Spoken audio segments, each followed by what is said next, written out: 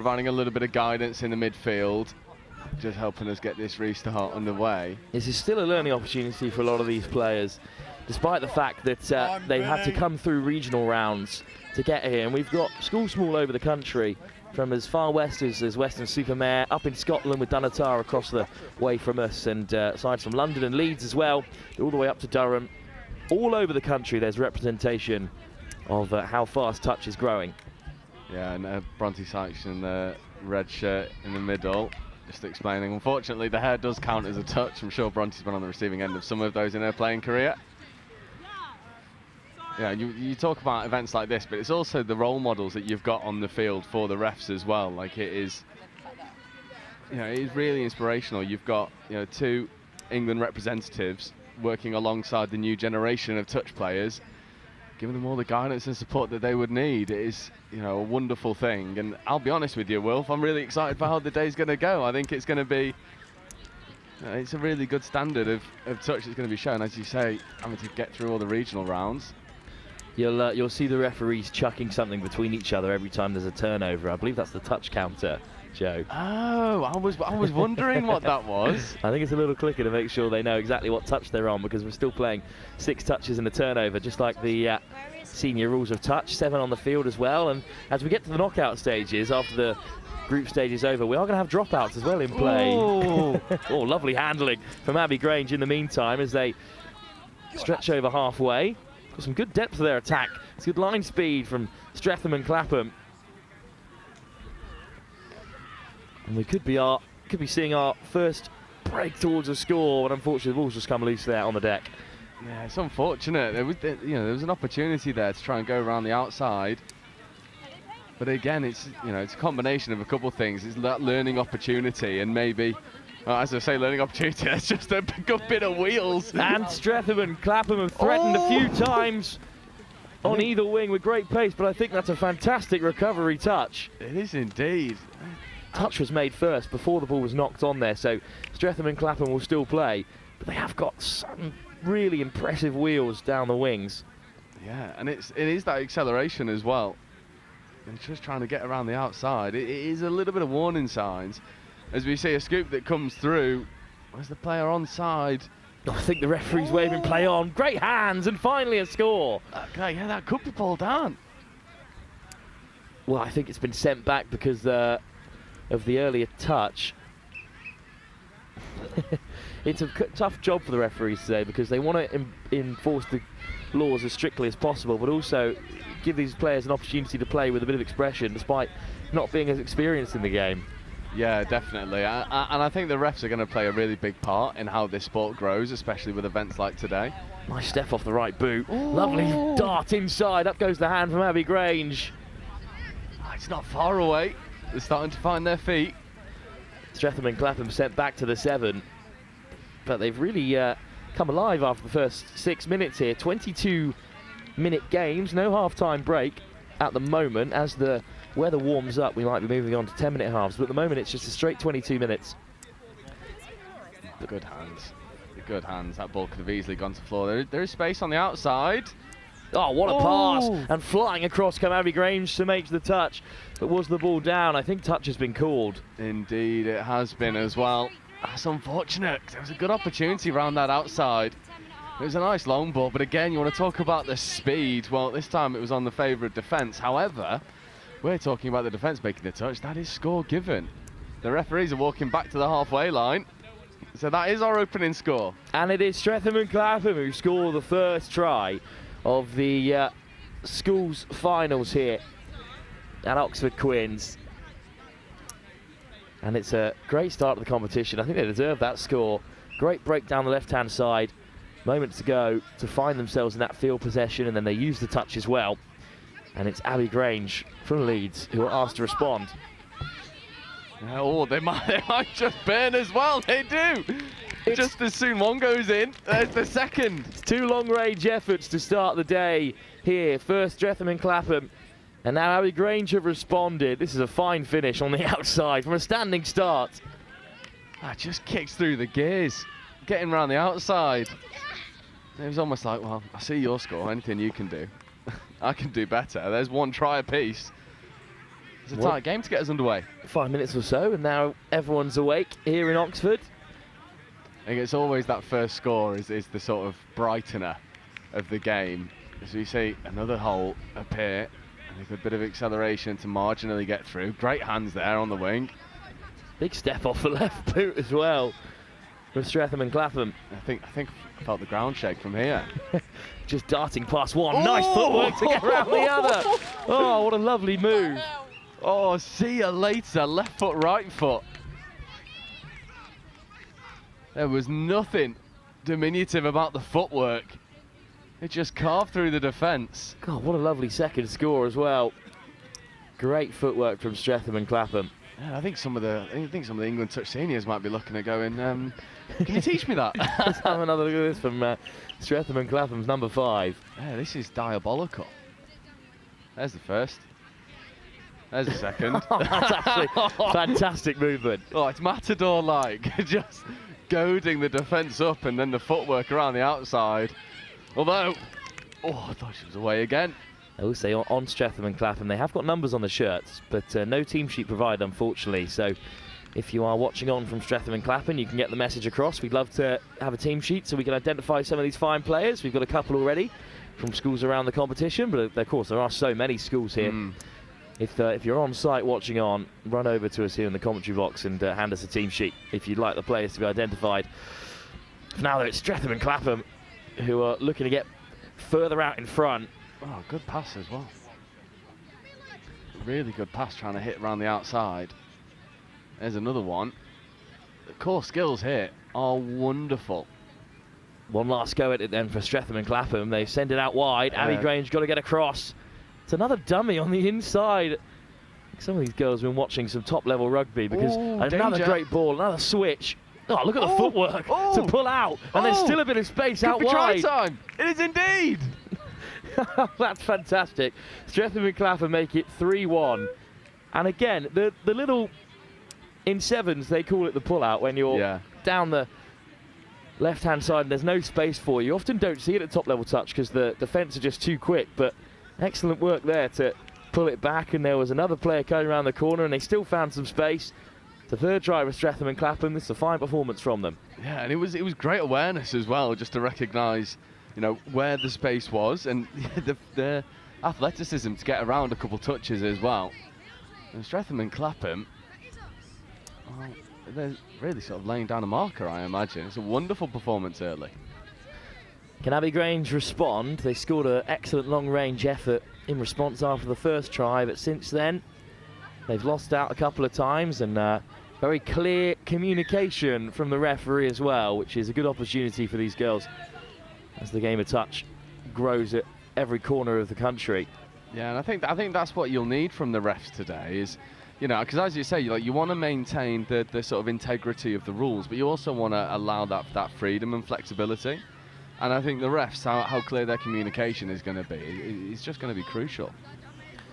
Abbey Grange do have it back in the meantime. And there's plenty of time left in this game. We're just over the halfway mark with this 22-minute encounter.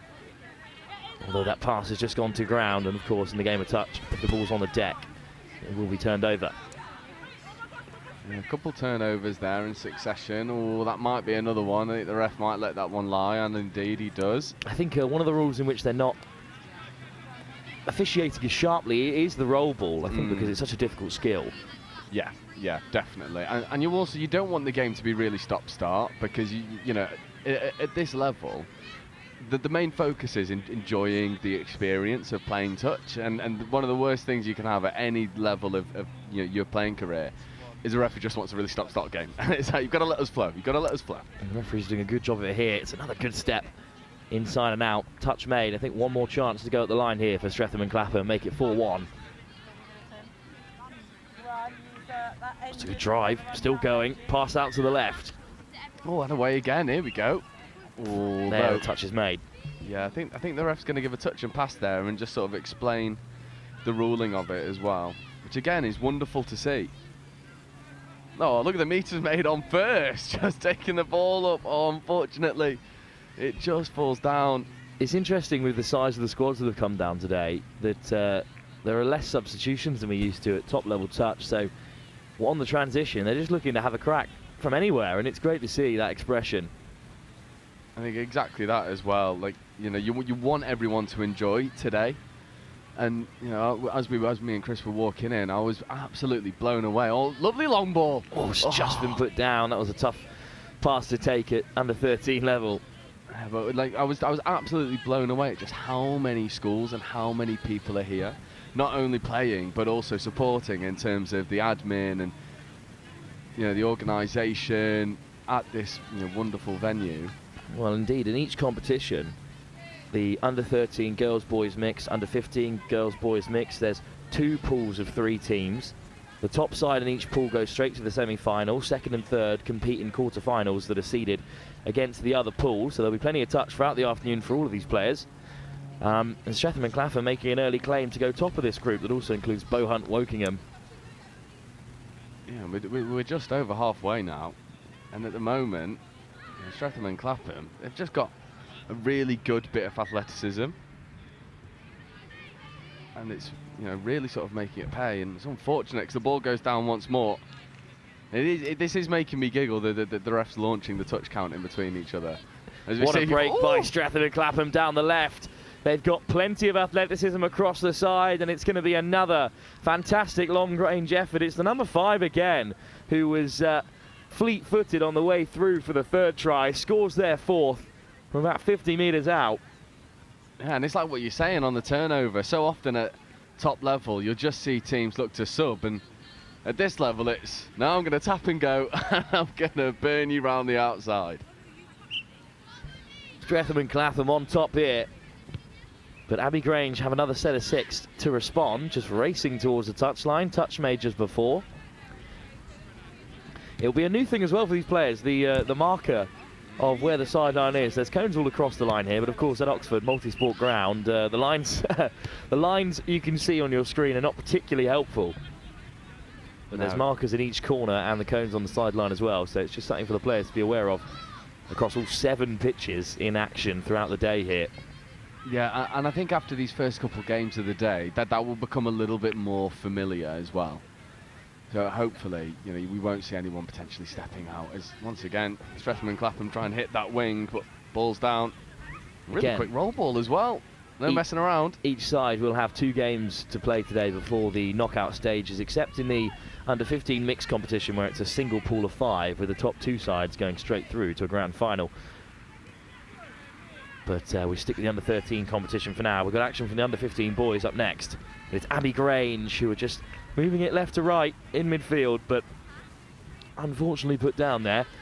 And another chance for this talented Stretham and Clapham side. Yeah, we'll see if they stick to the recipe that's yielding results at the moment, which is hit hard and try and go to the wing, or just put it in the hands of number 5. It's going to make something happen. Yeah, definitely. Every time. She's directing traffic as well from the midfield, the number 5. And again, they've managed to pull it out and avoid the touch. And then look at this weaving, winding run, stepping off the left boot. Oh, there's options here. Oh, the pass is just in front of the winger on the near side. Oh, that's unfortunate, because they went touchline to touchline and found the space. And maybe if this was game 3 or 4 of the day, those passes would stick a little bit more reliably. At the moment, not so much. Oh, it's a powerful touch coming in from Stretham and Clapham, just racing across. Abbey Grange on second touch. Nice little switch towards the Abbey Grange box. Yeah, what I like as well from, you know, both teams, and I've just sort of taken a moment to glance around some of the other pictures that we can see, is that, you know, there's no sort of hyper sort of focus on like playing like what we would call structured touch. Oh, what a run from Stretham and Clapham, weaving through. That's a fantastic score. And as you were saying, not much focus on structured touch, but this is a great run. Another great step, lifting the arms to shorten the surface area that can be caught. And it's 5-1. It's a fantastic performance from Stretham and Clapham. Yeah, there's a bit of salsa here in England, getting through those touches. Wonderful bit of athleticism. And, you know, as I was saying, it was you know, it is just people enjoying the sport and going hard and maybe using a little bit of footwork to create some gaps. And athleticism is such a huge part of sport at this level, under 13, under 15, and we'll see that throughout the day. But it's also Stretham and Clapham who are stepping off the left again. Great footwork, fine finish. It's number 6. And as I was saying, just before that great score, which I'm not entirely sure has been, indeed it has in the end been given. No, I don't think it has been. I think she stepped out, unfortunately. Oh, so it's not another score for Stretham and Clapham, despite great effort from their winger on the near side, number 1. But as I was saying, it's about athleticism at this level, under 13 and under 15 across all sports. But in touch, as we've seen today, it's been intercepted. Stretham and Clapham aren't making as many mistakes in the referee's mind, and they're using all 6 of their touches, and that's really been the difference, as well as their excellent running. Indeed, and it is interesting as well, just to see, you know, how each team adapts to these new set of rules. This will be pretty strange to begin with in terms of ball down is turnover and maybe some of the other key rules of touch. And I think Stretham and Clapham have just sort of adapted to that really well, and you know, they found their feet in this game, that's for sure.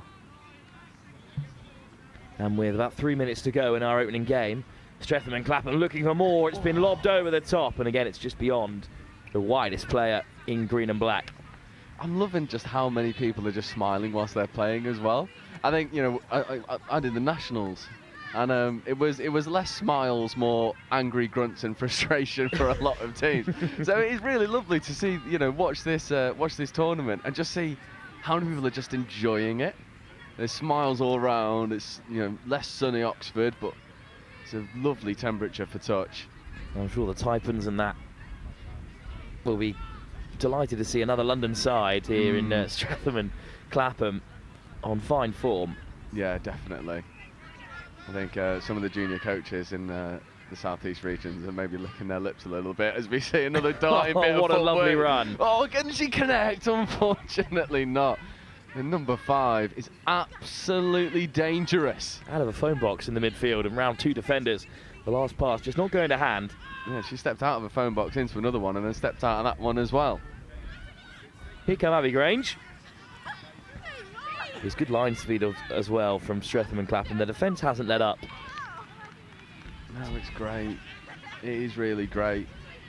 And Abbey Grange just sort of need to find... That's what you need. A bit of go forward. And it's got Stretham and Clapham on the retreat. Again, from a standing start. It's a nice run.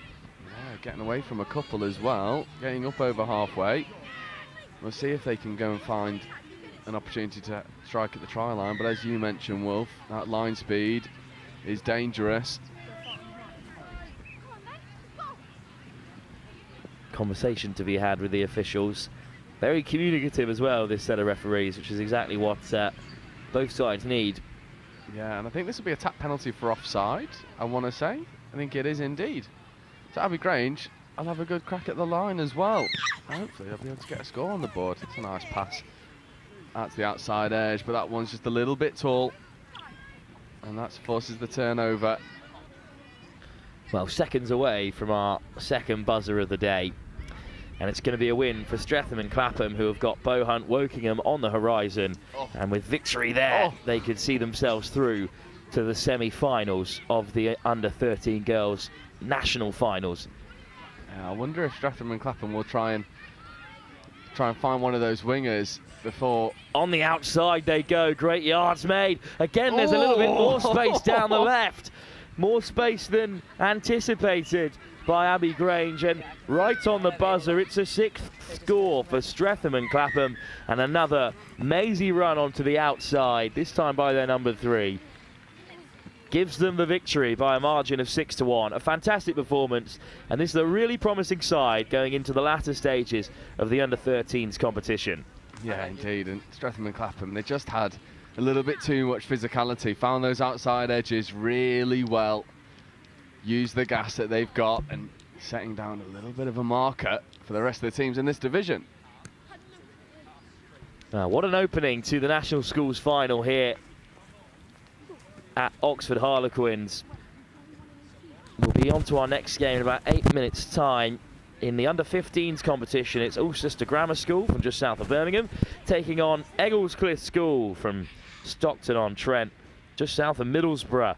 Two sides from opposite ends of the country looking to take each other on in the opening game from that tournament. That's the next game live here on pitch 1.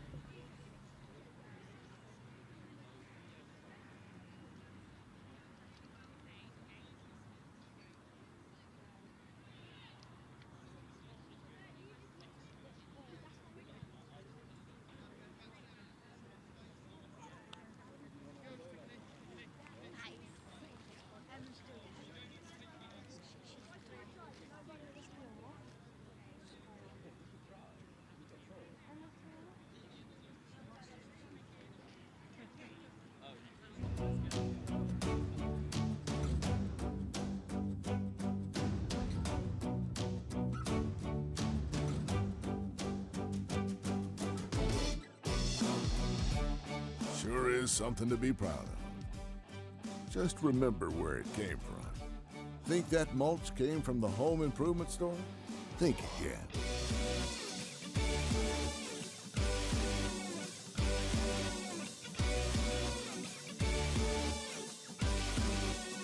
From right-of-way preparation, commercial and residential land clearing projects, and storm cleanup, mulch comes from a lot of places, just not the home improvement store.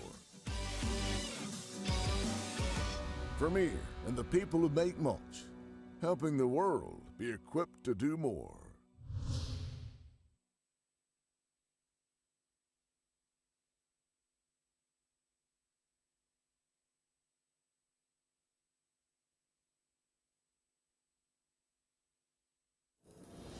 There's work to be done, timelines to be met, results to be delivered. That's what drives us. Partnering with the people who do the work. Getting more out of every hour. In a world of diverse markets, it's about listening more, talking less, truly understanding what's being said, solidifying belief and peace of mind, collaborating and designing yellow iron built tough, built to last. Helping our partners embrace the work ahead. Day after day, month after month, year after year. It takes words backed by action. Words fueled by our founder, Gary Vermeer. There has to be a better way. Not just a phrase, but a timeless mantra that lies at the heart of every machine we build. Productivity has a name. Vermeer. Equipping our customers to do more.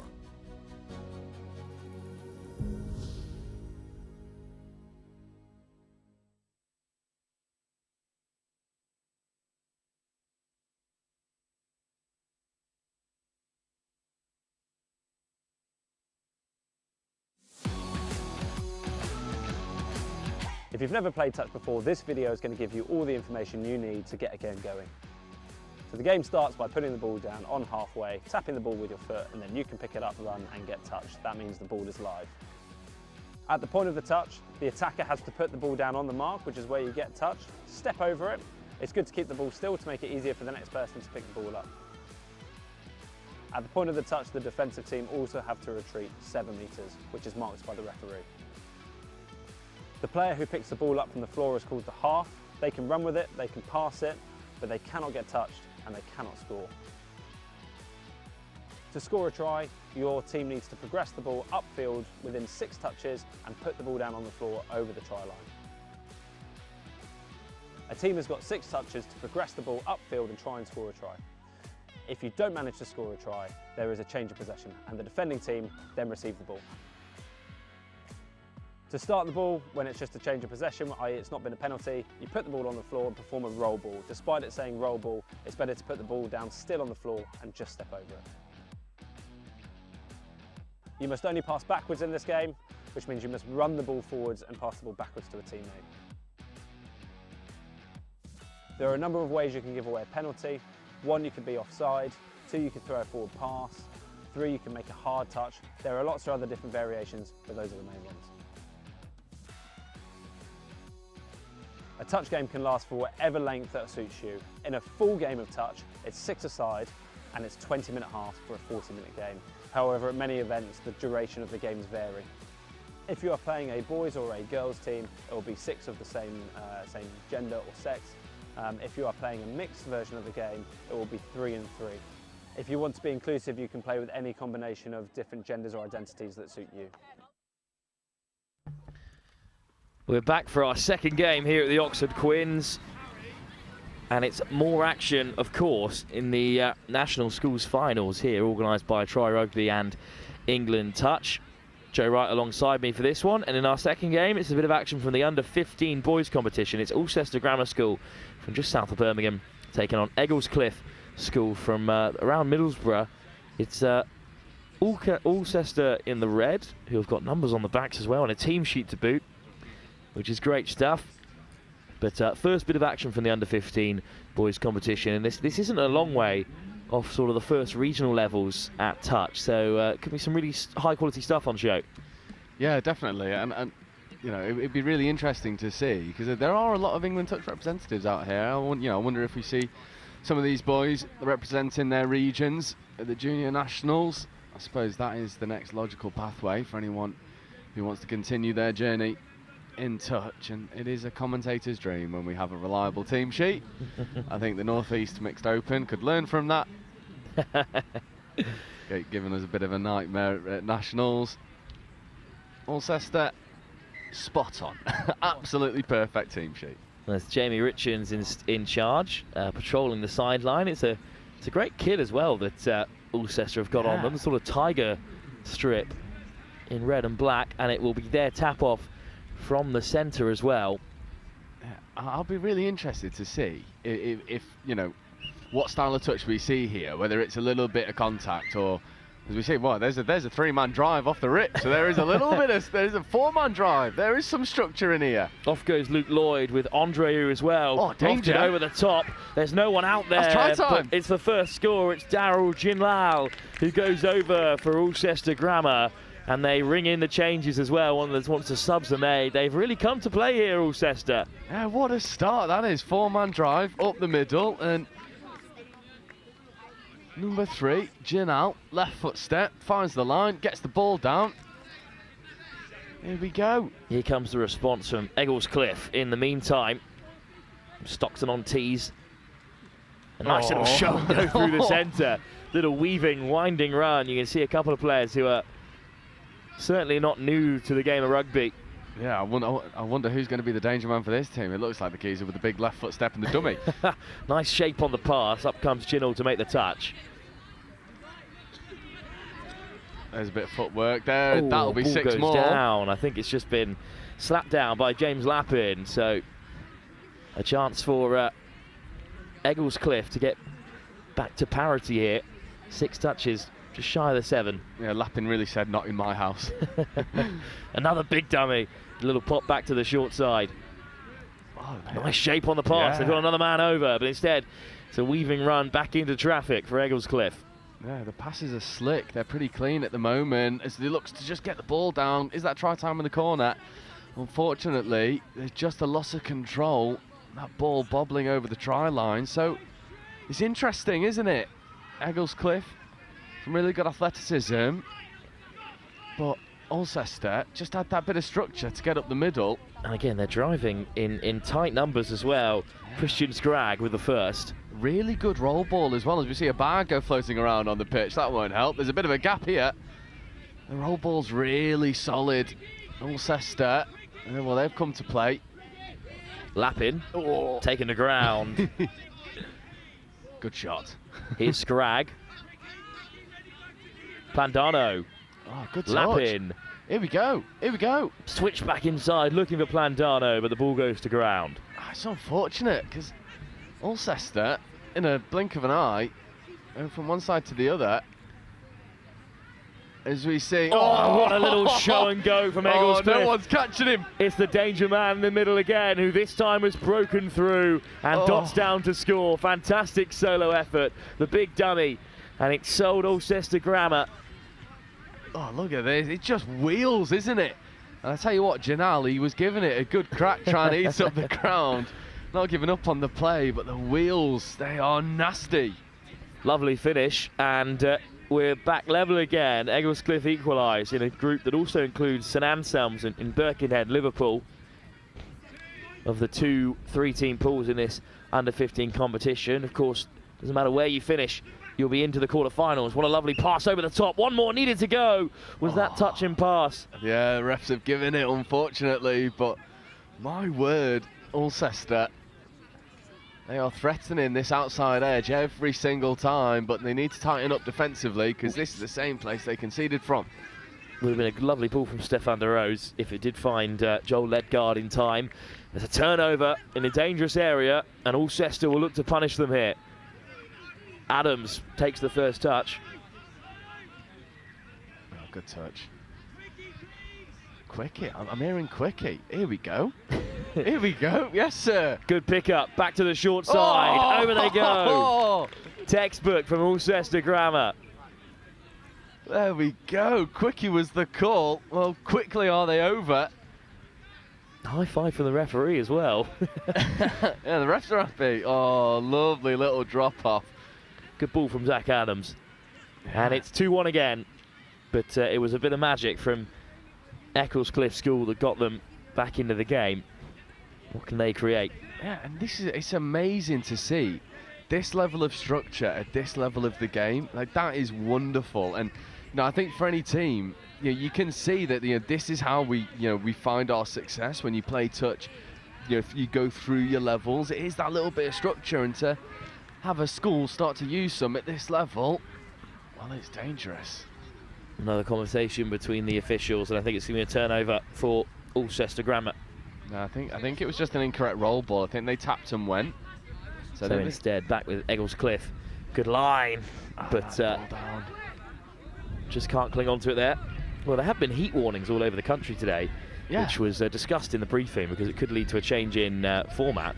But I don't think we're too troubled with them at the moment. It's pretty nippy out here. It is. Speaking of nippy, Alcester Grammar come round the outside. It's another nice run, this time from Kian Plandano. It's unfortunate though, because that pass just a little bit late. This time it's a tap. This time it's a tap. So back come Egglescliffe. Just assessing their options here. No substitutes on offer for Egglescliffe against a complete army of Alcester Grammar players. We'll see if that has much of an impact as the game rolls on. Nice ball over the top. And then another little drop off into the wing, but it's just been put down. Hands on head for Egglescliffe, but it was a good effort diving towards the corner. Yeah, it looks like they're just going to take the touch. I wonder if they, if they can spot that. Mighty step off the left, and a nice ball over the top. But good defence coming across to cover from Ireland Berry. Oh my word! We've not got a team sheet, but you in the pink boots. Can we get you to do some stepping clinics for some of our national teams? That is ridiculous footwork. I wonder if we'll see it again. The Egglescliffe man, little hit shit this time. Oh, nice danger. drop off. Best ball down. That's try time. Oh, it's an equaliser for Egglescliffe, and against this well-organised Alcester Grammar side, they're certainly staying amongst it. Yeah, and it is that the hot stepper in the pink boots that are just bringing defenders onto him this time.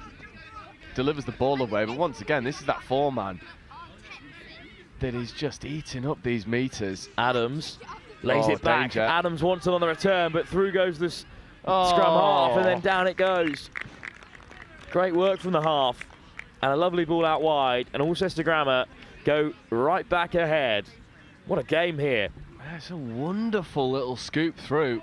Great show and go. Finds the spare player. Knows he can't score as half. Finds that pass. And Alcester, well, it is, it's almost this battle of the hot stepper versus Alcester. It's wonderful. Good work from Jack Woodhead to create that score. There he is again. Nice line, good touch from Woodhead in defensive mode this time. I think it's just off the mark, so they'll take it back to the mark. And the ball skills on show. Wonderful shape on the pass, bit of physicality in the contact. High press from Stefan de Rose. Good handling again. But Egglescliffe just denied at the moment by a staunch Alcester defence. And pulled back again here. Not many opportunities left in the chamber. What a pass over the top. And Great again. hands. But again, good defence from Jin Lal, just putting on the pressure and forcing the error.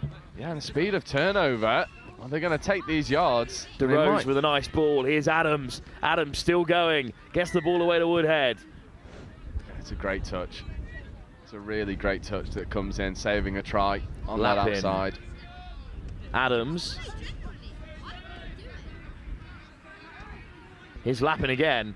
Puts it back on the inside, over the top. That's a forward pass from Zach Adams. But, the referee waves play on. Let the boys play, and over go Alcester for a 4th try. Well, we were saying we don't want a stop-start game, but yeah, maybe maybe this one goes a little bit forward, but Alcester won't mind. Big step off the left boot from Woodhead. Dives in. Try and an assist for him already in the first 9 minutes of this game. It's a great diving finish, and it is a 4-2. And Alcester, they do just have that structure to get into those dangerous areas. And it's really sort of making the difference at the moment. The one difference maker for Egglescliffe is this man in the red boots on the ball now. Here come Egglescliffe. They've worked their way well downfield, and now they need to use their touches to try and create an opportunity and not let the gap grow, but instead it's gone loose. And it's Alcester Grammar School who will return. Yeah, I love how direct Alcester Grammar are. Off their first touch, they just go really hard, really straight.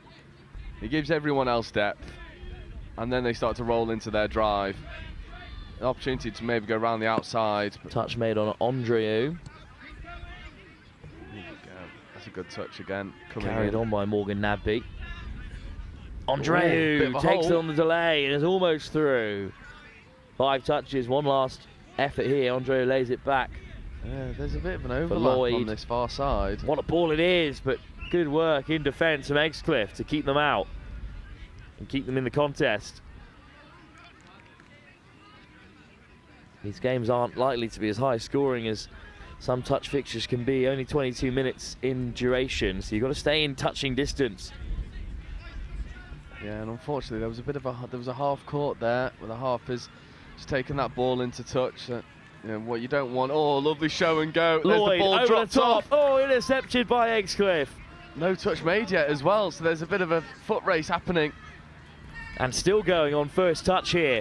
And some good hands might open up them. Alcester, good work from Egglescliffe back on the inside. Oh, no one's stepping beating off him. the right boot and opening up his gate, and that's a fantastic score. The interception from right on the 7 metre, and then they go the length, and Egglescliffe cut the gap back to 1 point.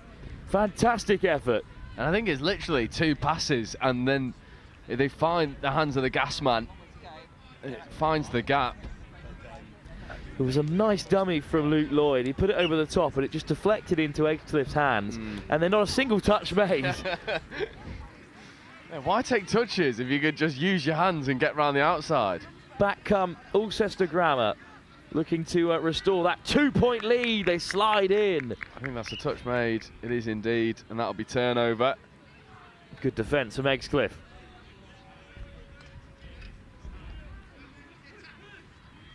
Oh, one more, and it's danger. They love a bit of broken field, but it's good defence from Ledgard.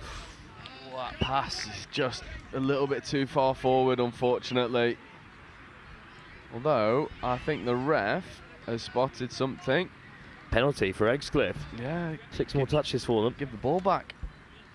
Just need to keep a hold of it and get into the red zone. 10 minutes to go in this game. Still plenty of time for them to turn this around.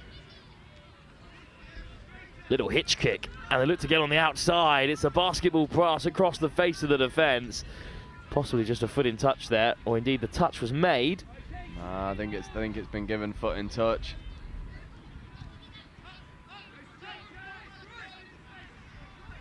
That's good. First touch from Alcester, but unfortunately, ball goes to ground. Bit of a gift for Egglescliffe. What can they create from it? Just 1 point behind. It's a roll ball. They'll get it. They'll get it. Touch is one of those games with a lot of rules. Nice early drive, stepping off the left boot, just about caught by Stefan de Rose. Oh, that'll be touch and pass. Across comes Berry to make the touch and forces a turnover for Alcester Grammar. So, and this is where Alcester Grammar just have the edge at the moment. What a take that is.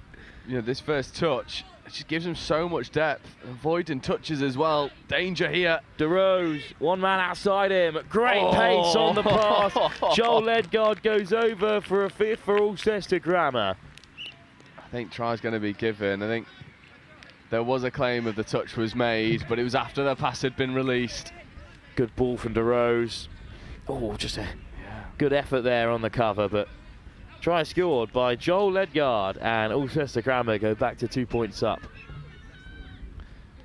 Just a delay while the referees get centred again. Yeah, I think the refs maybe weren't expecting such a high-scoring game, so just taking a moment to note it down rather than having to remember. But it is 5-3 to Alcester. It's not out of the realms of possibility. Egglescliffe could come back and make something happen here. Well, they'll need to go quickly. There's 8 minutes left to go. It's another dummy, and then they pull it out behind instead, Egglescliffe.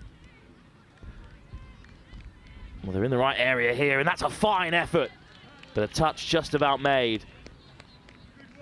Good defence from Morgan Nabney. Yeah, I'd be really interested to see if any of these boys on either side have a bit of a long ball to try and hit the wing, because I think that's where the space is. Oh, this time put down out wide. So a change of the guard, and Alcester will come away with it. Here we go then. It's a nice first early carry, as you've highlighted already. Oh, there we go. Lovely. Stepping back inside is Nabney, but forced back to take the touch. Adams. Nabney. They've got this drive down. Adams on the inside, just can't hold on to it, but a great shape, as you were saying. Yeah, this drive is wonderful. I know club teams that can't drive like that. I'll be perfectly honest with you. There's people in the NTS that might need to take a leaf out of Alcester's book. Good performance from them so far, but Egglescliffe still very much in this game. Honestly, get Alcester in the NTS and they'll take some names. I'm telling you this now. Yeah, Jamie Richard's done a really good job organising this side. Wonderful job. Oh, straight through again. He's gone again. Oh, he is a barrel of laughs. Oh, and he's pulled out there looking for some support. Oh, it is wonderful. IQ to find the support. He was half, couldn't score. Wonderful finish. Well, could have been a hat-trick if he wasn't half. Instead, stops on a dime, lifts it over the top. Egglescliffe back within 1 point. Can you believe it? And he just drops the ball into the space in front of his support. There was, his support could catch it in stride. That's 5-4, 6 minutes to go. It's almost like he's grabbing his team by the scruff of the neck and saying, come on, fellas, give me the ball. I'll make something happen, I promise. It's the Alcester, though, who are back on the offensive here. The delay on the pass from De Rose just didn't hold on to it long enough, but I think he had been touched, so they'll have another go from 7 metres out. Yeah, and you might be thinking, well, why isn't that a touch and pass? Well, if the player genuinely just doesn't know that the touch has come in, then I think the refs will be more inclined to allow them to come back and take the roll ball. However, there was then a turnover for half court, so they've got to be mindful of the fact of you are turning the ball over to the dangerous Egglescliffe. Egglescliffe, plenty of long-range scores already in this game. They need another to level things up here. A draw is just a draw in the group stages, but you only have 2 shots at group stage action, so you need to take all the points you can, and that is a gift for Egglescliffe. No, unfortunately, I think Alcester were maybe trying to throw the ball to the ref, such as their red tops. So might feel a little bit hard done by for that, but we don't care. Let's get Egglescliffe on the board and level. Here he is again, Egglescliffe's danger man. I think you're just gonna. Oh, I just really want to see him step again. Nice little pass over the top. The one-handed, the classic Kobe. Yeah. They like it out there on the far side. I'm glad you said it, because I was about to pop it as well. Here you go, Egglescliffe. Can they create with a couple of touches in the chamber? Good acceleration. Go, go, go, go, go, go, go, go, go. You've got a chance there. Oh, just a discussion with the referee. Oh, this is 5th, so put the ball in the hands of the stepper and see what happens. Oh, bang to the outside. Just running out of room there. But nice hands out wide. Good cover by Alcester in defence. Oh, it's unfortunate because they'd found that outside edge, and I wonder if Egglescliffe can just find that a little bit more often, and maybe have everyone a little bit flatter to our danger man in the midfield. They might find that outside edge more often than not, but they've got to stop this drive. 4 minutes to go in this game. Alcester Grammar lead by just the 1 point, and a bit of frustration there. James Lappin. I wonder if that will be penalty for throwing the ball away. I wonder if they're going to be pretty harsh. Yes, they are indeed. Fair play to your refs. Well, there's strict enforcement of the rules, and then there's just good life lessons. And Lappin's got to hold on to that. What a line again from Egglescliffe, and their 2 key middles are both fantastic players, and they're creating at every opportunity for Egglescliffe. They're still only within 1 point. Yeah. Here they go again. Big chance for them. Little dummy, and then to the short side, but it's good cover from Alcester, who are not waiting around. Yeah, and it's a great touch there from the wing that just came in, made that touch, read the play pretty well. Our teacher, Jamie Richins, is saying, look, we need to sub. And they're going to head towards the box. Touch made on DeRose. Yeah, now here comes we're going to see our first proper subset. We are indeed. First subset of the school nationals, and it's Alcester who have nailed it. Zach Adams takes contact, nicked off the deck by Namby. Oh, nice hands. Off goes Kristen Scragg. Oh, great touch by the wing as well, but this time the forward pass is seen and taken. 2.5 minutes to go. Can Egglescliffe get back on level terms here? They're I'll tell you what, this might spell danger, because for some reason Egglescliffe find all of their success when striking from the midfield, and I wonder if the same thing will happen here as we see a couple steps of Aidan touches coming back over to that far side. Oh, good delay on the pass. Oh, round the corner, great ball. Touch made out wide. 2 minutes left to go. I'd like to see maybe a little bit more width, and the men in the midfield are telling them that as well. Flashed across. Oh, it was almost an intercept there. Good read by Zach Adams. Oh, this breeze is kicking up, so any long ball is going to be difficult. A big step off the left boot again from that man for Egglescliffe. Good delay on the pass. 2-on-1. Can they finish? Racing across to make the touch comes Kian Plandano. And I think he's kept out a try there. He has, but I wonder if they'll try and do the same thing over onto this far edge. Little wraparound play. On the inside, and then back to the edge. Interception! Oh, no, he's dropped it. Plandano could have gone the length, but it's a great read in defence regardless. However, with a minute or so to go, it hands Egglescliffe a chance to equalise. I think I saw his eyes light up from here. It was white line fever from his own half. Great read from Plandano, but here come Egglescliffe again. Looping around to this near side. Oh, great footwork. Out the back Flip as well. through the cap flap. Here we Egglescliffe go. with all the flair. Passed over the top. Down they go. Is it ball down? Go on, ref, give it. They are. Oh, Joel Ledgar got across but couldn't make it there, and all of a sudden Egglescliffe are equal. Alcester now with just a minute to go to get back ahead again, but what a game it's been. Oh, it's been wonderful. Again, that little Kobe pass over the top, and then commitment in the corner, getting the ball down. 30 seconds left. We have 5 tries apiece. That probably should be over the mark. It is indeed. So Egglescliffe might have an opportunity to steal it. Well, as the game's gone on, the referees have sort of tightened up with the rules as they've just become aware of the talent on show, and they can afford to do that. Good work from Egglescliffe to lay it back. They could go on and win it here. 20 seconds left to go. They'll have one more chance. Oh, it's danger. Stepping towards the outside. There's another man over for Egglescliffe. It lifted over the top. This time it's forward. Oh, it's so unfortunate because there was opportunities on that far side. What a game this has been. The Hooter's going to go any minute. There it is. Wow, what a contest between Alcester Grammar and Egglescliffe.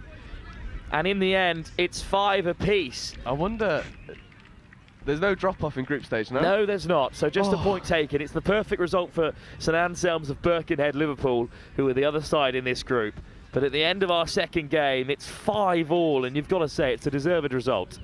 Yeah, and what a game. What a game. It was that battle of structure, and then just pure footwork from Egglescliffe. There was 2 middles for Egglescliffe that were really pulling strings. Alcester, good structure, a lot of learning for both teams. Well, a fine game. We move on to some competition from the mixed under 13, our first game of the day in that tournament, and it's Matthew Arnold School who will be taking on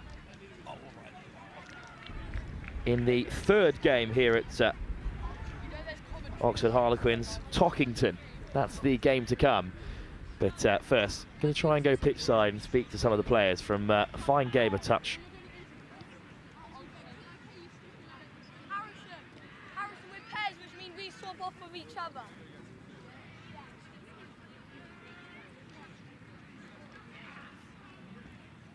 The Marketing and Business Development Program, it's a program where people who are either new to Vermeer or new to your current role, you get together for about 5 weeks over the first 5 or 6 months of your time here. And you really get to start learning about the people, the products, the culture, and it really equips you to be successful in your role. Some people are coming into Vermeer not knowing anything, so it's meeting people and getting opportunities and getting your face exposure and getting their exposure to you so you know everyone already. And it kind of creates a more effective worker because they have that base knowledge of everyone that they're going to be working around and with. In my position with training, it exposed me to other areas of thought that I wouldn't originally include in my training exercises or in the way that I go about building those and routing those exercises. Vermeer is a huge worldwide manufacturer, over 3,000 team members. There's a lot that goes on here. So this program does a good job of boiling down how our products are manufactured to how we distribute them through our dealer network, and then just connecting you with different people all across the Vermeer miles so you can do your job. I've always been operations side, so this one showed me the other side of the company, and I have no idea when it comes to sales. So this has really kind of shown me using some of my engineering background and stuff about the product that I already know. Now I get to use it and learn about the sales and how we forecast and how we should sell it and how do we market it the right way. And so now I feel more equipped to be in my position than with my just engineering degree in general. My favorite part of the program was not only making friends in the group, because you kind of bond with the people in the group, and there was about 8 of us in there, and they're still my friends to this day, but my favorite part was also making contacts with the people and the presenters. In my position, there's a lot of times where someone will say, hey, reach out to this person, and you've never actually met that person before. So now actually meeting that person and putting a face with the name, it makes my job a lot easier. My favorite part was getting to meet with executives. We get a couple one-on-one sessions where they share kind of their whole career story, and you get a chance to ask them questions too about your own development at Vermeer. So you get to connect with them on a personal level, which is something you don't get a chance to do at a lot of other companies. So I think that was a really unique opportunity. I just graduated, and I know that working at a company like Vermeer, I'm cared for, and they want to push me to be the best person I can. And as a young professional, it gives me a heightened sense of value in me as an employee, that the company cares enough to build me and my character. And that's really what this whole process has been. People wanting me to grow, wanting you to do better, wanting to talk to you and make sure you learn the most out of what you can. I'm just really grateful to be at a company that will invest this time in me to learn more about the company and get more context to really succeed in my job. If I had not had this program, I would not be connected to so many people who helped me do my job. And I'm delighted to be joined by Alcester Grammar's Cian. Cian, a great game of touch, 5-all in the end, a really exciting game. How did it feel out there on the pitch? First game of touch for you guys today after you've come through the regional finals. What's the feeling in the camp? How did you feel during the game? Yeah, obviously at the start, lots of nerves. People just trying to settle into the game, get used to this big level that we're at. It's such a big step up to the qualifications to get here. But yeah, after a couple of minutes, the boys got on well, scored really good tries, really good plays. But yeah, hopefully we can get away with some wins later on in the day. It was really structured. That's one of the things that we noticed in the commentary box during that game. How much experience do you have as a team playing the game of touch rugby? Well, actually, most of us play rugby, normal rugby, but we've been training for weeks now, months, 2, 3, 4 months. So yeah, we're not the most experienced, but we've got a good bit of experience for it as well. Well, everyone in the pool gets through to knockouts, quarterfinals or semis, so you'd be confident of going through regardless. But what's the aim for Alcester Grammar in this competition? Obviously we're out here to win it all, but obviously we get here, that's the privilege. but yeah, we're here to win it. We're here to be competitive and win it all. So, yeah. It's great to hear, Keith. Thanks very much for joining us as well. Well played. Best of luck in your next game. And of course, in a few minutes' time, we'll be on to our next fixture. It's our first bit of action for the under-13 mixed competition here at the home of Oxford Harlequins. If you've never played touch before, this video is going to give you all the information you need to get a game going. The game starts by putting the ball down on halfway, tapping the ball with your foot, and then you can pick it up, run and get touched. That means the ball is live. At the point of the touch, the attacker has to put the ball down on the mark, which is where you get touched, step over it. It's good to keep the ball still to make it easier for the next person to pick the ball up. At the point of the touch, the defensive team also have to retreat 7 metres, which is marked by the referee. The player who picks the ball up from the floor is called the half. They can run with it, they can pass it, but they cannot get touched and they cannot score. Well, delighted to be joined by Alfie from Egglescliffe as well. Well, Alfie, those fast feet were really special. We really enjoyed them in the comms box. You must have an awful lot of experience in the game of rugby union, but jumping over to touch, how have you found it? Found it very good to be playing this sport. Don't really play it because I'm not really a rugby player, but love it from doing it from school, and a few of my brothers have helped me as well. Oh, fantastic. So what level of sport have you been playing outside of touch then? No experience in rugby itself, and yet the footwork, it transposes so well across the game. Yeah, I play football through winter, and then in the summer I play rugby league though, for my dad's team, the Wolves.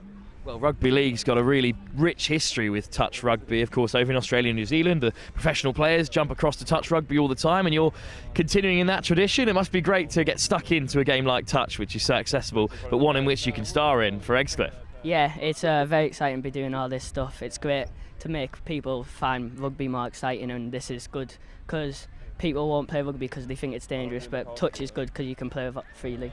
You've come all the way down from Stockton-on-Tees, just south of Middlesbrough here, playing against a side like you did all the way from Birmingham. It's great to play a whole different range of schools. How have you found the experience so far with a number of schools here? How has it felt to come from a long way down and start in this competition? It's very good, get new challenges and new people who know rugby, so it's good to see it all happen. Well played, and thanks for joining us. Best of luck for the rest of the comp. I'm sure we'll see you later on. Alfie from Egglescliffe there, and now we are ready to take to the stage for the under-13 mixed competition, and the next game live here for the National School Finals as the buzzer goes.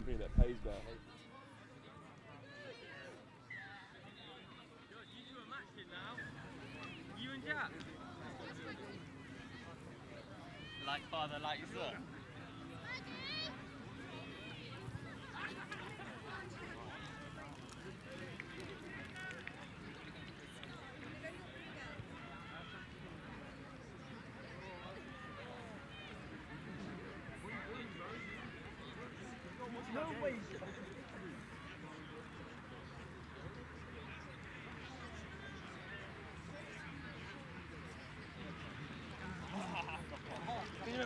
Were you there?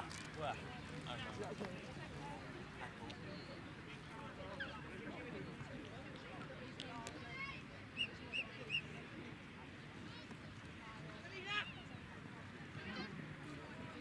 Back for another game here, and it's Tockington in the purple, taking on Matthew Arnold in the white and red or yellow trim.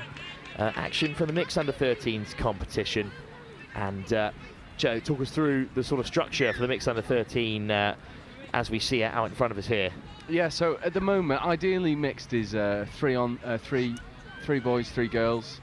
What we're seeing at the moment is 4 boys, 2 girls. So a little bit of an adaptation on the traditional mixed structure, but again, it's part of the journey at this age group. Show and go, see you later. Lovely hands as well from Tockington. Good start for them. Yeah, good touch, and a nice bit of an apology there. But you know, I think the fact that it is 4-on-2 is just that, again, it's that learning experience, making sure that people have got enough players to play the mixed game. And a huge overlap down the right for Tockington. What a take! Hands! Right on the toes there, stumbling towards the touchline. And unfortunately, that's touches up for both sides. That might be one of the best takes I've ever seen in touch. Well, good carry down the left from Matthew Arnold. Matthew Arnold, the local side from just 15 minutes down the road. And it's good to see them starring here at Oxford, although they're on defensive duties again, because it's another good set of hands from Tockington. Yeah, Tockington are really trying to just throw this ball around and find an outside edge. Again, stepping away. Oh, the pass is superb. Shoreham College also in this group. We've got their nice purple gazebo up on the far side, but Tockington again are looking to threaten. Yeah, and they've opened score. Oh, finally given. This time Tockington move it from left to right so well. And a celebration. Yes. They know exactly where the camera is. Well, we were promised celebrations by this Tockington team. The first score, and we get one. It's great hands in the corner. Great finish. Little fist bump. Opening try for Tockington. A chance for the local side, Matthew Arnold, to respond. The coaches on the Tockington bench just practicing a few of those celebrations as well. Ball goes down. Quick turnover. Good start for Tockington in this competition. This is the first round of fixtures in the under-13 mixed competition, and then our next game at 11:30 is the final competition on show, the under-15 girls. Bit of a firm touch going on in there. Well, again, at under-13 level, you get what a show and go, and away they are on the right-hand side. Surely a second score, touch mate. Saying you get players of all shapes and sizes under 13 levels, so physicality does vary, but in the game of touch, of course, being as accessible as it is. Oh, will they just finish here? Oh, bit of space out wide. The winger had 2 to mark, and I think it's been given as a second score for Tockington. No, I think... Oh no, great defence by the winger there, managing to mark 2 players himself. Yeah, I think it was that touch just at the last minute that stops that second score from going over, but unfortunately the ball hits the deck, so Tockington will have us another crack at the line. First game of the day for Matthew Arnold, just shaking off a few cobwebs I think this morning.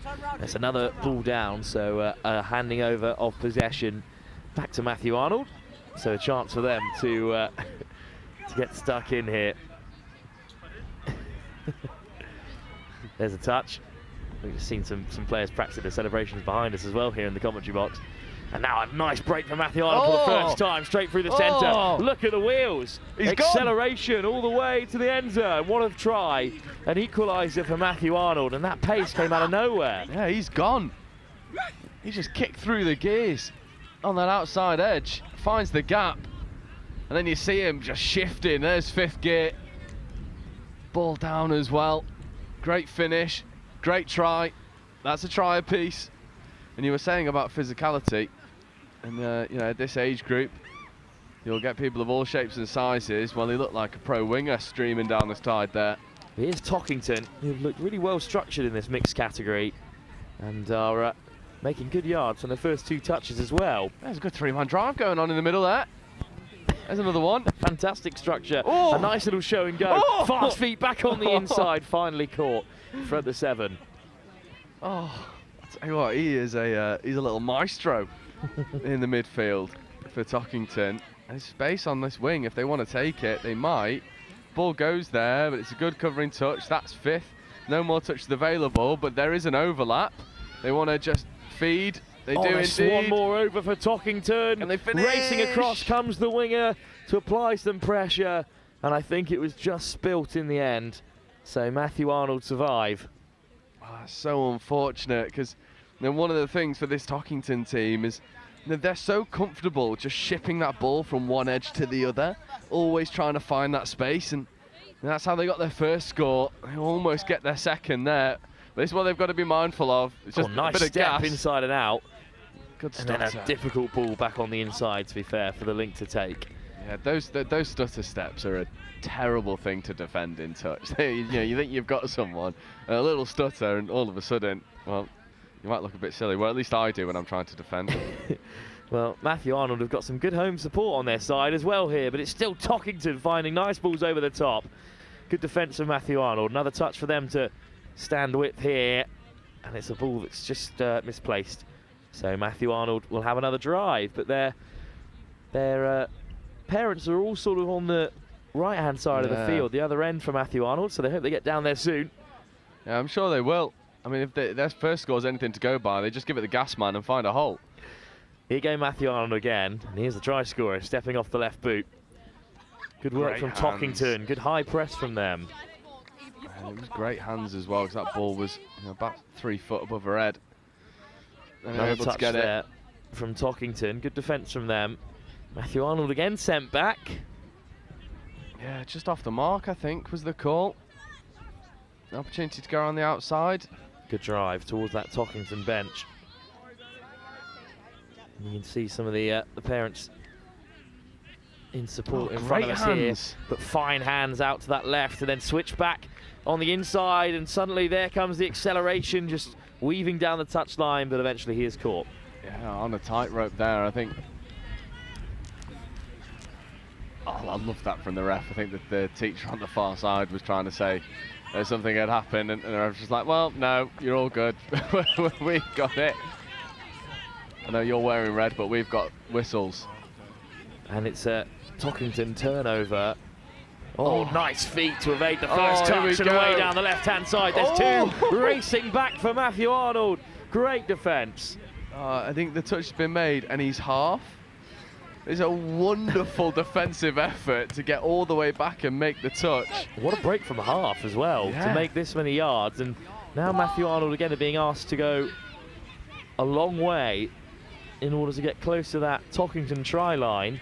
But it's good, simple hands across the face of the defence and into the winger's mitts, and some good pace down the left. Good work there to come back and take the touch. Some good work again here on display. Running a little bit laterally. Maybe that ball could have gone. This is second touch though, so they'll have a couple more. Both sides here will be looking for a win, with Shoreham College also in their group, who are likely to be a strong team. Yeah. Good support for Shoreham and their staff, but it's Matthew Arnold who still look to take the lead for the first time. He's just slowing down a little bit here. Put down. Arnold, and then the error forces the turnover. So unlike the under-15 mixed competition, under-13s is following the similar trajectory of the other competitions in its age group, with 2 pools of 3, with all 3 of them going through to quarterfinals. Oh, unfortunate. That pass just a little bit low. Hitting the deck. Oh, we're still locked at a try apiece here.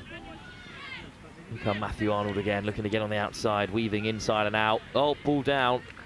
Again, both sides just looking for something to break the deadlock. Still level at 1 try apiece. Both good tries they were, after our 5-all draw in the game before and a 6-1 win in the opening game. We've seen plenty of different types of touch games, and this is another, a real stalemate. Oh, unfortunately, the ball hits the ground. But you know, it's good endeavour, and I'm really liking the 3-man drive to get to the line. Touch made.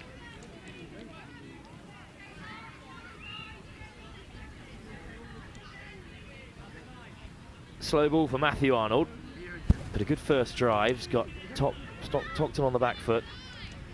But again, through the hands, it's just behind him as he was rushing onto the ball. Good intent from both sides, but the accuracy of the pass is just letting them down. Let's see if Tockington can string some together here.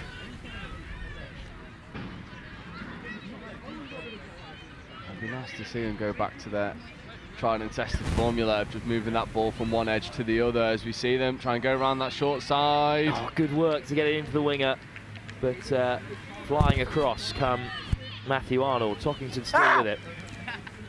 Oh, nice delay on the pass, and now there is a winger free. Good step inside and out. Oh, but a good touch made by Matthew Arnold. That's unfortunate. Great bit of footwork on display. There's a bit of a show and go as well. Great dump. Good danger. Oh, there's one more over for Tockington, but the ball goes down, and Matthew Arnold survived, but we're enjoying a lot of life inside their own half at the moment. Yeah, and Tockington are definitely winning that battle of field position, aren't they? Although show and go he is, he's gone opens again. It up for Matthew Arnold, and they're surely going to race away for their second score and take the lead for the first time. It's that show. Oh, it's that show and go. I'm not sure. I think that, well, it's a bit confusing. There's at a the conversation to be had between the referees. Oh, and he's put the ball down on the wrong line. No. He's got to use the orange markers that have been laid down. There's a cone on the 7 metre and an orange marker on the try line. He's just put it down early, which is such a shame because he was definitely going to go the length there and get his second try. Oh, that is a shame, but you know, we've all done it. I was going to say, I've been saying this the entire time I've been on commentary. At every single division, you see someone ground the ball on the wrong line. Every single time. You are not alone, my son. It'll be the first, probably not the last. I've been playing touch for almost 10 years. Lost count of the amount of times I've scored on the 7. Tockington with a 2-on-1. Into the corner they go. They're just moving laterally. And that's allowed Matthew Arnold to get across and defend again. Yeah, and I think for Matthew Arnold, it is that recipe of give it the big man. He'll find an outside edge. He might throw a show and go. He might just use his footwork. Great hands. Here he is. Wonder if he'll try and just go again. Looking for the switch. Heading to the outside. Finally does find the switch. And it might work out for Matthew Arnold. It's good defence from Tockington. Yeah, they do really well to defend that switch. They come back over to the short side where there is a bit of an overlap, but touch is taken anyway. He's receiving the ball quite flat. Good drive from a standing start. And now to the short side. Matthew Arnold, and here he is again, this time on the turn, evading the first touch. That was like an American football spin. He's a man of many sports. Oh, what a line, straight through the centre from Matthew Arnold. But they're running out of touches here, despite the good metres made. Finally enjoying some field possession in the Tockington territory, but they are going to cough it up. And back come Tockington with good intent and good pace around the outside, touch made. With authority was the touch made. That was nice footwork. Oh, another step go. Leaves Matthew Arnold flat-footed and they're back on the inside. What a run by Tockington.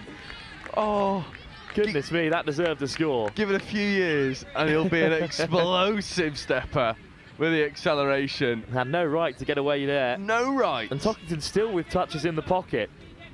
Looking to get their second score. What a ball over the top. Well held by the winger. Great effort from Matthew Arnold to get across and make the touch. It's another great stop by the winger on the far side. Where are Tockington based? Have you got that information?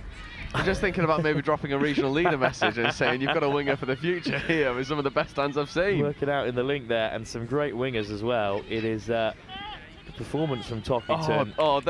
He's going again, and he finds that winger. Ball back on the inside. Oh, this is danger. This is danger. Tockington could get the score. One more, surely. Yeah. Over they go. Tockington make it 2-1. And the Bristolian side receives a round of applause from the Matthew Arnold parents on this short side, who recognise good touch when they see it. That was a wonderful score. And the South East have got a couple gems. Southwest, sorry, they've probably got a couple of gems kicking around in this Tockington team. From just north of Bradley Stoke, on the other side of the M5. So in northern Bristol, but they're Southwest Saxons, of course, who won their first national title this year. Yep. Just trying to think of who the regional leader is for Southwest. Is it Eric? I'll give him a heads up anyway. Gareth Revel, who is in charge of the Southwest Saxons coaching side.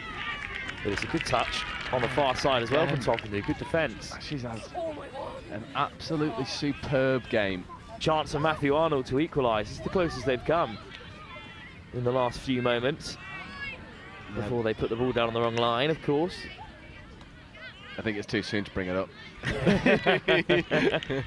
Tockington win it back. Good defence from them. Ooh. First pass hits the deck. So in rugby union or rugby league, that pass would have been fine. It just bounced backwards. But in touch, it can't hit the floor. I've always wondered why that is. Yeah. Joe. To be honest, it's one of those where I'm not too sure. I think it's more so for accuracy and speed of play. And so you don't get some mad melee on the floor trying to dive after a bouncing ball. Yeah, unfortunately. Oh, there's a half court. It's unfortunate. It's been 2 or 3 turnovers in the last few moments, and in the end, Matthew Arnold have it back, and they've put it down again. So another turnover. It's a close game. And the Tockington are just edging up the field through turnovers. I think the nerves are just showing a touch here in our third game of the day, live at the National Schools Finals here in Oxford, and it's the local side who currently trail to the Bristolians Tockington by just one score in a really close game. 5 minutes to go. Good drive from Tockington. Yeah, really good. Suddenly it opens up. Great pace. And Tockington have a third. In a game as narrow as this, could be a clincher unless Matthew Arnold responds quickly. And well, there's just something about touch rugby played in the cap. It's one of the only sports you can stick one on outside of golf. You know, are you really playing touch if you're not wearing a hat? That's always been my question. I think it adds another couple of miles per hour to every run in behind. Yeah, and I've always been a fan of the bucket hats that are making an appearance in the summer series as well. Sure, we'll see a few more of those today, but at the moment it's Tockington with a third score, and it just opened up for them there. Matthew Arnold, though, from halfway, unfortunately just put it down. Yeah, it's just, I think it's a little bit of nerves. Maybe the wind is playing a factor as well. Great delay on the pass out wide, and round the corner go Matt Tockington again, sliding in. Another ripple of applause from the Tockington bench, but this time it's a fantastic covering touch from Matthew Arnold, but it's too little too late, and all of a sudden they score another. That's the great ball that opened it up. Yeah, as you say, it's the delay that does the work. Just holds, winger bites, ball goes over. 4-1 very quickly. They've Tockington taken quite a commanding lead. Matthew Arnold still with 3 minutes to go. 3 tries in 3 minutes. Has been done many a time before in touch. And I think they're in their house colours as well, alongside the white shirts of Matthew Arnold. So good to see representations from all 4 houses as they carry forward here. And it's good acceleration from a standing start. Nice ball across, but just off target. And I think that's been the difference. Tockington's hands have just been excellent. Really high quality. Yeah, and it is that core skill. And you know, I suppose there's definitely something to be said for, you know, if you're watching this live stream or if you're watching this back, the difference in size, the physical size between these two teams is, you know, evident to see. But that's touch. You can play against anyone. And yet Tockington, you know, still ahead by 4-1. And there's suddenly an overlap here, and one more pass should do it. But instead, they can dot down themselves and make it 5, and that'll secure the game for Tockington. Great performance. Yeah, and again, it is that just shipping the ball from left to right or right to left. And they find the outside edge. I think what's been really impressive for, you know, what we've seen, you know, the teams that really find those outside edges, their spacings are wonderful and they keep really nice and wide, and they've got the core skills to go and execute.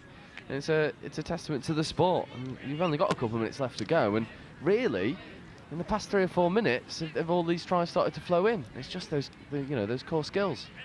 Matthew Arnold still with time to get more scores on the board. Just their one breakaway try at the so far. Matthew Arnold to the short side. Great acceleration on the outside. Across comes the winger for Tockington to make the touch. They lay it back. Quick scoop. Short line again. The winger out to make the touch for Matthew Arnold, who were forced back to the 7. Good defence from Tockington despite their big lead. Yeah, cracking line as well. That was rugby league-esque. Just chopping a big one from the outside. It's a great result for Tockington if they can cling on here. And they win it back as well. Another fine defensive set and an excellent break, just weaving his way towards the short side where the Tockington bench lay. And it's a good carry as well at first receiver.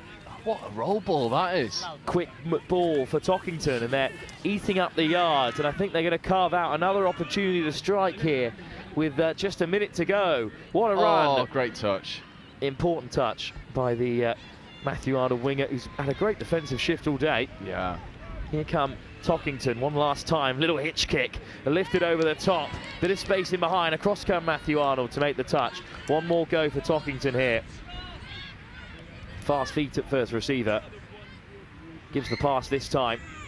Draw and give. And then a shout and go. Through go Tockington on the buzzer to make it 6. What a fine performance from them. And they are going to taste victory here. And it's our second 6-1 scoreline of the day. And this time it goes in Tockington's favour. It's a wonderful little show and go. That is the icing on the cake, really, for Tockington. It was locked at 1 apiece for 10-11 minutes, and then they just found the outside edge. It's a wonderful score, wonderful result. Tockington, they well deserve it. Good result for Tockington early in the group stages here, and it's another competition for you. It's an under-15s girls competition game up next in this school's finals. It's the Jamie Allen Girls' School, or Jags, taking on Hans Price from Weston-super-Mare. That's the next game live here at the school national finals in Oxford.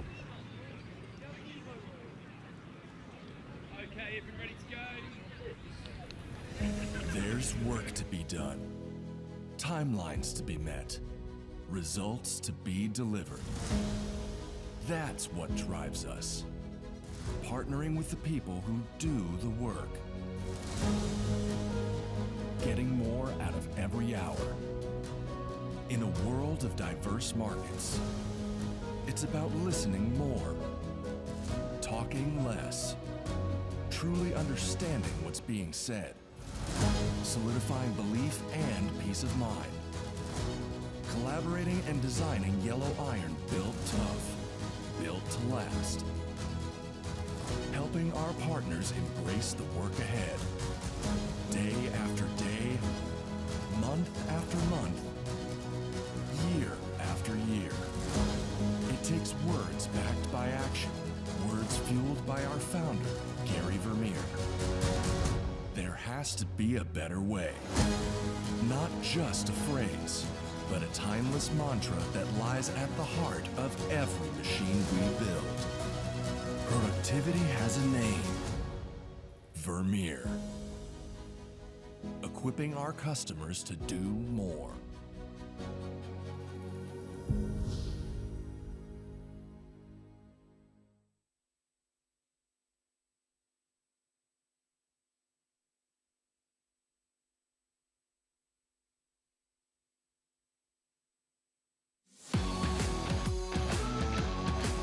If you've never played touch before, this video is going to give you all the information you need to get a game going.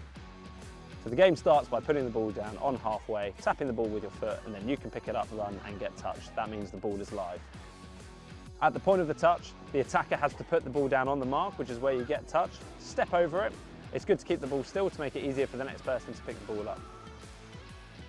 At the point of the touch, the defensive team also have to retreat 7 metres, which is marked by the referee. The player who picks the ball up from the floor is called the half. They can run with it, they can pass it, but they cannot get touched and they cannot score. To score a try, your team needs to progress the ball upfield within 6 touches and put the ball down on the floor over the try line. A team has got 6 touches to progress the ball upfield and try and score a try. If you don't manage to score a try, there is a change of possession and the defending team then receive the ball. To start the ball, when it's just a change of possession, i.e. it's not been a penalty, you put the ball on the floor and perform a roll ball. Despite it saying roll ball, it's better to put the ball down still on the floor and just step over it. You must only pass backwards in this game, which means you must run the ball forwards and pass the ball backwards to a teammate. There are a number of ways you can give away a penalty. 1, you can be offside. 2, you can throw a forward pass. 3, you can make a hard touch. There are lots of other different variations, but those are the main ones. Well, good morning everyone in the beautiful Oxford sunshine. I'm joined by the entire Tockington squad, or as many of them as we can get on camera. Well done guys, great results, and I'm going to hand you the first question, I think, over there. Just going to talk about the structure that you guys played with. It was really well developed for an under-13 side. How long have you guys been training for this tournament?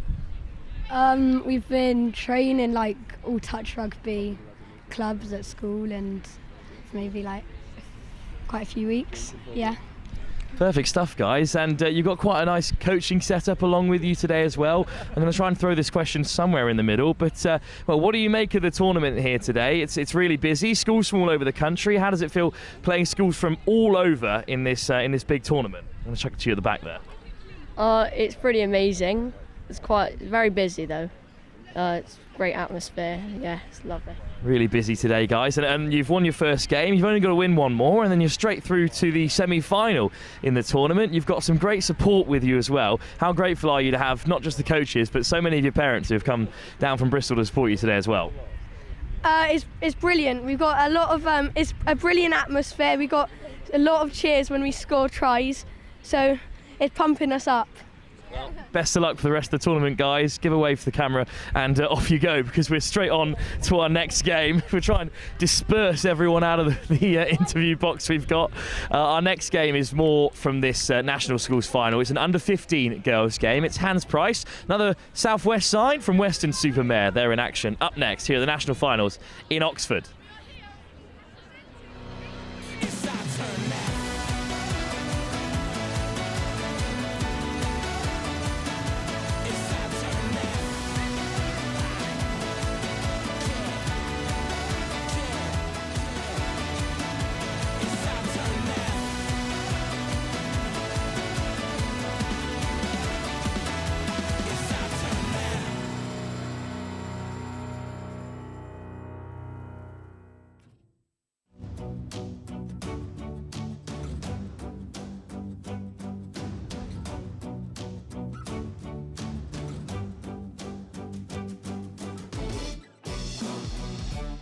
Sure is something to be proud of.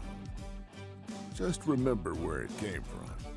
Think that mulch came from the home improvement store? Think again.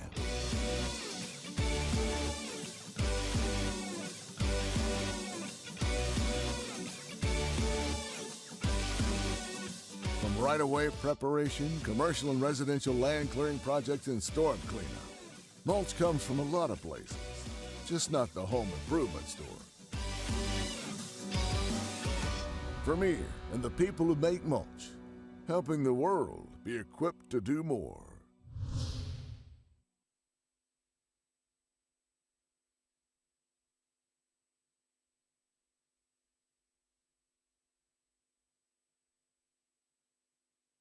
Back then for more action from the National Schools final here at the home of Oxford Harlequins, and it's our first game for the under-15 girls competition. We had an under-13 girls game between Stretham and Clappam and Abbey Grange from Leeds earlier, and now we've got the Jamie Allen Girls' School from South London. Again, this time taking on Western Supermare. So we've seen a couple sides from round Bristol way win, we've seen some London sides on top, and then we've seen a great draw as well. Joe, more of the same, hopefully, in this under-15 girls competition, which is again about the age that the regional leagues begin at national level. Yeah, and I was seeing some of the warm-up that both of these teams were going through. I imagine that we'll see a little bit of structure in both of these sides and a good bit of acceleration. Well, it's Hans Price in the blue who are flying forward for the first time. What a run that is round the corner. Great support. Oh, they did a couple. From Poppy Prince, and then nice footwork from Glenn. Here's Prince. Bond. Inside ball's on. Instead flings it to the wide channel for Alice Drew, who is caught in the touch. Nice ball back on the inside, just off the toes of Prince. So it's going to be a change of possession for the Jamie Allen Girls' School, so known as the Jags, which is a nickname that any regional team would be proud of. Oh, absolutely. Absolutely. Sun is glaring down here in Oxford. And just to demonstrate how fortunate the Jags are to have a nice nickname, do you know what my school's nickname was? What? The Saltfields. The Saltfields. Indeed. Not as strong as Hans Price, which is again is a pretty good name in itself. He's learning more about schools I've never really come across at the National Schools final, which is a testament really to the competition and, and the point of it, which is giving an opportunity for these players to star on a big stage like this. Yeah, and there's a lesson to everyone. Pick your school based off their nickname. The Saltfields, not so great. That's how they did it in High School Musical as well. I don't know if it's great advice going forward. Good carry though by the Jags. And Jags with a really great drive here. Hands. And then it opens up through the centre.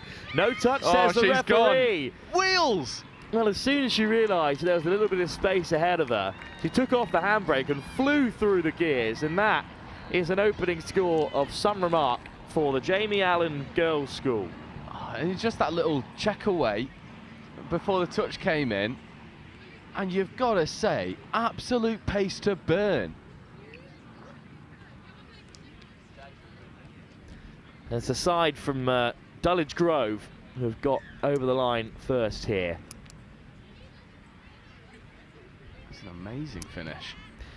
Well, Izzy Chappell will tap us off on halfway for Hans Price. And here goes Ava Bond. Bond with another weaving run. Nice ball back on the inside, but just put down by Prince. So it will be the Jags again looking to work their way out of the 7 metre, which they did so cleanly last time. And that is the read as well. You know, for Hans Price, like that, you know, that inside ball has been on a couple times. This time it did go. Unfortunately, just went to ground. I wonder if they'll go back to it. Good defence from Hans Price, and laid back by Chappell again. Nice ball on the inside, and it's worked out a little bit for them here. Laid back for Molly Glenn. Ooh. Well, the referee's going to wave play on here. There's a little bit of a roll ball. Great line from Chappell. Diving touch. Important touch as well. Chappell. Still going, Chappell sliding in. Good touch. A lovely finish it went in, but up went the hand from the Jags. I wonder if they'll try and move the ball open side a little bit now. And taking the touch again. Bond slides in nonchalantly there. Good defence from the Jamie Allen Girls' School, and the Jags now will play from the 7 again.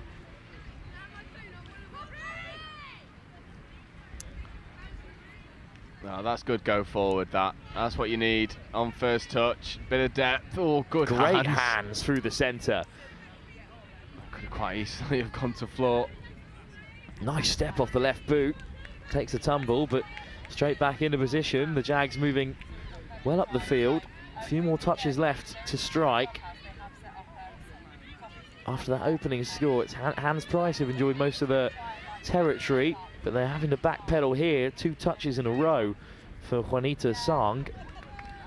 And in the end, it's good defence by Hans Price. Yeah, just numbered up really well. Stayed on their opposite player. Made sure that they were making touches. And we'll see if Hans Price can go and get a score. They've brought a team in, I think, every category of this competition, Hans Price. They've got a great network of touch. And, of course, they all had to qualify for this competition for the regional finals. So kudos to Kerry Townsend and her team. Unfortunately, just put down there. Kerry Townsend in charge of this under-15s girls side. And I think they've just got real touch aficionados in the setup, because they run a good programme and a successful one. Yeah, and they really look like they know what they're doing as well. You know, there's a good bit of structure that's creeping in, although they've got to defend the Jags. It's lovely work from the Jags. Oh, again in a position of merit, and they make it out wide, and I think that's going to be touchdown for a second score. Do my eyes deceive me, or do I see a link quickie happening here for the Jags? Lily Faulkner racing across to make the touch, but it was great link-up play by them here. As we'll take it in, and we'll let you assess here whether or not that's exactly what it was. Yeah, I think it is. I think so. Wow, that's Go on. Fantastic bit of touch structure to add into the competition. Of course, this pool they share with Belmont Community School up in Durham.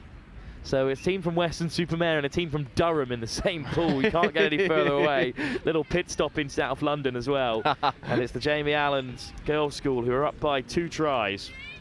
Yeah, looking to try and go around the outside, evading a few. That's a good touch. And a good roll ball. Nice ball back to the short side. Lengthy run from Imogen Cornter. Yeah, good hands there as well. Good transfer. Little step off the left for Molly Glenn, but caught. Casal. Again, a hard line from Blake. But falls back to the 7. They'd love to make something happen here. Down by 2, Hans Price, but clearly with plenty of structure on offer. And then just racing away down the outside. It's good defence to catch Faulkner. Quick pick up though. Glenn looking for Faulkner again. Bit of a Hail Mary ball, and goes down. So possession will return to the Jags, who are already up by 2. 7 minutes gone in this, our first game from the under-15s competition, live here on pitch 1.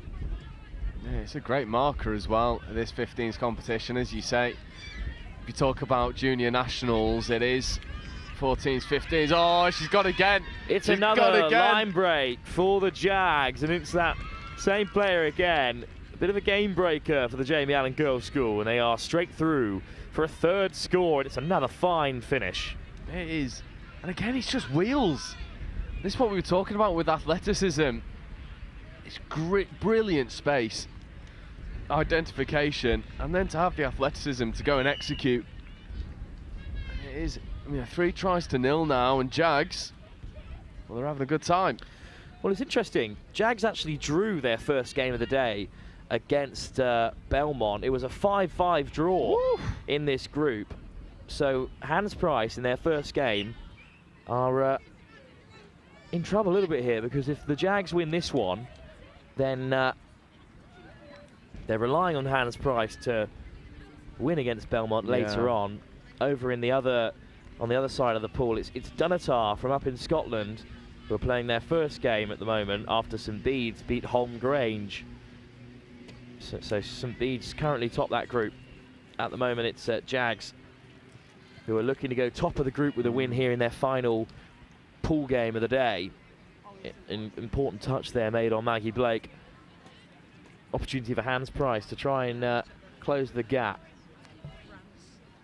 Yeah, might just need to use the hands a little bit more. I think we saw Hans Price early in the game, threaten down this short side just by using a good bit of footwork and try and go around the outside. But just not seen a lot of that since. I think that's definitely the recipe for success for this team. So here come the Jags in response. They've worked their way really well out of their own territory so far in this game. That's another great run. But we'll get them on the front foot and should give them the opportunity to strike here. A lot of the Tockington players and parents watching on against another side from their part of the world. But it's the South Londoners at the moment who are looking to get 4 points from their 2 pool games and go to the top of the group. What a ball that was. Oh, what a take as well on the swivel. But good defence. Cross came Blake to make the touch, with support from Ruby Cassau. And that's a great drive, a lot better from Hans Price. Yeah, that's what they need. A good bit of go forward. And there's a second one as well, just over halfway now. Cassau back into the midfield. Prince, that's a fantastic ball, but it's just beyond Bond. Oh, there was an opportunity over on this near side. If that pass could have stuck, unfortunately not. So the Jags, well, they'll get another opportunity to go to the line. And they've got Hans Price backpedaling there. Touch made by Ava Bond. Flying up comes Chappell. Cassau this time on defensive duties, but it's still the Jags in possession. Conversation we had with the referee, I think they may just be on their final touch here. Here they go. Well, confidently defended. There is another touch to come here for the Jags. What a ball out wide. It's just beyond the winger. Yeah, good bit of space out there as well. And Jags threatening to go 4 up, which you think would be quite a tall order for Hans Price. But we'll see. We'll see if they can get down the field effectively. And both teams pretty thin on the ground in terms of substitutes. So as the wind has calmed down and the sun is out, the temperature is rising. But it's the Jags still in control in this game at the halfway mark. They lead by 3. A 5-5 draw in their opener against Belmont from Durham. And the South Londoners at the moment on top against Hans Price from Westford-super-Mare. But they are defending well in this area, Hans Price. They just don't want to hang around in their own 7-metre box too long. As cross comes Cassau, sliding finish from the winger. Another quickie on the line. And there is definitely 1 or 2 individuals out there for Jags who have experience playing touch, because that was, I was just watching that. That was very clearly orchestrated. A little bit of structure. Fantastic finish to boot. Out wide, that took a lot of work. And at the moment, it's all Jags. It's 4-0.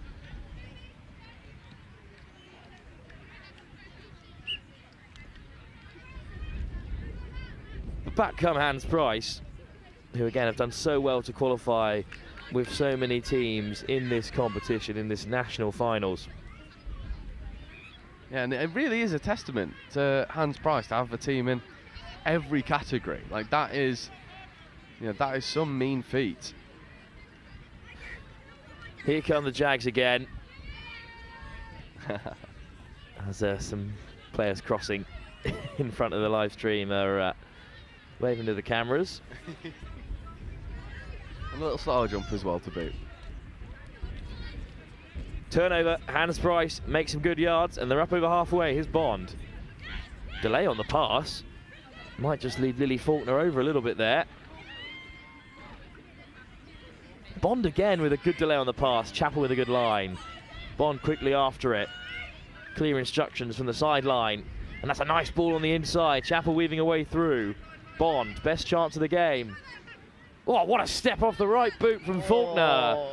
But there's just too many in red. But lovely footwork from Faulkner there. Yeah, big right foot step. Love to see it. I think they are going to come back for another strike. Here's Bond. Yeah, Faulkner. this is fit, so they'll have one more. Chappell.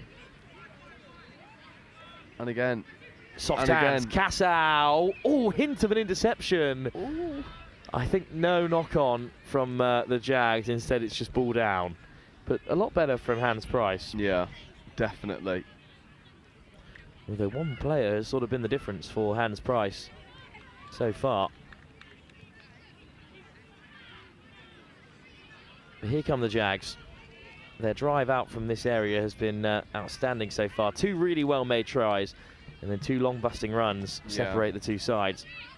Yeah, and it was those 2 quickies and then 2 just identification of space and going and execute for the Jags that have made all the difference. We might see maybe another quickie as we get into the line attack, but that is 6 touch and turnover. Good defence from Hans Price, and they have it back again.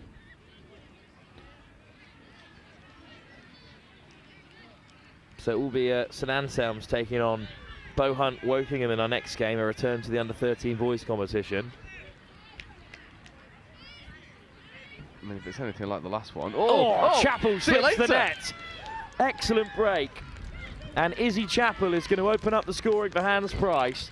And there's plenty time left in this game for the side from Weston-super-Mare to get back into the contest. But a lovely finish from Chappell. He's looked bright all game so far. Yeah, just finds the gap. Little show and go. And we'll see it on the replay. It is just getting around the outside. Again, it's that ball in the air. And then the wheels to get over. And that's 4-1. More of that will be needed. But 6 touches at halfway in the first time of asking for and here go the Jamie Allen Girls School looking to cancel out the score. It's another fantastic line break. I'm sure that's a hat-trick for the girl in the centre for Jags. I reckon you're right, Wilf. And it is that same recipe. Find the gap. You just see it here, receives it, just drives through, says no thank you. Great evasion, and no sweeper in play, of course, like you might see in other formats of short form rugby, so great finish. It's an interesting conversation, actually. In the game of sevens, you often have a sweeper in behind, but in the game of touch, it's pretty rare to see. Yeah, and you know, sometimes you might see it, you know, in some other, you know, in a high level of touch, like a regional or national competition, you might see something called a pocket. And a pocket is when, like, you sort of defend with a front 5, and then you have like one of your middles drop really deep, and they try and be that sweeper. The reason why we don't see a pocket that much anymore is because teams identified, well, if you just hit the long ball really early, the sweeper often isn't fast enough to cover it. So it's a high risk, high reward system. Jags in a good position, just held up by the referee at the moment. And we're going to settle for a second. I think a couple of changes in the offing. Back comes Chappell into the game. Yeah, he'll be trying to get her on the ball as much as possible, I think, at the moment. Hans Price. And again, I think we're going to see another link quickie. We are indeed. She's offside, so they'll play through and score. And there is some touch IQ on display at the moment for Jags, because there's just Matador, doesn't move, knows they want to dump the ball on the 7, receives the ball back, they're offside, play through, try time. And for the first real national schools competition, there is structure. Jags up by 6-1. The potential fight back from Hans Price has just been quelled for the moment at least. 6-1 with 4.5 minutes left on the clock. Good carry by Chappell. Just flung to the open side. What an interesting pass, but it might well work out for them on the edge. Molly Glenn caught. Quick ball for Cornter. Chappell, and just put down, unfortunately, there. That is a shame. Hans Price, they want that ball in hand. Around 4 minutes left to go. And the Jags, I mean, it's just been a story of the Jags finding a little bit more structure than Hans Price, and that's been all the difference. To the short side again. The Jags would love another score, because it could come down to points difference between themselves and Belmont, with Belmont still to play Hans Price, with both those sides still able to end up on 4 points, which is what the Jags are on for at the moment in this pool stage. The top side, you get to skip the quarter-final to go straight through to the semis, which I think is, in this hot weather, is going to be really important. Oh yeah, nice long break. That'd be perfect. Nice flowing move that time from Hans Price, but unfortunately the ball goes down, so we're going to have another chance for the Jags to go further ahead. Belmont are watching on down to our right-hand side as well, so they're in situ, taking in this performance, knowing that if they can do the job on Hans Price, they'll still be top-seeded in the semis at the very least. Were the Jags looking for a sweeper? It's just good structure, isn't it, from this Jags side? Oh, and there what it a is. ball, and down they go for try number 7. They're the highest scorers of the day here at the National Schools Final, at least on the live stream. 7 tries in 20 minutes is some feat for a side at this level. Yeah, Pill here. There's the sweeper going round. There was a sweeper play. Pill to the wing. Great score. Great finish. As you say, 7 tries, and Jags, I think, really putting a bit of a statement victory here. It's a very impressive performance with 2 minutes still to go against the Hans Price side that have come in numbers. Plenty of representations across the age groups. And it's a lovely run from Chappell again, looking to get on the outside. Yeah, Chappell's been a really bright spark here. Bond. Price. That's a lovely sweep around, then the miss pass over the top, but it is well read by the Jags. Quick ball for Prince. Another wide pass. Just looking to get away from the Jags. It's good defence. Nice carry up through the centre. Almost slipping through there, Imogen Cornter. Cornter. Again, it's a nice run, but they just ran out of touches there. And the Jags very comfortable in defence.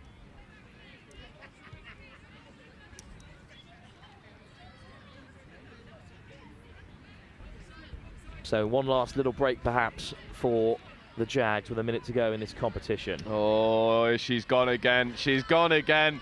As you were saying, maybe one last little break. Well, how about a full length there? Didn't expect another outstanding solo try here, but it's been 4 really well put together moves of touch and then 4 fantastic individual efforts that separate the sides, and it makes the scoreline perhaps bloated a little bit in the Jags' favour. In reality, it's been a slightly more even contest than that, but there's just one game breaker out there for the Jags, who's now scored 4 tries from long range. Yeah, and also as so she scored 4 from long range. She scored the first quickie and set up the second quickie, so has had a hand in 6 scores for this Jags team. It is some spectacular effort.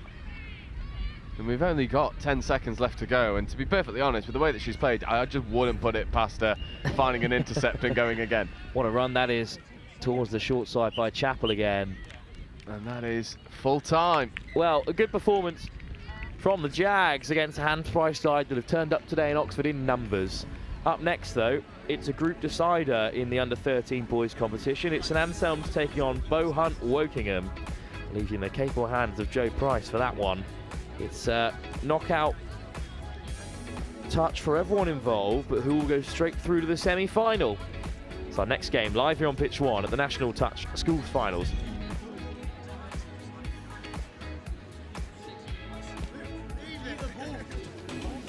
There's work to be done, timelines to be met, results to be delivered.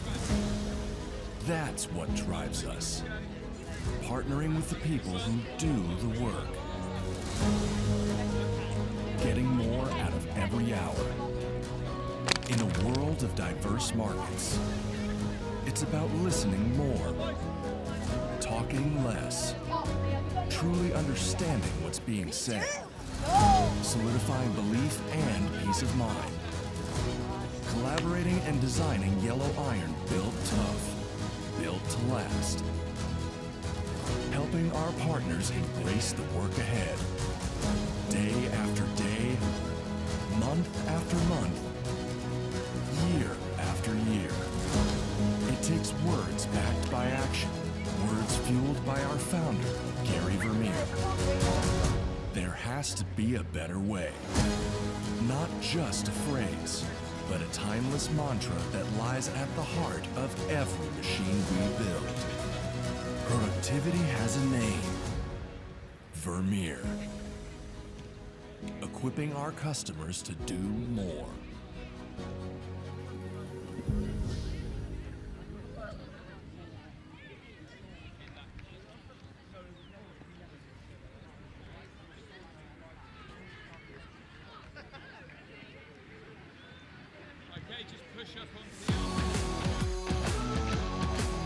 If you've never played touch before, this video is going to give you all the information you need to get a game going.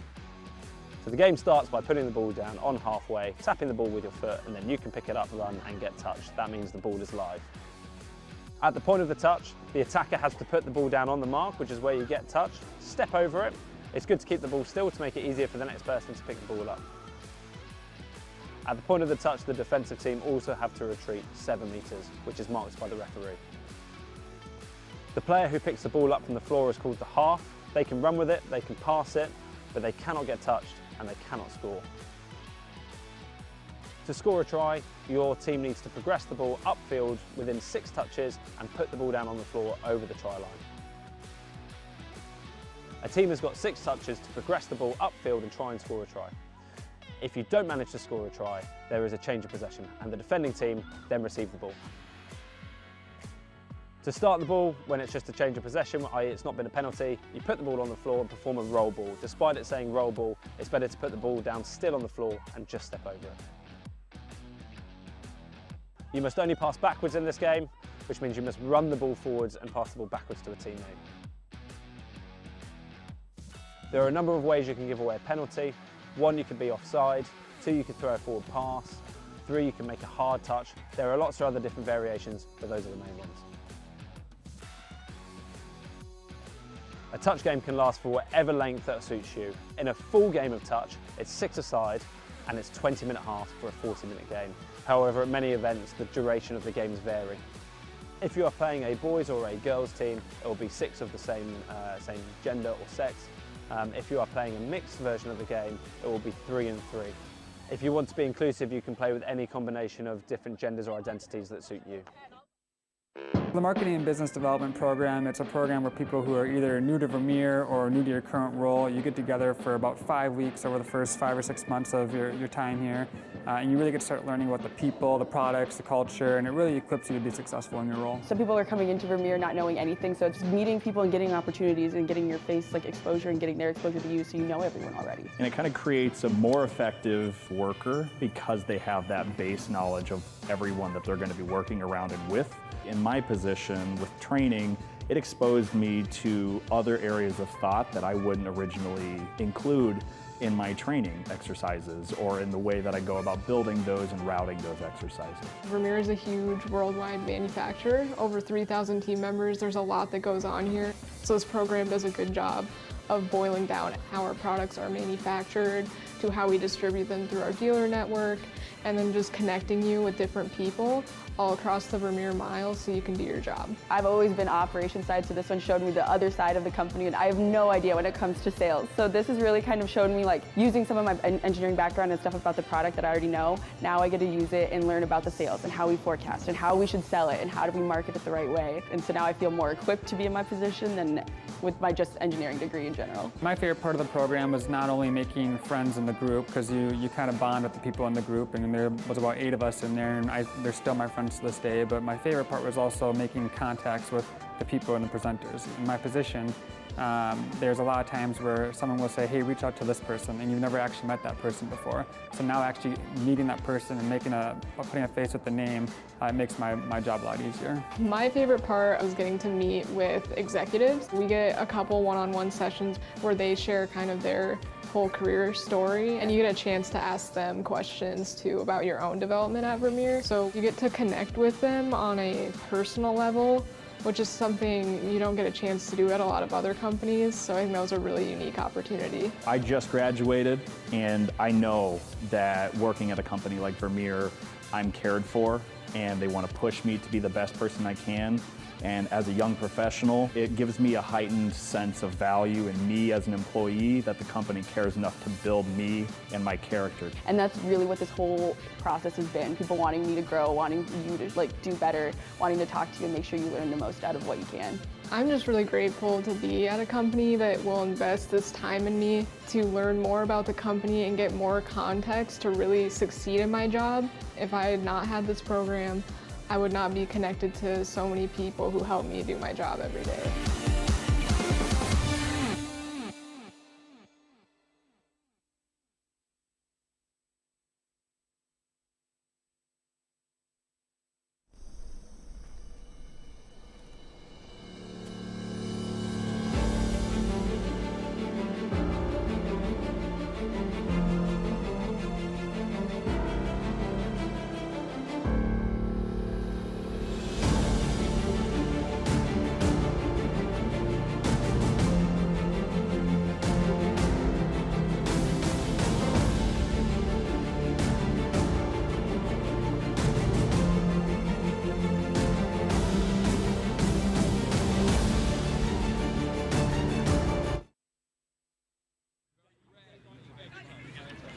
So welcome back to a pool decider between Anselms and Bohunt Wokingham. I'm very happy to say that Wilf has gone for a well-deserved break to try and sort out team sheets and get all the information that we need.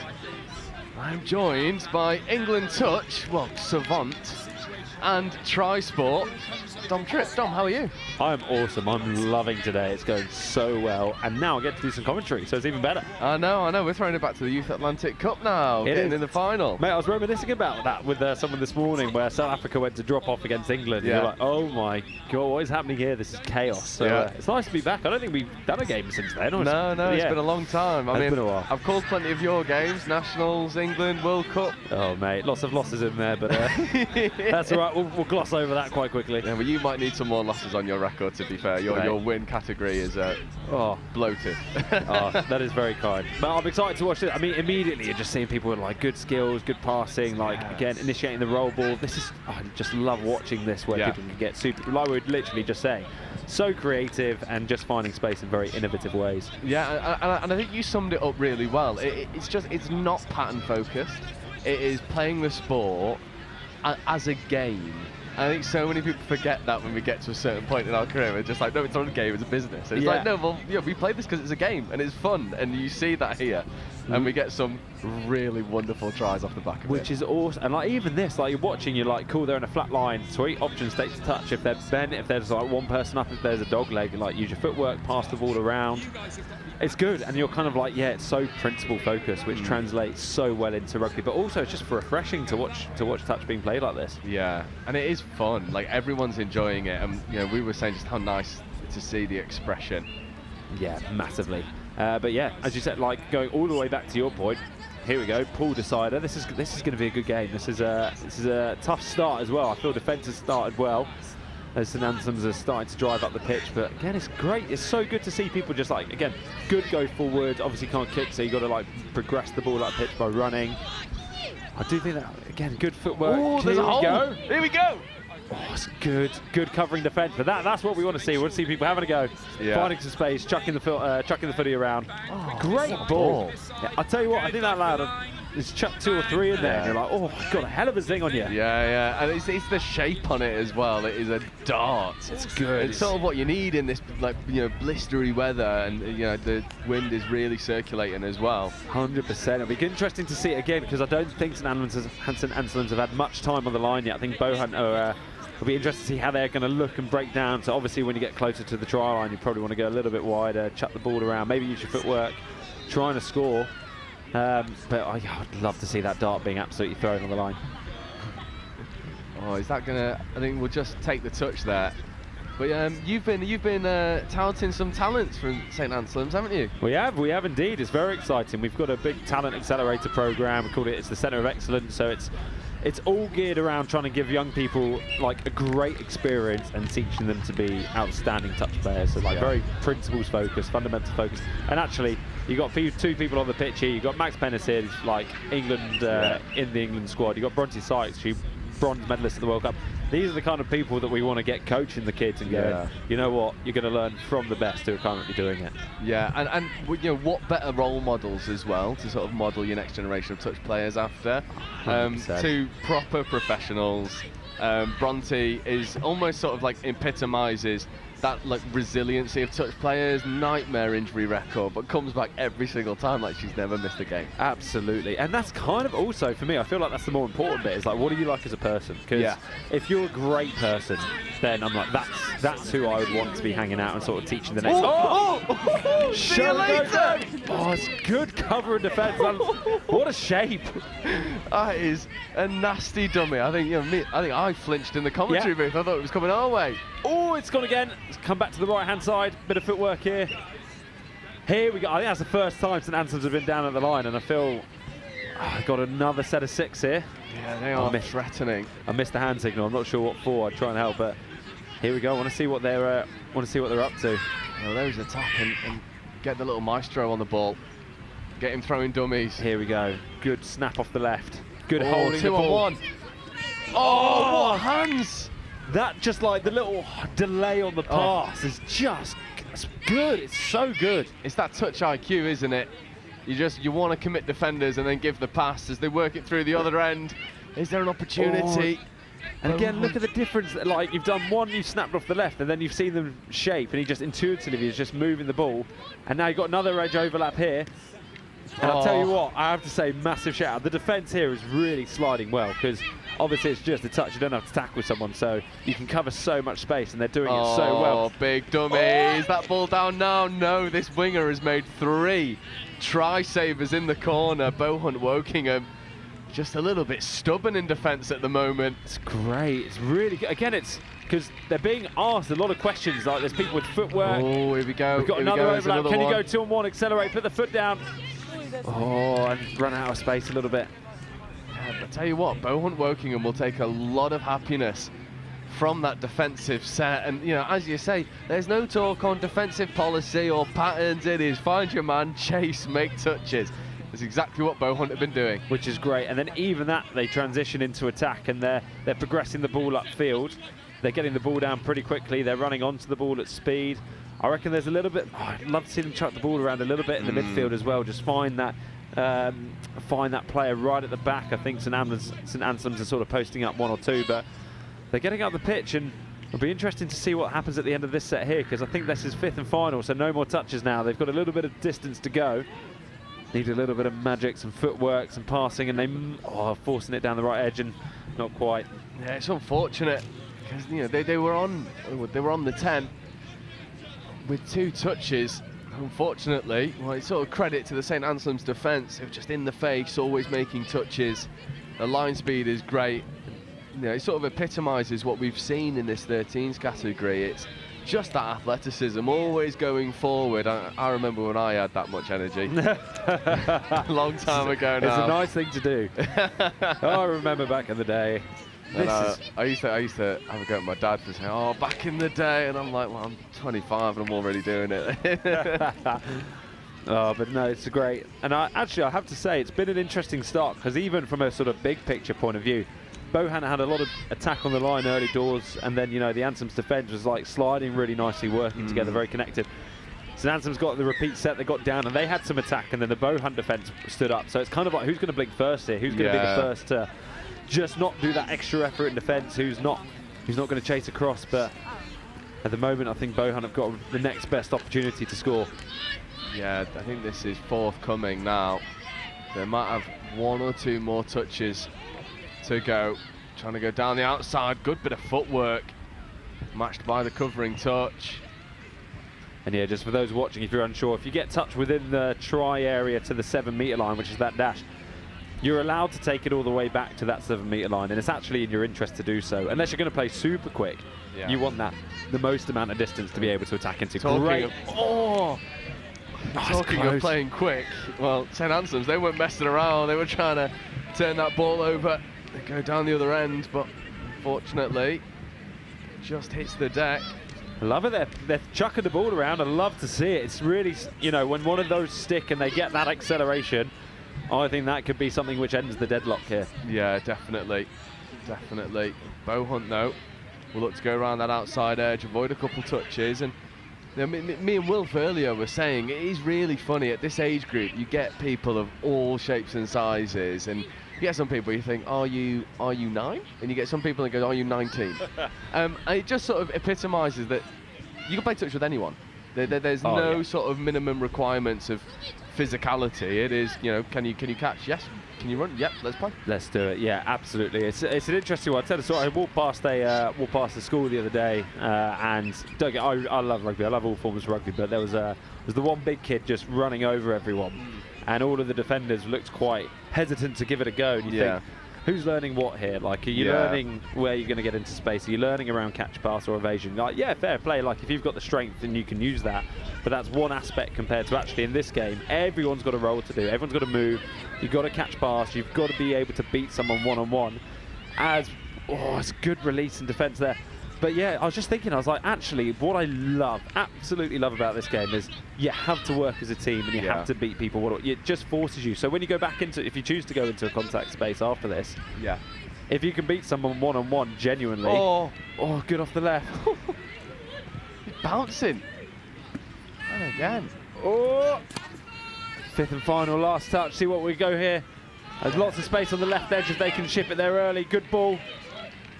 Has he got it away? Bronte spoiled the party. But look at that, like, you got a split second to catch pass, and that's the kind of like margins. If they're doing that at this age group, I mean, imagine how good they're going to be in any format of rugby when you go, I'm used to making decisions with less than half a second on the ball here. Yeah, and I think more and more now, you know, I think with the emergence of like media like Seventh Touch, which is really sort of putting it into social media, you know, their interviews with players like Benji Marshall and Nahi Milner-Skudder saying, well, if I could have played touch professionally, I would have. Like, that's their game of preference. And it's like, what more of an endorsement could you want? Literally, and even like from, I mean, who was saying it as well? Like Sean Johnson the other day was saying, actually, you know what, if it's coming into the Olympics, I'm coming back. Like, I'll give up my like $1 million a year NRL contract because I want to go and play touch in the Olympics. And you're like, yep, that's pretty cool. Yeah. Which is such a dream for like this crew, because actually there's people on this pitch who in 8 years' time, show and go, good ship. Has he got the speed to finish? Good cover and defence. This, I tell you what, it's interesting because I think at the moment they're asking so many questions, and Bohunt are just releasing and recovering and release and recover. It's great effort. You've got to be so. This could be the breaker. It is. There we go. It is, and you know, we were speaking earlier about the delay on the pass. Well, we'll see it on the replay. Feels like he was pumping this ball for an age just to get these defenders to fix. There he is. There's the first couple. There's the second. Good. That is just so. It's like watching a young Horatio Price. If no one knows who that is, you go find him on Instagram. He is phenomenal at just holding the ball and shaping in such a way just to like make the defence hold for just a little bit. And it's so good to see. It is, and you know, that is the opening score Here we go. I'd love to see how Bohunt respond here. So you get to start halfway, so instead of a kickoff, you just tap the ball and go. And now we can progress the ball up pitch. I'd love to see Bohunt just like catching the ball while moving. So at the moment, you see they kind of like stand still at first receiver, and then they try and inject pace. Whereas I feel you watch some of this, you know, great ball. That is a great pass and good footwork. But I want to see the Bohunt like here, so like catch it running out, like catch it running onto the ball, and it's almost like we just changed that narrative. Great pass. Oh, into space. What was that, heavy touch or? No, referee Max has just deemed that that's. He was on the way down anyway, and that's 6th and final. But yeah, I just love to see them asking a few more questions. I think that means that St Anselms can kind of like hold and wait, stay connected, versus like if you flip it around, sorry. Here, you watch on the other side of the ball, it's like, are you going to catch it? Are you moving? And actually, on that situation, you're not. But a couple of the other ones, you start to see people really kind of like moving onto the ball, asking questions of the defence. And that's, again, just like small things that you can transfer. And it's so good to see. Yeah, definitely, and also I think for a lot of these schools, now that they've got these touch rugby programs, it almost feels a little bit greedy to say, but I'm really looking forward to next year already, because I think for the standard of what we see now, you give them a year. Maybe some people go and play at junior clubs, or they go and play junior nationals, or they might just benefit from a couple like get involved days where there's some open coaching going on. And you bring it back to an occasion like this where you're playing against your peers, and oh mate, it's going to be so. I mean, this is the 3rd year of schools events that we've done. This is the first proper series that we put together, and I have to say, the difference in standard from last year to this year is genuinely immeasurable. It's so good. Last year was so much fun. We ran some events and it was really good fun, but it was very much like teaching and guiding people kind of like through the rules and the structure. Whereas like it is such a simple game, and now people have got that quite quickly. Now you're like, well, here we go. We're talking like tactics, and we're talking like how you're actually, you know, playing quickie, scooping your quickies. There was like one of the Year 9 girls teams are running like sweepers on the links, and you're like, this is next level. As I think we've got a level. Yeah, I think we do. I think there's a couple sort of confused faces out there. We'll have a look on the replay. It's just a huge left foot, right foot. And I think the refs have just deemed that that ball is down before the touch has come in. It is always such a tricky call. Having been out there in the middle myself, it's marginal. Ball down, touch first, ball down. The best person with the view is the person with the whistle. So, I mean, that's interesting. That levels it up at 1-1. But even small things like this, like you get the roll ball down, you get the ball back straight away. You're live. Here we go. And then, it's good. Give it. Oh, it's great. Immediately watch it back. We go quick again. This is surely a score of the quarter. My word. That is just so good to watch. They're playing quick. They're playing as teammates. They're getting around it. Oh, this is awesome. It is. And it was those two buddies. And then really fast roll ball. And again, it's that little maestro in the midfield. That line just holds that ball, makes the defender buy, and then rips it. I mean, scooping like that and running at the inside shoulder of the next defender is something that's pretty top end. I mean, you're forcing them to make a decision. You're saying, are you coming towards me or are you going to go? Because you've got to make a decision. And he's just holding, ripped, score. Love it, absolutely love it. And it is 2 tries to 1. And, you know, the one thing that I will compliment all of these players on for all age groups, all categories, it looks like they're playing with fun. Yeah, absolutely. And I love it. I love it so much. I think that's genuinely been, like, when I've asked people, like, you go around and you ask teachers, like, how's your day getting on? And they're like, loving it. It's almost like an instinct, like, this is just awesome. Like, I want to do more of this. I'm having so much fun, which actually doesn't really, like, the competition is important, but you're like, I just want people to have, like, a great day. Yeah, and it's like we were saying earlier, like, people forget it's a game. You know, it's a game we played because we loved it, and we tried it first as a kid, and then we were like, oh, this is great, and then we just kept playing, and it's like, you know, these kids, they characterise that so well. Massively. And even here, like, they've got such a nice balance. I mean, I think interesting to see here that the referees have picked up on over the mark. So obviously when you get touched, you've got to put the ball down quickly. Seems that the refs are just tightening up, and they've kind of found the level that, you know what, these players are actually doing really well. It's like, that's so good. Like, you've got 10 metres, get the ball down a little bit quicker, but now you start to see Bohunt running onto the ball here. This is threatening, so this is what we kind of want to see. So now, if they can get the half in place and play the ball a little bit quicker, and again, just see them being like super creative as they've kind of got a 2-on-1, they've thrown the miss pass. Now we're getting into a situation where we're thinking about, okay, who are you hitting, what lines are you running, how are we actually going to get around and break them down here? Which again, if you can do it in this situation, yes, it's a little bit difficult when you first get your head around it, but as soon as you got it, oh my lord, you will be switch. Great little switch, one-on-one on the edge. Good defence, good coming up vertically there, putting a lot of pressure on. Oh, a bit of miscommunication means it's a bit of relief for St Anselms as we've got about 5 minutes to go.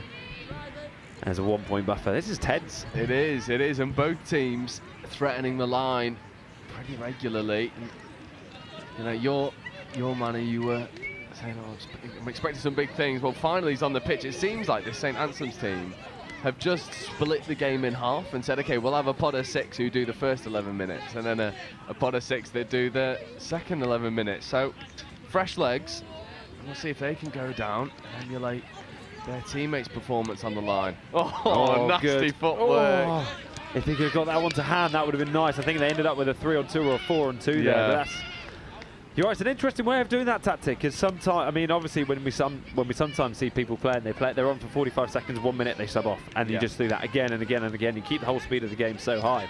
But here also, I guess the benefit of doing it this way is you really get a feel for the game. Like, you get involved, you understand how you're feeling. I don't know, it's hard to put into words, but sometimes by being on a little bit longer, you just kind of have a bit of an understanding of kind of the flow. Yeah, definitely. You can sort of figure things out on the fly and then get some go forward, as we'll see St Anselms just slowing it down a touch. I was going to say, interesting there, because it always found a bit of a gap in the middle. Might have to go back to the mark there, but that's, again, interesting, because you go, now I'd say St Anselms, they've stopped running onto the ball. And I feel here, that really lets Bohunt kind of like get set and get ready. And here now, I feel it's a bit of like a momentum shift, because now Bohunt are coming forward. They're coming with some pace. Good quick play if they run onto the ball here, which he's doing. Like, now you're starting to ask some questions. I feel like actually the pressure's changed a little bit in the last few minutes. Yeah, good evasion, but I think a little bit of frustration creeping in there. There was a little bit of a almost like a big fend after the touch that came in. So the refs will just take a moment just to calm it down. Yeah, that tends to be, I feel like in most of these events, that's the one thing. Almost everything is like, let them play, let them have fun, coach them through it. Hard contact or heavy contact's the one thing that the referees, I feel, will pick up on and go, you know what, that's, you know, we want everybody to have fun. And there's an element of like contest, but you don't want people shoving people over.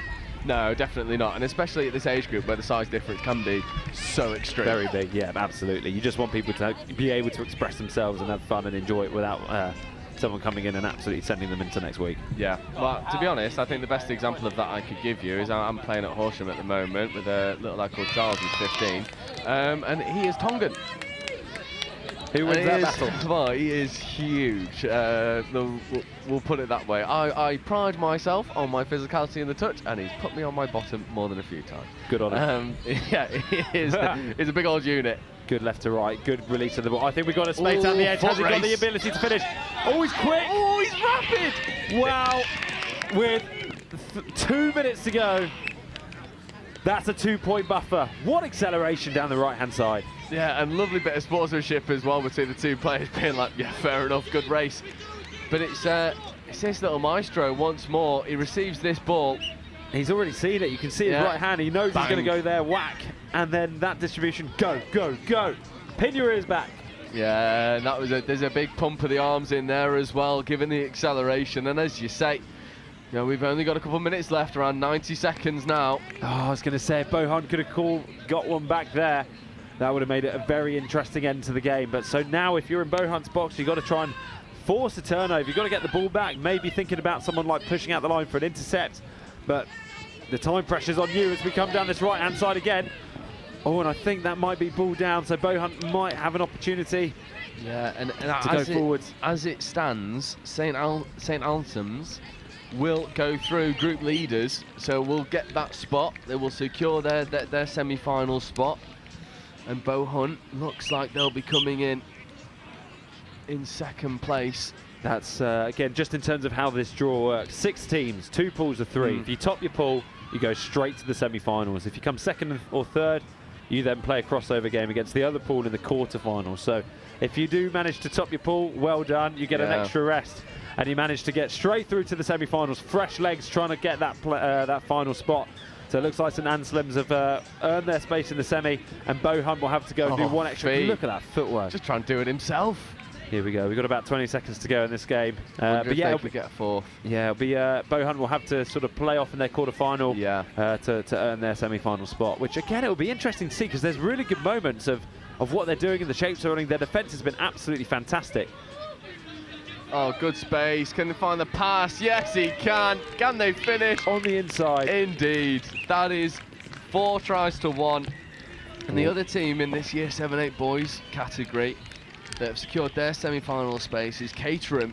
They've already played their 2 games. Top their pool. Yeah, winning both. Good try difference there as well. Interesting. So where does that? So that is the end of that pool in terms of Group A for the Year 7-8 boys, and that means Group B. You've got one more game left. Hans Price against Worksop. That'll be an interesting game. Yeah. But again, that's really just to see who's going to play against Bohunt, who look like they've come in 2nd place. And Yeah, just, they have looking indeed. at that. So looks like we're going to get either Hans Price or Worksop to play against Bohunt in the quarter-final of the Year 7-8 boys. Yeah, and St Anselms will fully deserve their victory here on pitch 1. Wonderful performance. And we will take a very quick break. And coming up next, we have St John's Leatherhead versus Shoreham in Year 9-10. So, Dom, thank you very much. I'll leave you to the rest of your duties. Oh, it's been a pleasure. I love doing this. This is such a great break up. We'll get you back on later. Oh, Don't yeah, worry, please mate. do. Please do. Don't worry. No, awesome. Thank you so much. No worries. Take care, and we'll be here with you in just a few moments.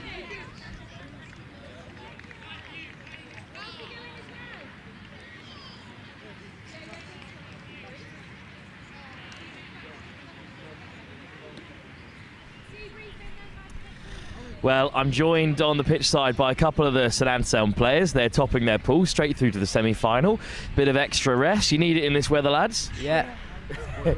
Well, what do you make so far? So you've come down from Liverpool, down to Oxford for this this big occasion. You've topped the group, 2 from 2. Did you expect to do so well coming into today? No, well, we knew it was going to be tough, like, obviously, because it's a national tournament, but we've done well so far. Who do you think's really stood out so far for your side? Who do you think you need to carry yourselves through to the latter round? They are literally all right here behind us watching on, so... Probably the tall one over there, Lucas Denon. We need him. Your answer was everyone, a lot more diplomatic. Yeah, well, we need everyone to win, don't we? Absolutely. I mean, how much experience do you have as a side in touch? We've asked a few teams this. How long have you been playing the game for of touch, or have you really just come straight into it? Well, we just came like straight into it, like this year, really. We haven't done much. And how do you think that's made an impact on your playing together? Do you think it's the chemistry of all knowing each other through school more so than it is knowledge of the game? Yeah, well, it obviously helps being mates and all that. Well, it's good to see such a strong group of lads together coming all the way down for Liverpool to challenge here at the national school titles. And, well, do you really care who you get in your semi-final? You got a bit of rest and then you're straight into it. You'll back yourselves whoever you play. Just hope we win. Yeah. Hope we win. We need to batter every team. Absolutely. Well, thanks very much for joining us, lads, and best of luck later on this afternoon. Well, as we've said before, it's great to see players from all walks of life and from all parts of the country take you to the field here at the National School Finals. Up next, it's another group decider. It's from the mixed under-15s competition. It's 2 sides, defeated by Caterham earlier on today, Shoreham College and St John's Leatherhead, both looking for their 2nd win from 3 games in the 5-team pool.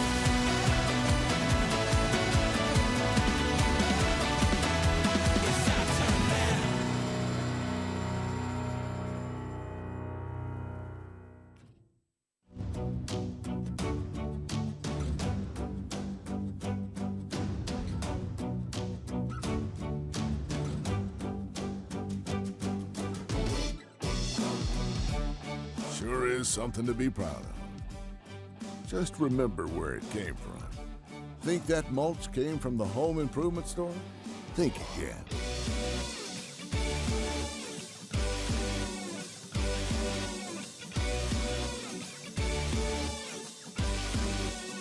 From right-of-way preparation, commercial and residential land clearing projects, and storm cleanup, mulch comes from a lot of places, just not the home improvement store. Vermeer and the people who make mulch, helping the world be equipped to do more.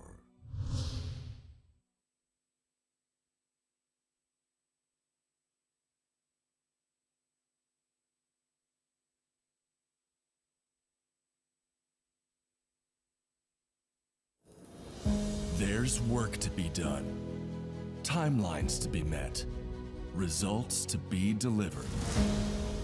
That's what drives us. Partnering with the people who do the work. Getting more out of every hour. In a world of diverse markets, it's about listening more, talking less, truly understanding what's being said, solidifying belief and peace of mind, collaborating and designing yellow iron built tough, built to last.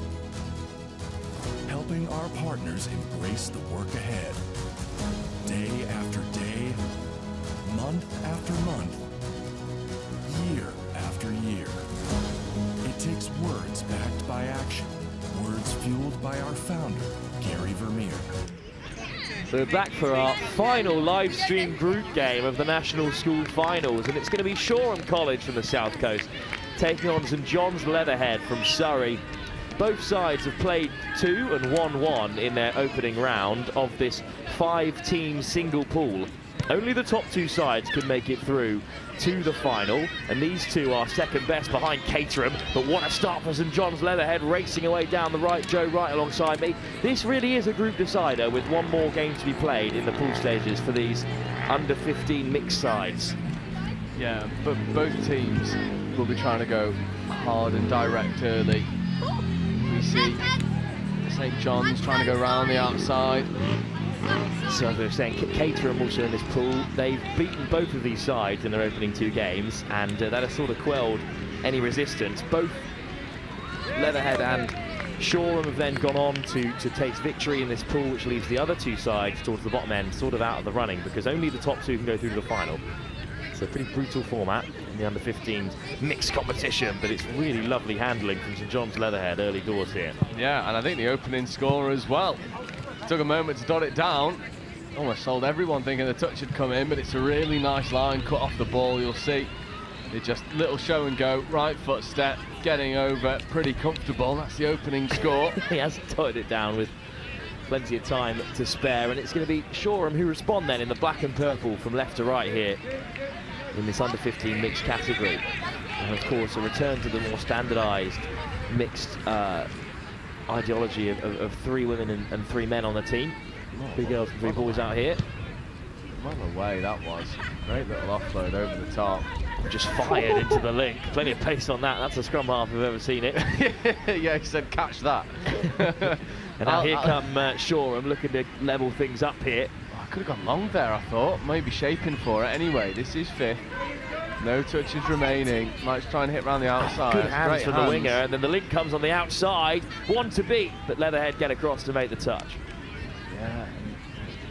Excuse me. This is now 5th, so they will have one more opportunity. Good skills on show from Shoreham. Yeah, I wonder if we will rip that long ball or just check it away. I think that'll be a late pass called. Good defence from Leatherhead. Well, Shoreham down from your end of the world on the south coast near Brighton. Indeed. And they've brought a couple sides with them here today. But this St John's Leatherhead side from Surrey, they were... Oh, this is good. This is really good. What hands those are from the winger. They had a slightly better result against Caterham than Shoreham, who were beaten 9-1. Oh, well checked away as well. And St John's Leatherhead, they are playing... Oh, they were playing some lovely stuff, but the ball just hits the ground. And they went from coast to coast almost. No touches taken. You could argue they've rushed that ball back onto the outside because they had loads of touches left. But here comes Shoreham, who got close to the line last time. throughout this under-15s division. There's a couple of players, and the under-13s as well, there's a couple of players with lightning feet. Yeah, and it's brilliant to see. That's a bit of a firm one in the back. Nothing doing for the referees. And, you know, we were saying earlier with St Anselms, they've got some really direct players who just, you know, want to hit the line, make a couple steps. This translates into really good touch skills. Oh, soft hands and a little swivel, looking to get away from the winger. So surely a bit of space down the right, and here go Shoreham on the inside, intercepted by St John's. And that will bring an end to the attack. But again, they've come close twice there, and they'll be handed another opportunity from 7 yards. It was a great call as well from that far link. And, you know, he identified that he wanted that space. He wanted to go early, but unfortunately the pass just a little bit too far in front of him, didn't give him the angle that he wanted. And now Shoreham will be able to go and maybe get a couple scores of their own. They've got plenty of touches to get on the board here. That's a good pickup. But St John's number up in the line. And referees are in conversation here. Sent back to the 7, I think is the call. Yeah, and I was talking to Dom about this as well, because like it's not mandatory in touch. Like if you're touched within the 7 metre, you don't have to take it back to the 7. It is preferable because you get as much space as possible. And I think a big part of the referee's job today is to sort of impart some of those skills. Unfortunately, one of the skills you can't impart is wheels, as we see St John's Leatherhead. Good pace, and then the pass is taken as well by St John's to keep the attack going. Picked off the toes by the winger, who's away down the outside, and that's going to be a second score for St John's Leatherhead. Great hands. It was on the bootlaces for just a moment. And it's these core skills that are proving all the difference. It's a remarkable take by the winger, and then great pace. Yeah, finish. Sticking down that right-hand tram line on the 2 phases of the attack. Leatherhead at the moment just seem to have a little bit more pace. Both of their scores coming from a good bit of footwork and pace in the midfield. Shoreham looking to show a bit of footwork of their own. Just lifted over the top, no passing touch, so they continue here, Shoreham, and they're back to the 7 where they've spent a lot of time. Oh, big show and go, but good cover from St John's. Oh, he was almost through as well. He sold 2 of the defenders, but the inside cover was good enough. There's the inside ball for Shoreham, and then fired out to the wing, one-on-one, well read by St John's again. Oh, this Quick is danger. Pickup. Is there enough space for them out wide? Diving over for the first score for Shoreham College. It's 2-1, and they just spotted a little bit extra space on that wing. Yeah, it was really good because the winger has actually come in to initiate the touch. That middle is wrapped really long around the outside, so it's almost a bit of an unconventional sweeper to get around that outside, and it's worked for Shoreham. So the referees are actually chucking the whistle between them as they play, which was misidentified earlier. It's St John's with great hands. That was taken right off the hip and then rolled back. And a quick pickup. St John's looking to get on the outside again. Good high press from Shoreham that time. Yeah, really good touch. Can they move it right to left here? Another direct carry. But St John's Leatherhead forced to retreat, which slows down the pace of play. This is where they can be dangerous, though, when they get onto this pass, outside edge. Just put down. There's a difficult ball in the swirling wind, pretty crucial wind as well, because it has gotten awfully hot out here in Oxford. Yes, that forecast of 29 degrees is starting to look a little bit more truthful. I'm sort of thinking, well, both me and you are wearing shorts and t-shirt. Well, I've got a t-shirt under this, and sort of thinking, I don't want to be cold all day. Well, no, the British summer has come well and truly today. Perfect weather for touch. It and is a nice indeed. move for Shoreham on the outside, who are looking to get level again. With St John's Leatherhead, they both defeated, of course, by table-topping Caterham in this under-15s mixed pool, and it is just a single pool. Yeah, and Caterham as well, they seem to have a really strong team going, because in some of the other pools, they are top as well. So in the under-13s boys, easily top, winning both of their pool games. So Caterham might be one to watch out for. Egglescliffe School have beaten Hans Price as well in this mixed pool, which means plenty of sides currently sit on 3 points. Right foot, left foot, see you later. So in this third pool game for St John's and for Shoreham, what a lovely step to level things up here. And this pool is too close to call here. A victory will be a big step for either St John's Leatherhead or Shoreham. But it was St John's who beat Egglescliffe earlier today. So a victory for them would all but secure their place with just a victory over Hans Price, currently bottom of the pool, left to secure their spot in the final. A victory for Shoreham, and they need Hans Price to do them a favour, otherwise it will go down to goal difference in the latter stages of the under-15s mixed comp. Here's St John's, who have given up a 2-try advantage, but that's a lovely ball over the top. But it's well worked.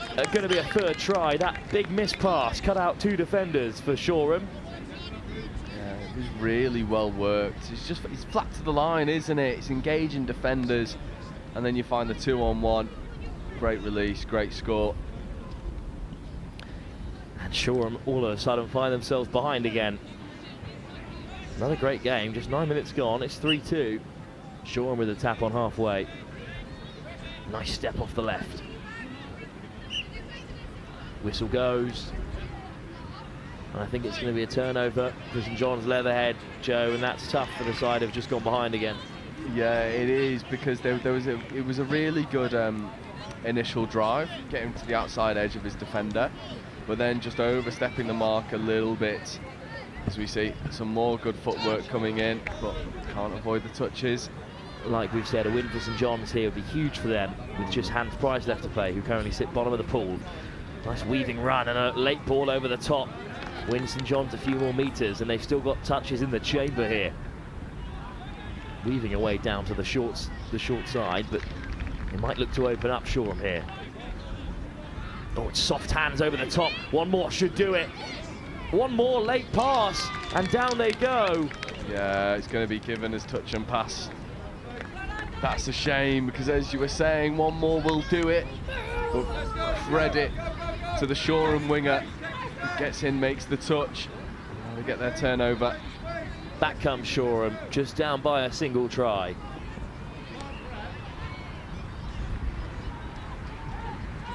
Shoreham again charging forward. Oh, what a run! But the touch was given. The Shoreham man thought he went through unscathed, but the St John's Leatherhead player had his hand up. It's the lightest of touch that can pull you back in this great game of ours.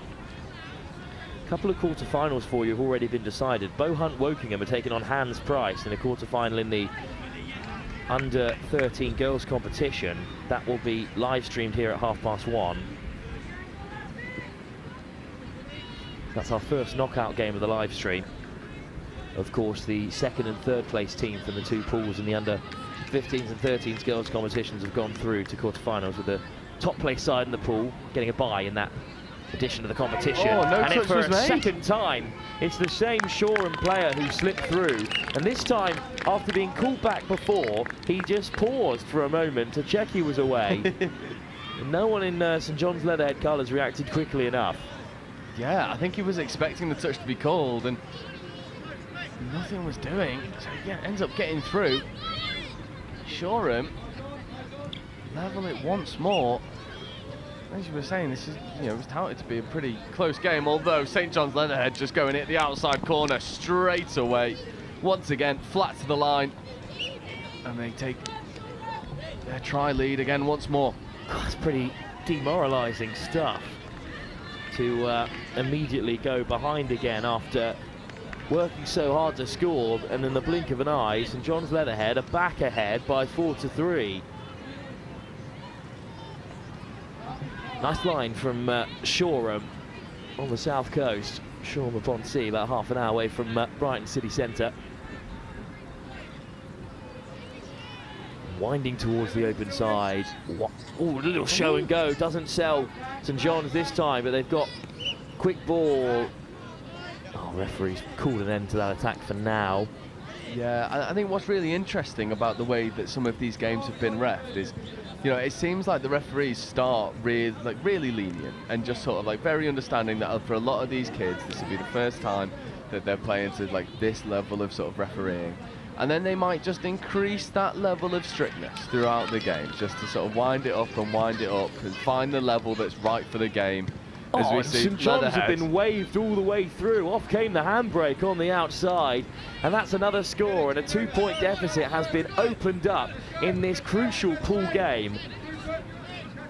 Well, I was certain a touch was going to come flying in there, but instead, straight through to score. What a try, and that 2-point barrier has been restored. Yeah, and they're really good value for it because there's these drives that take the ball really flat to the line, and what we're seeing from St John's at the moment is they're just trying to find this outside edge and just create a bit of an overlap, and Shoreham dancing around the midfield do finally get a bit of go forward, but a lot of energy expended. Oh, that's a forward pass. So it's going to be but it also looked like it might have been played out, so I think the refs are going to give us 6 more. I think at least that's the signal from Max, the referee in the backfield. And you'll see just approaching the screen now, he's got that hand signal of 6 more, but Bronte says no, Max, the ball was down. We were saying earlier as well, like what good role models and like examples to have. 2 England internationals on the pitch refereeing the next generation of touch players. It is superb. Put in a shift. Bronze was saying earlier she'd already covered 6 kilometres after the first 3 games. She would have doubled that by now. Here on the main pitch, it's another good drive for St John's Leatherhead, but a turnover for Shoreham, and an important one as well. Shoreham down by 2, still with 8 minutes or so, closer to 7 left on the clock. And they dance their way through the centre again. Big pump, show and go. That's a bit of go forward that Shoreham are after again. They've made it to the 7 on numerous occasions, been unable to convert. Here comes Shoreham. In a good position here. 2-on-1 out wide. Oh, just pulling it in behind, but then forced to step back against the grain. Touch has been made. It's great defence from St John's Leatherhead. But I think they're going to have one more crack at it from the 7-metre line. Oh, indeed. In the end, the try's been given. Well, that took some communication. I think the player must have been offside out wide. It was a nice pullback in behind here. Let's have a look-see. Oh, no, it's just fine footwork. And he scathed through, untouched. And the gap has been closed to just 1 try here. A draw doesn't really do either of these sides any good. With Egglesfield on the horizon. Egglescliffe, sorry, from it's around Middlesbrough on the horizon. Here comes St John's Leatherhead.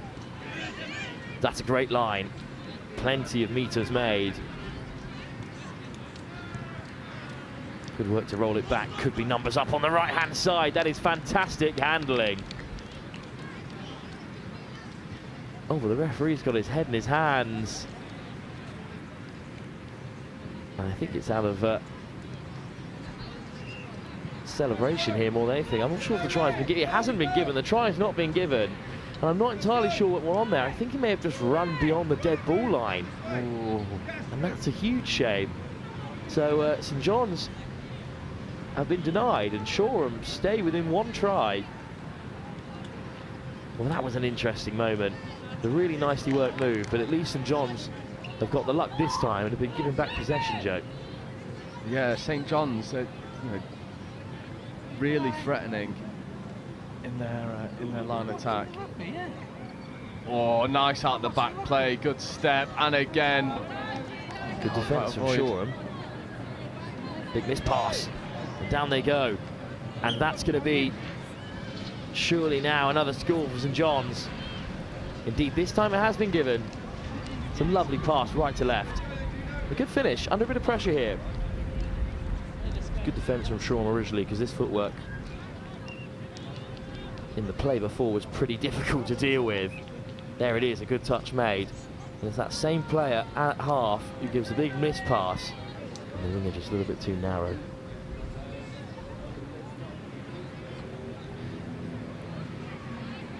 Here come Shoreham. St John's Leatherhead are back to 2 points ahead. It's a tough margin, but there's still 4 minutes to go. Plenty of time for them to get back into the picture here. From this 5-team pool, which Caterham top. Both these sides defeated by Caterham elsewhere. They've both got one game to play after this, but they wouldn't like to rely on results elsewhere. They want to secure it themselves, and Caterham on the horizon in the final. Do either of these two sides have enough to test them later on today? Well, both these sides have put in a fine performance, and Shoreham have got another score.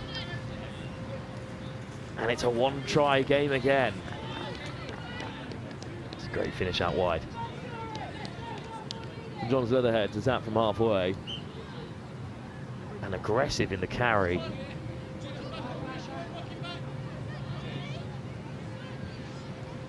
Could be on if they ship it here. It's a late pass, and it's got St John's Leatherhead in behind. One more surely had to go to the winger, but instead they'll come back to the short side again. Forced to retreat following the touch. St John's Leatherhead know that another score would be so crucial here. It's such a narrow game, but the big Hail Mary pass goes to deck.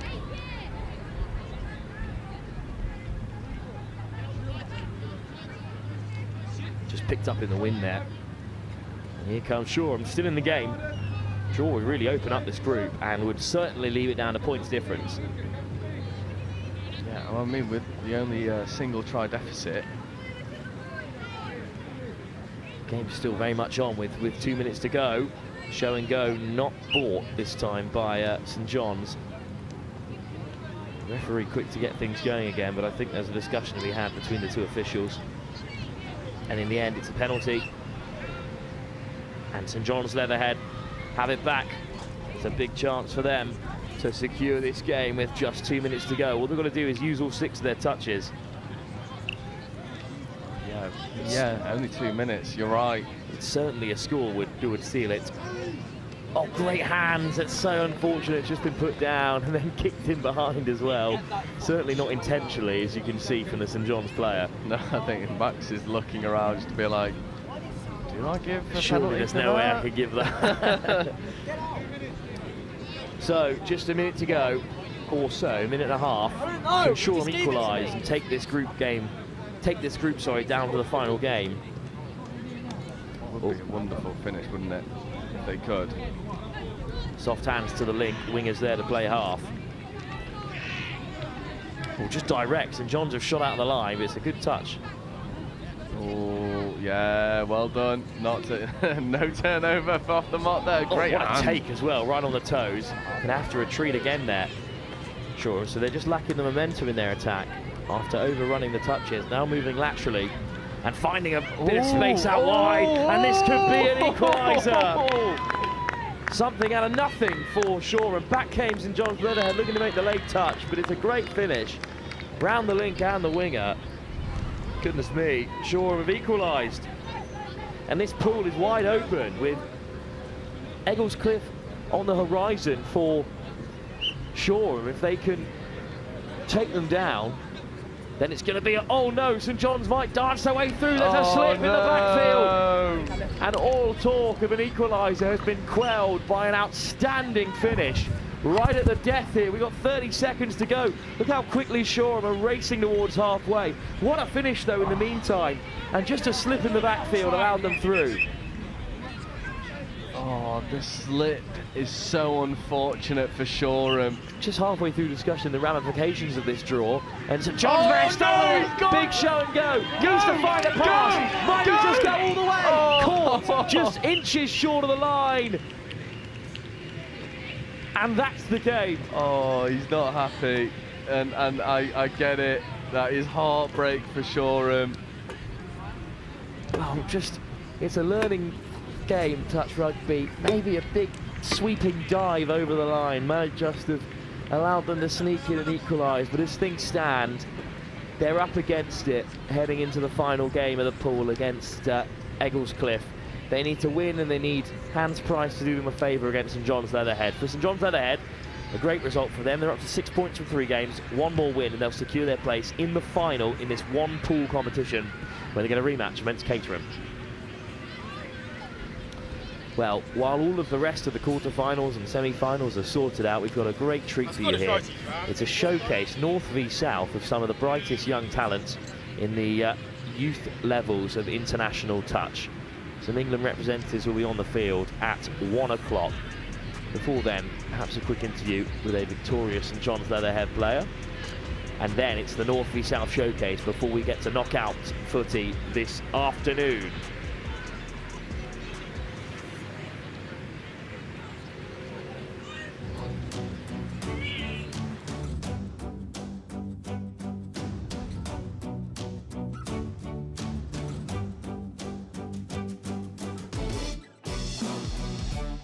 Sure is something to be proud of.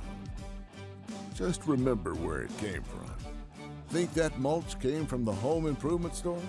Think again.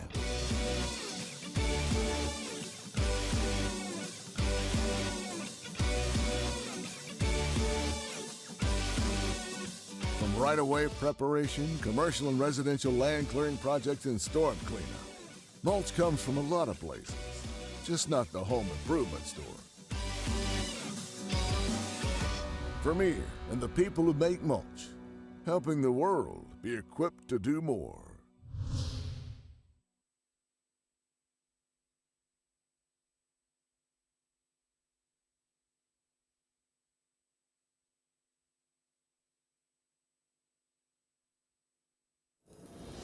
There's work to be done, timelines to be met, results to be delivered. That's what drives us. Partnering with the people who do the work. Getting more out of every hour.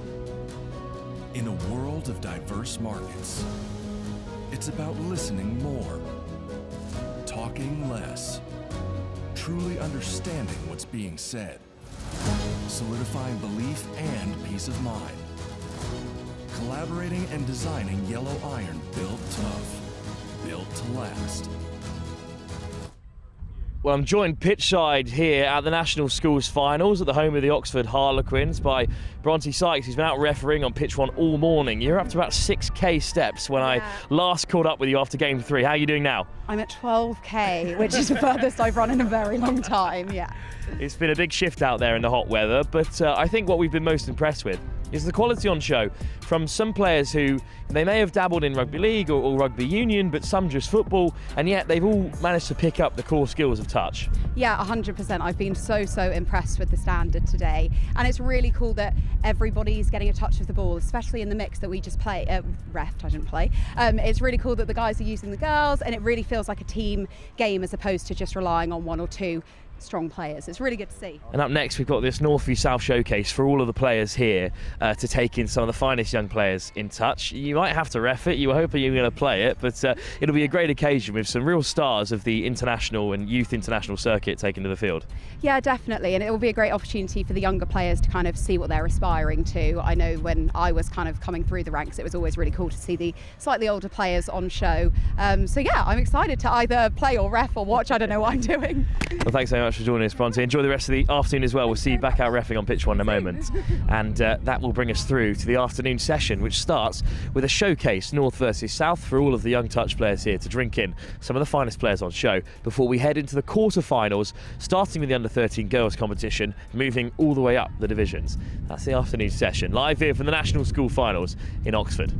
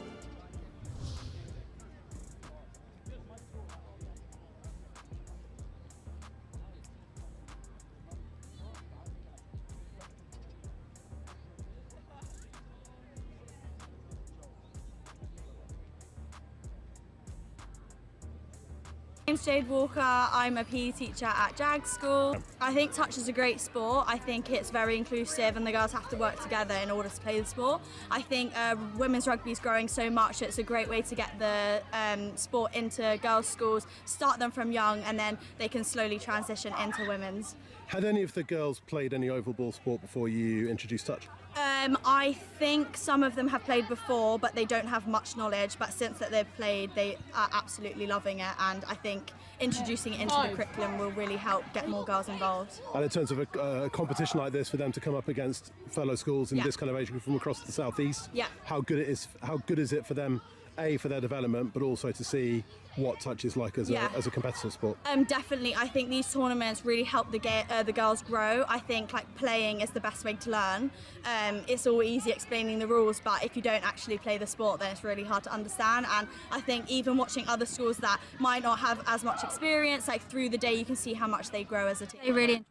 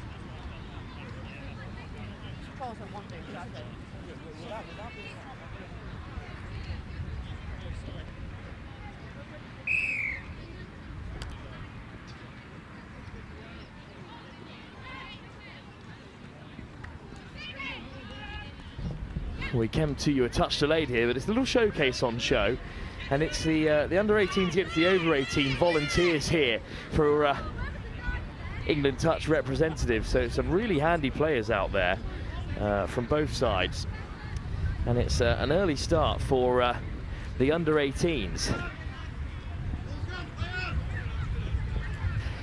And the U18s have kept out the over-18s already in the early stages here. It's a really nice, strong team that's been put together, full of the volunteers today who are helping to run this event. And they've got proper boxes set up as well, so you can see all of the structures that are. And it's an excellent break straight through the centre. What a little darting run for the over-18s. And it's a great score. And that'll equalise it here between the two sides in red and white. They're referees, team managers, they're looking after the various players here today, and it's a big team that puts it together. And remarkably out there reffing is the president of the Federation of International Touch, Chris Simon, recently appointed to the role, formerly head of England Touch. I had to grab a few England reps to cope on with me. They're very busy over in the Vermeer tent, the headline sponsor, of course, for this event, Vermeer. Great to have them with us, supporting the growth of touch rugby nationwide. And here are the U18s from a standing start, looking to get back ahead again. You see the likes of Dom Tripp out there, the England captain, so some serious talent on show. Sliding in ever so close there for another score. The under-18s, but we'll come back for another reset here. Oh, good hands. Needed to be a good take as well. Quick ball down the left-hand side. Up goes the hands. One back by the over-18s. ball down. So happens to the very best of them, as you can see.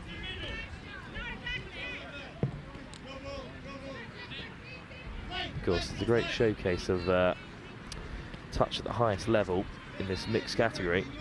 Although these players play men's and women's opens at the very highest level. Under 18s, of course, at Youth International. The senior internationals on show as well. And you can see on the sidelines around us plenty of the teams locked in and taking in this fine display of touch. Good footwork right on the 7. Under 18s camped in this area. And a penalty's just been given.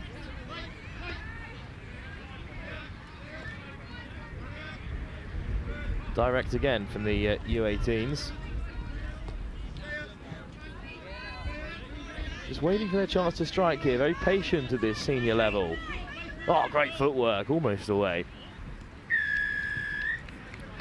And indeed, it's another penalty inside the 7 for the over 23s. This being ref to the very highest standard, of course. Chris Simon behind the line. There's a lift. Oh, and just good line speed this time from the over 18s to deny U18s any progress. Quick pick up to the open side, sliding straight through the centre. Score given, and the over 18s have gone behind again.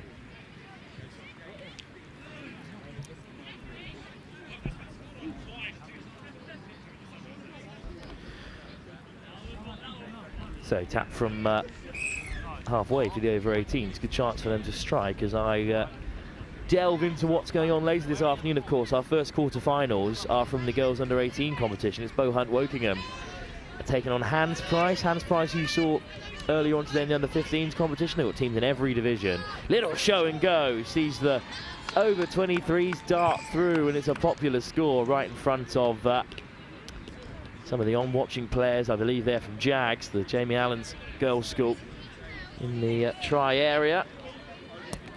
It's a lovely finish.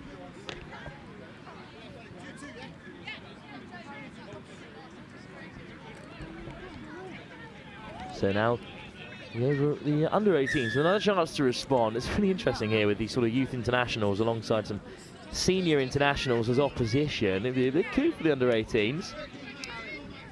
All volunteers here today, helping out England Touch and Try Rugby put on this event. Good drive. And you can hear Simon barking instructions as well, coaching the under 18s on from the referee's position. Here they go again. Oh, just a drop pass to the right off shoulder, but put down.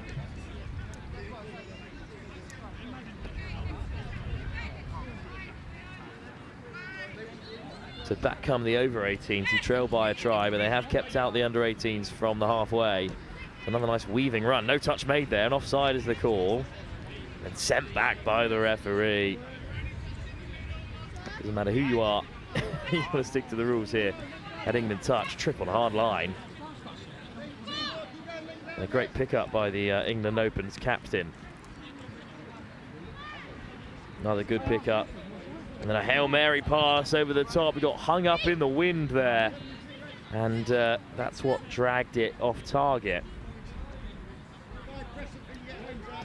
Well, Chris Simon was interested to see if he had enough under 18s willing to take part in this game. And as you can see, the sideline packed.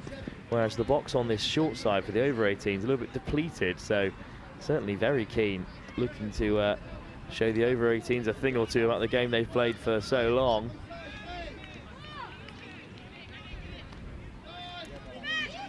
Goal just takes a tumble there. U18's looking to get back ahead. Oh, it's just popped up straight into the path of the red team. And it's a penalty as well to boot. Flashed across the face of the defence. Nice footwork. The goose step to get on the outside. Fast footwork, and now the over 18s are on the offensive. Ball back on the inside. Here's Tripp. Little drop pass into the centres. Oh, out the back door. It's just about clung onto there, but final touch, so it is a turnover. A penalty as well on top of it.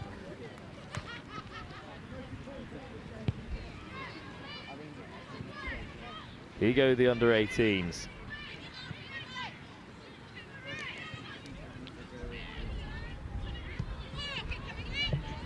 Great transition. Look how far they've come here. Oh, great footwork, inside and out, straight through they go. Oh, but they've got too many on the field. And that is a bit of a shame for the under-18s. Too many on the pitch. So forced to turn it over, and the penalty will be all the way back at halfway. That's the punishment if you leave too many players on the field. Annabelle, where's the rest of the team? Flashing through go the over-18s. Looking to break the deadlock here. Good carry. Hint of a hand in there from the under-18s, but it went to hand, so just a touch given. Gosh, it has gotten rather warm here as we're 20 minutes away from our first quarter-final. Good ball back on the inside. And I think it's going to be given as another stop by the under-18s. Another chance for the overs to strike. Touch taken, so they're on the retreat. Nice footwork. Oh, what a line, straight through the centre. Another score, and the over-18s go in front by 3 tries to 2.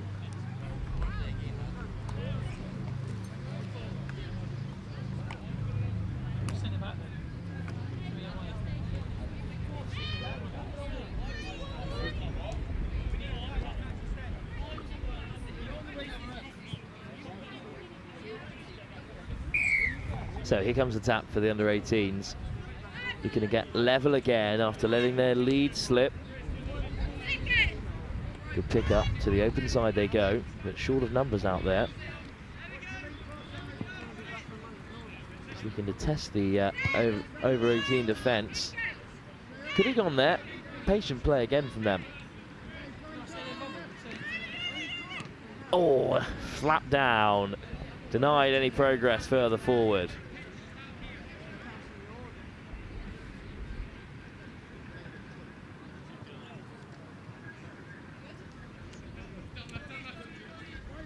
Here's a good chance to strike, but again the under-18s put the handbrake on.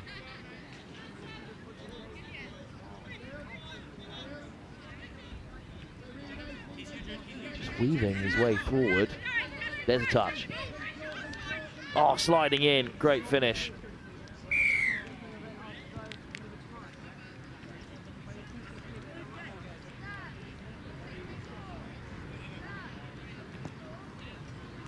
And a little bit slow to get reset here, both sides in the hot weather. And of course, these players out in the field have been refereeing all day. So they've certainly got the yards in already. But that's a try that has put the under-18s back in front.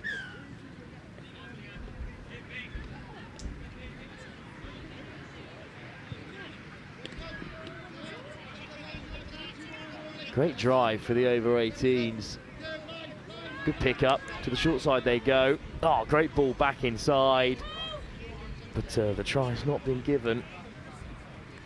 Well, what a performance so far from both these two sides. We're level again between the under-18s and the over-18s. Joe, it's been a really even contest. Yeah, I'm honestly not surprised by that. This under-18s team, I played against a couple of them a few weekends ago. There's a really bright team, and in the over-18s, you've got the likes of Theo Edwards, who's up making the previous touch. Dom Tripp has very graciously put himself on the wing, although he's just sort of found himself in at link here for a moment. You've also got Zan Hudson, Jude Griffin, Max Pennicard. So, really good team, but these juniors, they'll want to take some scalps. Great pickup, here's the scoop. Oh, he just holds on to it there, and it's going to be a turnover, the half's been caught. Yeah, there was an opportunity to feed away. Unfortunately, I forget the name of the young lad playing for the under-18s. He's working in the middle. He's got the ball now. I forget his name, but he is a wonderful little player. Really explosive footwork. Did us at Horsham a few times last weekend. There are a junior international competition coming up in Ireland in a couple of weeks' time. And plenty of these players will be on show, diving in for another score, but sent back to the 7 this time. So it still remains level, 3 tries apiece. Yeah, sweeper coming. Sweeper coming. Pick up. Good platform. Looking to check away, but that ball's down, unfortunately. Pickup was just not at the pace that I think they were expecting there, the under-18s. So a turnover, and the over-18s will look to break. Oh, and the ball's gone loose. I think the over-18s are going to get a chance to reset. They weren't very happy with that one. Yeah, it's a really nice opportunity for an exhibition like this as well at a schools competition. Great ball through the centre, but you're right, and there's plenty of school sides watching on, all around us here, and on the far side, and at both dead balls as well. Oh, just skipping through. Is that a fantastic diving touch? I think it is. Yeah, Charlie getting over. I mean, you could hear the calls. I think that was Theo screaming, yes, Charlie. So one of the people he's playing against there, he was working with Charlie in the mids last week, working on some stuff. As Pennicard platforms, there's Dom Tripp, here's the long ball, there's the nasty pill, looking for Zan Hudson. Just drifts forward, a bit of a sarcastic throw of the hands afterwards to say, come on, mate, you can normally hit me there. That's one that's been caught in the wind, I think. It's just picked up a little bit here in Oxford. It's a good first touch. A little bit slow is the half. But a really good exhibition of what junior touch can be here, especially at the school series. You know, there's a couple of these junior players who only left school a few years ago, so... Indeed, these under-18 players who are only a year or so away from the sort of under-15s that we have on show here today, so there's not a lot between them as Tripp looks to slip through again. And just over 5 minutes to go in this game. It's still level at 3 apiece, ahead of our knockout games in the schools nationals. Great what a long, pill great ball. Zan Hudson. That is a wonderful 32 long. If you're watching this and sort of wondering what we're saying, well, they were shaped for a sweeper, and then Dom Tripp takes over for the 32 platform, and Zan just runs a really nice outline. Receives the ball on the outside of her opposite middle, and then one catch, one pass. Theo Edwards does the easy bit, finishing in the corner.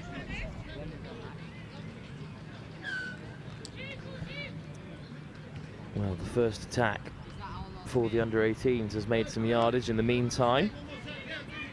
And they're weaving their way through, and I think they will have a chance to strike with inside the 6 touches.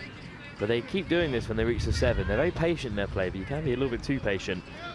Yeah, definitely. I think you can almost be a bit too reliant on your structure and say, well, we want the perfect setup. Well, sometimes that doesn't happen, and you've got to sort of adapt on the fly. As we see a second ball bobble on the field for just a moment. Big right foot step, but pull back to the 7.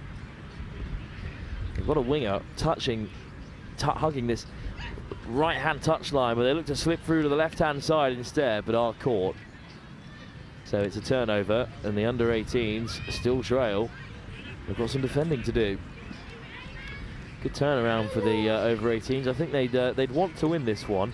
There's certainly some pride on the line here. Plenty of club teammates and regional teammates as well. Hudson again. Yeah, there's Edwards. Theo Edwards working with Max Pennicard. There he is. Ooh, a little bit of a foot in the ruck there. That might be penalty ball. It is indeed. So the over-18s a little bit slow in their drive, but they get their reset. Maybe showing age a little bit, although I'm sure a few of them won't like me saying that. But I would say that the maximum mid-20s for most of them, regardless. But good pick up. Hudson to the open side, just looks to drop it in for Pennicard, but he's under a lot of pressure, and it's a good turnover for the U18s. Yeah, and I tell you what, there's an opportunity to come down the short side because Jude Griffin is a little bit away from the rest of the plate. Now here he is getting back into space. And they are heading to the open side. And they crash over halfway. And it's also, I was mentioning a moment ago, how Chris Simon's come down and has decided to referee this game. Literally the president of the Federation of International Touch, and yet still here at the grassroots level supporting the game in this United Kingdom after he's been away in China and away in Eastern Europe. Yeah. He was in Australia as well. Yeah. Recently connecting with South Sea Islands as well, helping to indeed. set up some Tri-Nation series down there. Especially his work in Beijing was particularly interesting when he was meeting up with the Chinese Federation of Rugby, full stop, not just touch rugby, of course, looking to grow the game at all levels. Yeah. And trying to incorporate touch into the landscape there, as China is a country where if you can make a sport work, you will find yourselves an audience. Oh, what a ball! Dom. Oh, Dom. That's what he can do. A lovely little disguise on it. This is the nice variation on the quickie there, checking in, back against the grain, receives, looks for the pump, just drops it over the top. Nice hole hit, and takes a few under-18s out with him. That's Dom's job done. I think Dom's a good example of a sort of multi-sport athlete as well. Yeah. Obviously does all that fine work with UR7s in breeding the next generation of 7-stars. So he's from the contact game, but really heavily involved in touch and his work at Tri Rugby now. So if you there's plenty of players here today whose only experience with rugby will be union or league or sevens, and yet there is a space for you in the game of touch. Here come the U18s though, looking to get back into this contest in the closing stage. What a step that is. Oh, but the touch has been made. No, indeed, they've waved it through. Yeah, there we are. Dewey Griffin was caught on his heels for just a moment. And that is a wonderful little score here. And we'll just see it on this replay. So it's a link quickie getting over here. And then, boom. Yeah, snaps the ankles back. See you later. Well, just one try in it then, with about 2 minutes to go here. And the under-18s looking to cause a bit of an upset against these more established players. Yeah, I think what's really nice as well about this, just to touch on some of the stories that we've got going on, is Dom Tripp, heavily involved in tri-sports, has been an England touch stalwart for the best part of a decade now. I think ball intercepted. Great hands. But I think it's fair to say that Dom is probably the most decorated touch player that's ever come out of England, and yet dedicates so much time to bringing through the next generation of players. It's wonderful. Good pickup. U18's desperate for a last gasp equaliser, having closed the deficit to just one as they make their changes. Ahead of one last push here. Dancing around the over 18s, forcing them back, taking the touch. Well, nice footwork and a touch taken. That's a great scoop. Back comes Edwards. Oh. And I think he's just about caught his man. Hard touch, sir. Down he goes, getting nothing out of Chris Simon there.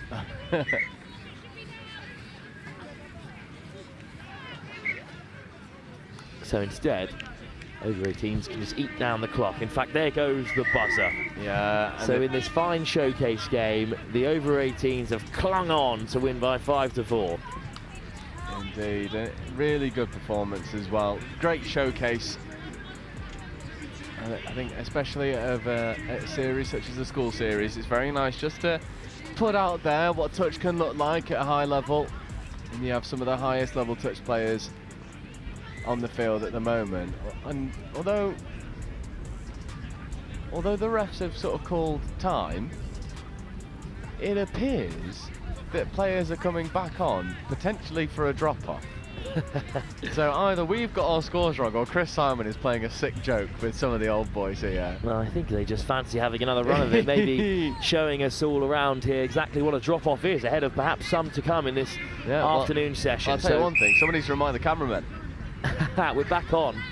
So for this drop-off as they look to get down to the outside.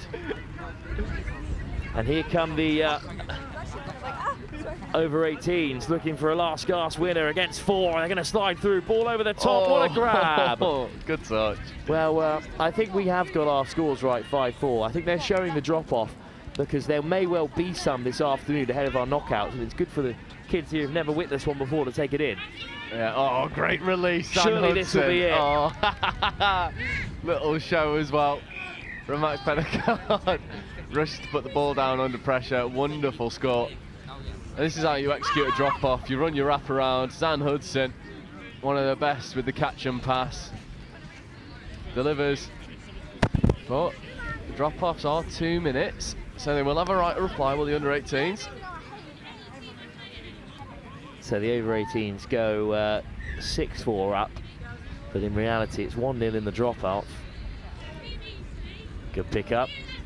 4-on-4 here, should be plenty of space. So this is what happens, Joe, when the scores are level from now on out, because we're playing knockouts all the way through the rest of the afternoon. Indeed, it gives you a good first taste of what drop-off footy looks like. It's a lot of sort of matador, it's a lot of biting, pulling, trying to get both middles up and then trying to execute around the outside. Really good hands, good footwork as well. Oh, did Don make it? No, he didn't. Try given. So the under-18s have levelled up this drop-off. That's wonderful, and you see it here, just a little bite. Oh, Theo gets caught flat-footed and gets around the outside of Dom, and he knows. And now we're down to 3. So our first quarter-final here on pitch 1 will be from the girls under-18 competition, and that great Stretham and Clappam side that we saw opening up the day. They topped the group, beating Bohunt Wokingham, who are dropping into the quarter-final while Stretham and Clapham are through to the semis. They take on Hans Price and Weston-super-Mare, who finished bottom of the other pool. Abbey Grange take on Worksop, looking for a place in the semi-finals, with, of course, the top side from Group B, Holm Grange, going straight through to the semi. So that's the next bit of action from the under-13 girls competition, as the over-18s are looking to get on the outside and score another try in the drop-off. It's just a good bit of gas. Really good bit of gas, and that is full time. So it was a bit of next try wins at the end of this showcase game, and in the end, with a score of 2-1 at the drop-off, they've given it to the over-18s, who finished on top in normal time as well. But a good showcase of high-quality touch ahead of our quarter-finals. We'll be back for our first quarter-final from the girls under-13 competition just a few moments' time, when Bohunt Wokingham are back onto our screens, this time in the under-13s comp, and they'll be taking on Hans Price from Weston-super-Mare.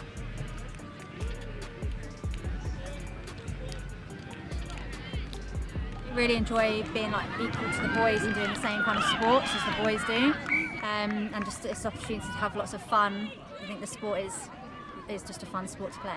So I think being able to play a sport like this and be able to kind of play it after school as well, you know, turn up on a football or an outdoor space and join a touch game is amazing.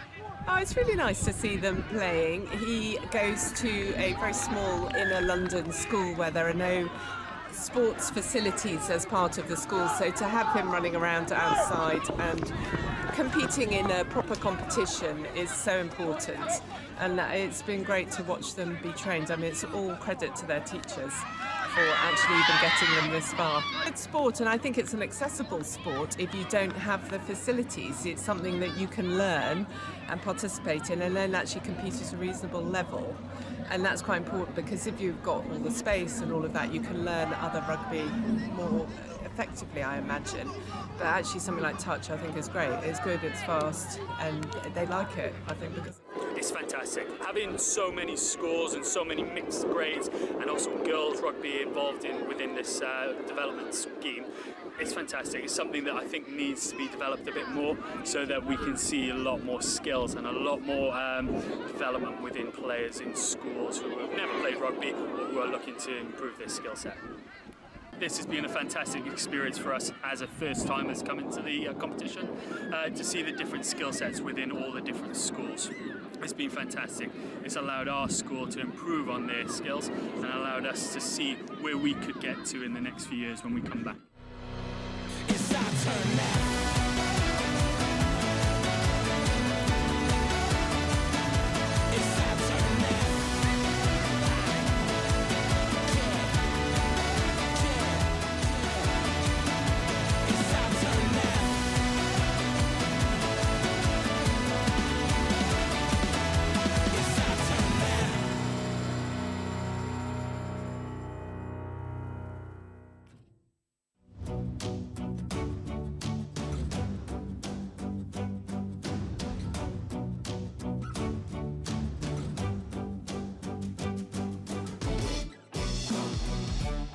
Sure is something to be proud of.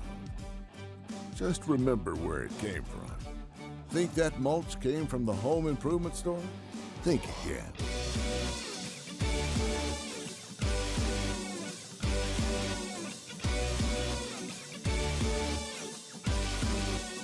From right-of-way preparation, commercial and residential land clearing projects, and storm cleanup, mulch comes from a lot of places, just not the home improvement store. Vermeer and the people who make mulch, helping the world be equipped to do more.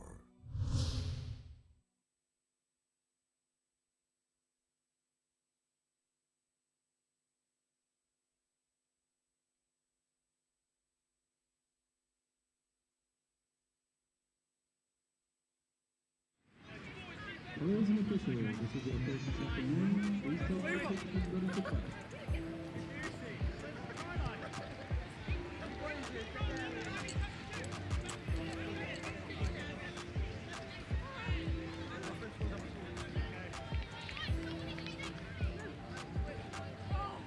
Players and officials, stand by. Oh, I got smacked in the eye literally when I was going down.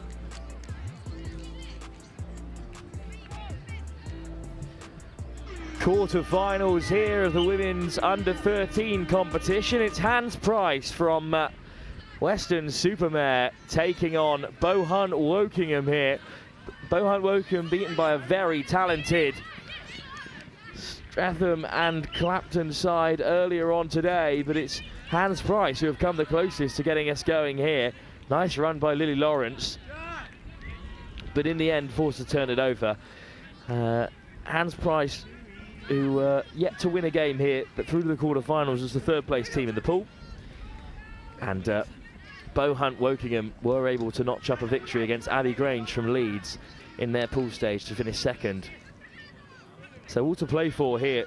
Joe Price back alongside me for this one. It was a good early drive by Hans Price, who again have brought a team in almost every level of this competition. But it's Bohunt Wokingham right in front of their own gazebo on the far side who are going to open the scoring.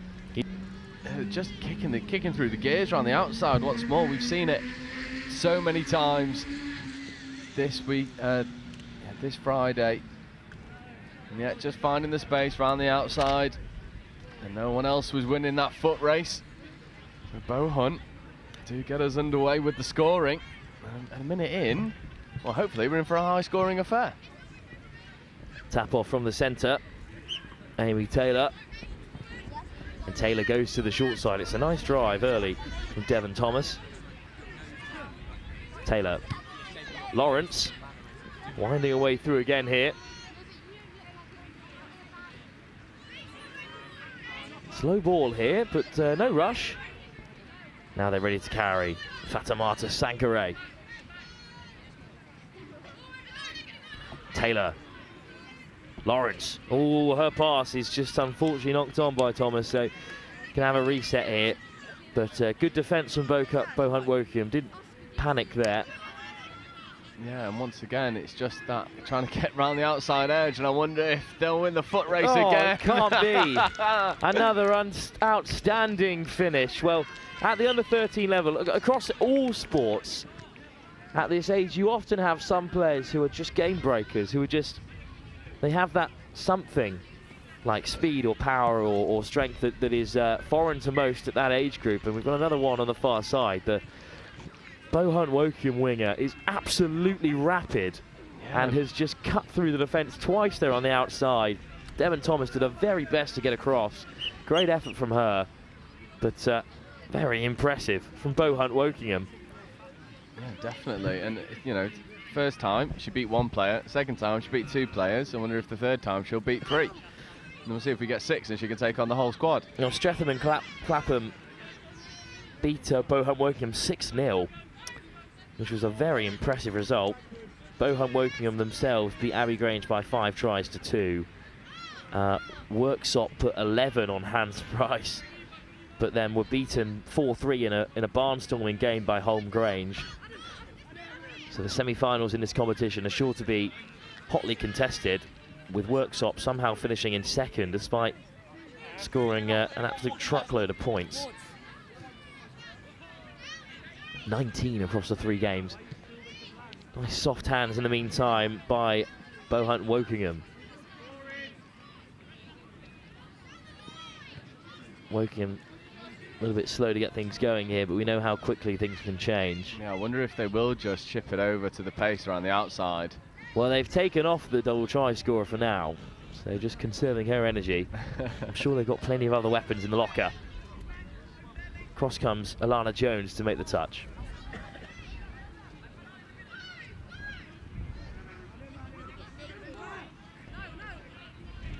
Oh, well, I was going to say, is there any bird spotting aficionados? Because to me, that looks like a kestrel that's currently hovering over this field. Well, that's pretty beautiful stuff. I hope it doesn't impede Hans Price as they look to take on the Bohunt Wokingham defence. What would be the ruling if someone was to go over and score and a bird came down and knocked it out of the hands?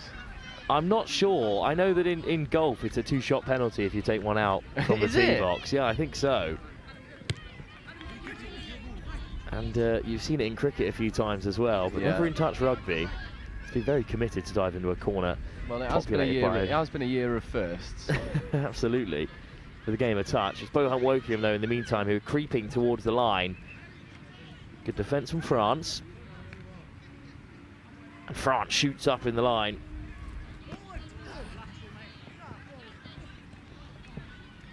Bohunt Wokingham here, up by 2. Great line speed from Hans Price again. A number of their under-15s women's side have come over to support as well. They're on the touchline in front of us here. And it's great defence from Hans Price, much better from them. And a chance for the women in blue to respond here. Of course, this is the knockout stages now, the quarterfinals. The victors will be through to a semi-final in which they will have to contend with the top side in the group from the group stages, which is Stretham and Clapham. Yeah, they were a brilliant side when we saw them this morning. They were. They remind us a lot of Bohunt Wokingham with that pace on the outside, of course. I think we've seen that as well through like some different teams today. Like obviously Jags. Some insider information from Dom Tripp. That player that we were shouting out from Jags is called Matilda, and she is representing England under-18s girls whilst being 15. Wow, that's fantastic, isn't it? That tells you everything you need to know about Matilda. Yeah, I think that says a lot. She's a hat-trick scorer in pitch 1 last time she took to the field. Yeah. And it's just a turnover here, so Hans Price unable to get a strike going at the line. And on come the changes for Bohunt Wokingham, looking to make a semi-final where they'll have a rematch with Stretham and Clappam if they make it through, either in the semis or the final. Most likely with Worksop also in the quarterfinals elsewhere, taking on Abbey Grange, looking to make it through to take on Grange, or that aforementioned Stretham and Clappam side in the remnants of the under-13 girls comp. Here come Bohunt Wokingham weaving on the inside. Slightly shorter winger down the near side. Let's see where they'll take it. Good line speed from Hans Price again. Yeah, really good defence. Jones gets up to make the touch and turns it over as well. And I tell you what, outside of those two tearing runs around the outside from Bohunt, the Hans Price defence has been really aggressive in making their touches. It's really good line speed. So they are restricting Bohunt to basically just shooting from deep, but not quite doing enough on the other side of the ball to mirror that threat from Bohunt. And Hans Price will be back on the live stream after this game, because their under-15s boys are taking on St Anselms of Liverpool. Oh wow! Well, we saw those St Anselms boys from Liverpool earlier on, and they looked wicked, absolutely wicked. Great bit of structure, and some of them have unreal footwork. And that was only their under-13, so imagine what their senior side are going to look like as Bohunt Wokingham have defended another Hans Price offensive, and now we're back to a Bohunt Wokingham attack. And they've kept the speedster on the bench for the last few minutes or so. Look forward to her introduction back into the game, because at the moment they're looking a little bit lackadaisical. When you're up by 2, you can afford to be. Yeah. Yeah, I think they might bring her back on in a few minutes. You just give her a little bit of rest. She had 2 long bursting runs, Good work from Taylor and Lawrence in defence, and again it's Thomas flying out in the line. And then across comes Lawrence to make the touch. One last go at it here for Bohunt Wokingham. Looking to get away on the outside, but it's a good touch made by Louise France to win it back for Hans Price. Yeah, and just not a lot of like receiving the ball at pace that's going on for either attack. One of the things that me and Dom were talking about earlier was you know, the teams that really sort of find their strengths are the teams that receive the ball whilst running and sort of injecting pace from the start, rather than receiving the ball quite flat-footed. Oh, great bit of weaving. Nice work to get on the front foot from Beth Newbury. And it's here where we need to go just a little bit quicker, just slowing it down a bit too much, as you say in the game prior, that you can be patient, but it does come to a point where you might be too patient and it becomes a little bit tricky for you to then generate momentum getting further down the field. Only one of these two sides can go through to the semi-finals, in which the top seeded side from each pool await. And it's Bohunt Wokingham swinging it back inside and then heading towards the edge again. Bohunt Wokingham back to the short side. Great acceleration. Again, just a little bit slow to get things going from the base. Once they do get the ball in hand, they race forward. Out comes Sankara to make the touch. Might it be on down the left here? Looking a little bit narrow, looking a little bit stationary, but great pace to get on the outside. It's a good touch. An important one as well, made by Amy Taylor, who turns it back over for Hans Price. So defence is not an issue for Hans Price, but they just need to be a little bit more creative going forward. Just that one little half break so far in the attack, and that's great momentum. So can they use it? Yeah, I completely agree. Both defences really strong. It's unfortunate that pass has just been caught in the breeze, really whipped into the support. And we'll see if Bohunt Wokingham can make this opportunity count. First real time that they've had a fresh set of 6 close to the opposition line. Bohunt Wokingham, soft hands, looking to get a third try as we cross over the halfway stage in this quarter-final. Just moving so laterally there, but getting on the outside, and that's a hat-trick in this quarter-final. For Bohunt Wokingham's winger, no right to get on the outside of 3 defenders here. They pressed up in the line, but in the end, too much pace, uncontainable. 3 tries, all created by the same player for Bohunt Wokingham. Yeah, and it is exactly as you were saying. You've got that pace to burn, then you can make all the difference for any team in any division in any sport. You just have that one attribute that comes out above the rest. For Bohunt Wokingham, it is speed, and it always makes your life a little bit easier when you've got someone who will go and burn you around the outside. It's almost like a fail-safe. Nothing else is on. Give it the gas, man. Sankara to get us started. Oh, it's a heavy touch coming in. Good line speed from the 2 players of Bohunt Wokingham. Lawrence, nice step off the right from Taylor. She is caught. Lawrence, Sankara. Again, Sankara, great run. This is much better from Hans Price. Taylor, Lawrence, stepping back on the inside. Taylor again. Thomas. Sankara just running out of room there. And she is caught by Bohunt Wokingham. Final touch here for Hans Price. Taylor, Lawrence, and then taken direct by Ava Reedman. But that's final touch for Hans Price. Good defence by Bohunt Wokingham. They've had their moments where they can break. Oh, good hands. This player again, he picks it off the toes and looks to get on the outside. Oh. Surely not another. Finally this time, racing across comes Devon Thomas. And maybe Hans Price have just figured it out. Yep, surround her in blue and hope she doesn't step on the inside of all of you.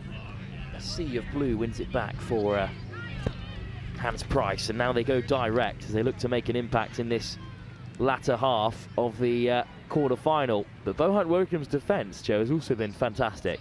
Yeah, really tight as well. Not really sort of giving any space in the middle. Always sort of leaving the outside channels free and backing themselves to work across together. Although, good they'll ball have to do that once more. Out to the edge. Important touch made on Newbury. Good hands, but back into traffic for Hans Price. Lily Lawrence. Sankara. Makes good yards every time she carries. Slow ball here for Hans Price, but they are well set. Lawrence. Oh, good work to get on the outside, but Newbury is just about caught. It's another fine defensive set from Bohunt Wokingham as they look to nil this Hans Price side and confirm their place in the semi-final.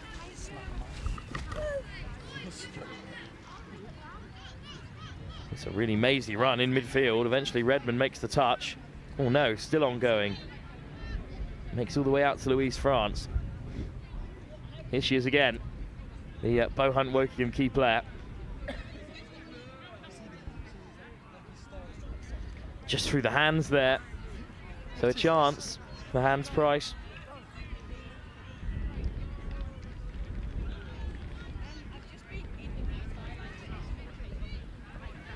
And finally they get going. Nice step off the right from Lawrence. Thomas. Reedman. Lawrence. Jones. Good line speed, Bohunt Wokingham again. Just not threatening enough here. One-up runners unable to break through.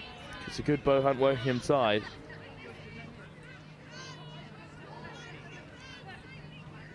To the 7, still no way through.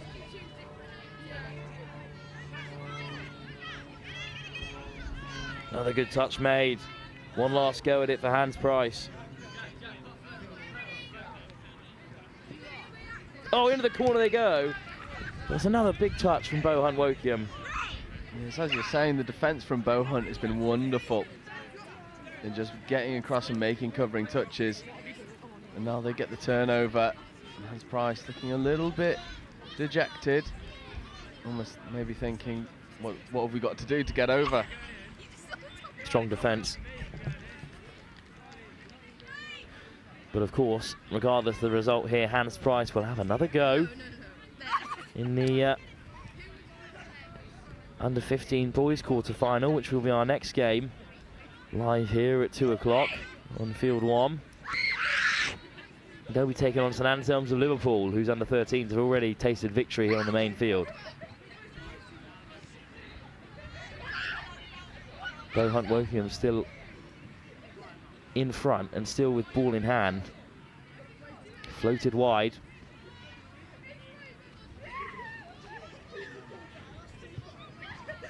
Despite the sun being in, the heat is still searing here. Yeah. I'm sure it's hard work out there for all players. Bohunt Wokingham sidling through again. Shock and horror. It's a 4th score and it's a fantastic little run. And Bohunt Wokingham got a star on their hands here in the under-13 competition. Oh, this is wonderful. Oh, that is superb. Just carves through, steps away from one and then finds the gap and sticks the hammer down. And as you say, Bohunt, well, you've got that one difference maker. She's absolutely rapid. And she scored 4 already in this quarter-finals. I would love to know how many she's scored throughout the tournament so far.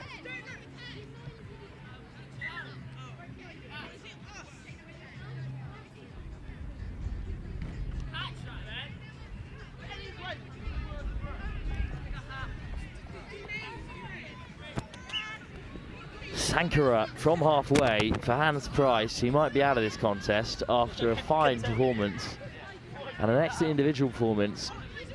We've had some great individual performances today, Joe, but this is perhaps the first game where one player has had such a decisive impact on the game, scoring all 4 tries. Yeah, definitely. I agree.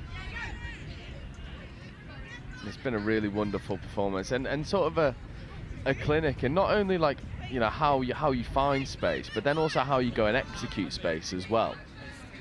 You know, it's been a really mature performance from Bohunt. Their defence has been brilliant. They've, you know, largely shut out Hans Price. Certainly kept them out on the scoreboard, which is all important. Still trying to get a clean sheet out of this quarter-final, which would be some performance. Yeah, definitely. I'll tell you what, one thing I have been impressed with is the referee's ability to accurately launch a whistle about 20 metres each time they turn over. Between each other, yeah. Yeah. I think on this pitch they've just got it. They've got the chemistry down. Two England internationals. Yeah, definitely. Just keeping that hand-eye coordination nice and crisp. That's a bit of a hard touch.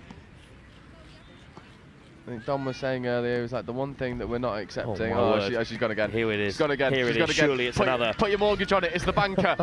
Oh, no She's way. Gone. That is unbelievable. That is a 5th try for Bohunt Wokingham.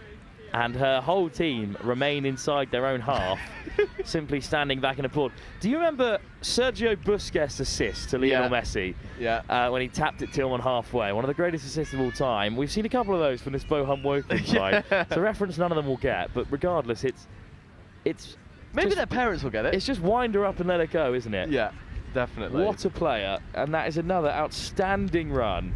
5 tries scored in this game, all by the same player. Yeah, and now she subbed herself off. She's like, look, we're comfortable now. I will relax the rest of the game. You do not need me anymore.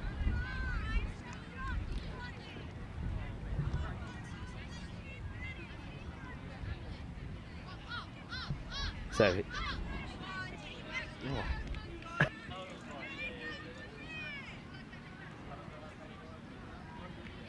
Oh, there's a nice lofted pass to the right-hand side as well. You can see the Bohunt Wokingham coach is pointing into the corner because that's where the space is. Good read in defence that time. And as we enter our final minute here, it's been a game. I've never seen a game so clearly defined by one player. Yeah. First of its kind in this tournament. I honestly thought there'd be a few more. It's another good read in defence. Bohunt Wokingham searching for a 6th. I thought there'd be more instances of one player sort of running the show, but it's the first game that's been so solely dictated by an individual. Yes, definitely. And I think, you know, one of the skills you look for in touch, if you start to think on, because, you know, this player definitely, you know, would have opportunities to potentially go and like represent regions and stuff. Like she's got some really good touch skills. One of the ones is being able to change your direction efficiently and not lose all your pace. And you see some people are absolutely rapid, but then it sort of takes them 10 working days to turn. and there's none of that here. You know, it's very explosive, it's very direct, really sharp change of direction. And you know, if you're thinking of like, well, what touch skills will set me above the rest, it is that ability to change direction quickly and not sort of slow down whilst doing it. And yeah, she's got it, and part of the reason why she's got a 5er. What a performance by the Bohunt Wokingham winger, but we shouldn't discount the defensive effort as well that has allowed them to keep a clean sheet against Hans Price in this under-13 girls quarter-final, and they'll be through to a semi-final to face one of Grange or Stretham and Clappam, 2 top sides in the under-13 girls competition, who went straight through to the semis. More action from the knockout stages. It's another quarter-final. This time it's under-14 in the boys competition, and it's going to be St Anselms from Liverpool who are in action here after their under-13s wowed us earlier on today. See if they can go 2 from 2 on the live stream here in Oxford at the National School Finals.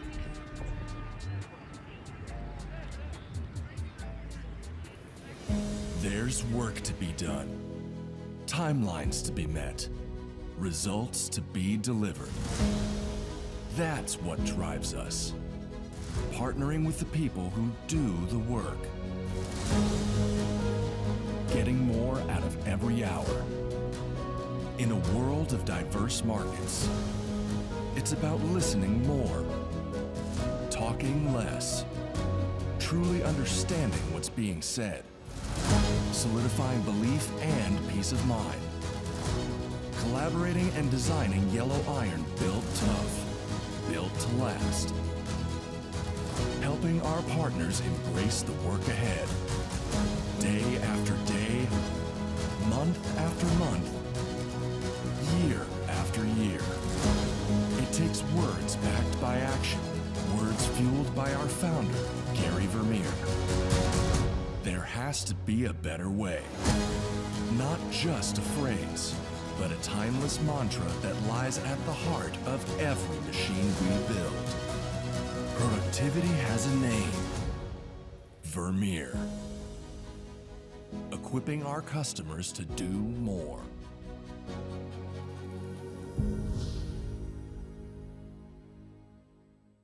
They really enjoy being like equal to the boys and doing the same kind of sports as the boys do, and just it's an opportunity to have lots of fun. I think the sport is just a fun sport to play. So I think being able to play a sport like this and be able to kind of play it after school as well, you know, turn up on a football or an outdoor space and join a touch game, is amazing. Oh, it's really nice to see them playing. He goes to a very small inner London school where there are no sports facilities as part of the school, so to have him running around outside and competing in a proper competition is so important, and it's been great to watch them be trained. I mean, it's all credit to their teachers for actually even getting them this far. It's sport, and I think it's an accessible sport if you don't have the facilities. It's something that you can learn and participate in and then actually compete at a reasonable level. And that's quite important, because if you've got all the space and all of that, you can learn other rugby more effectively, I imagine.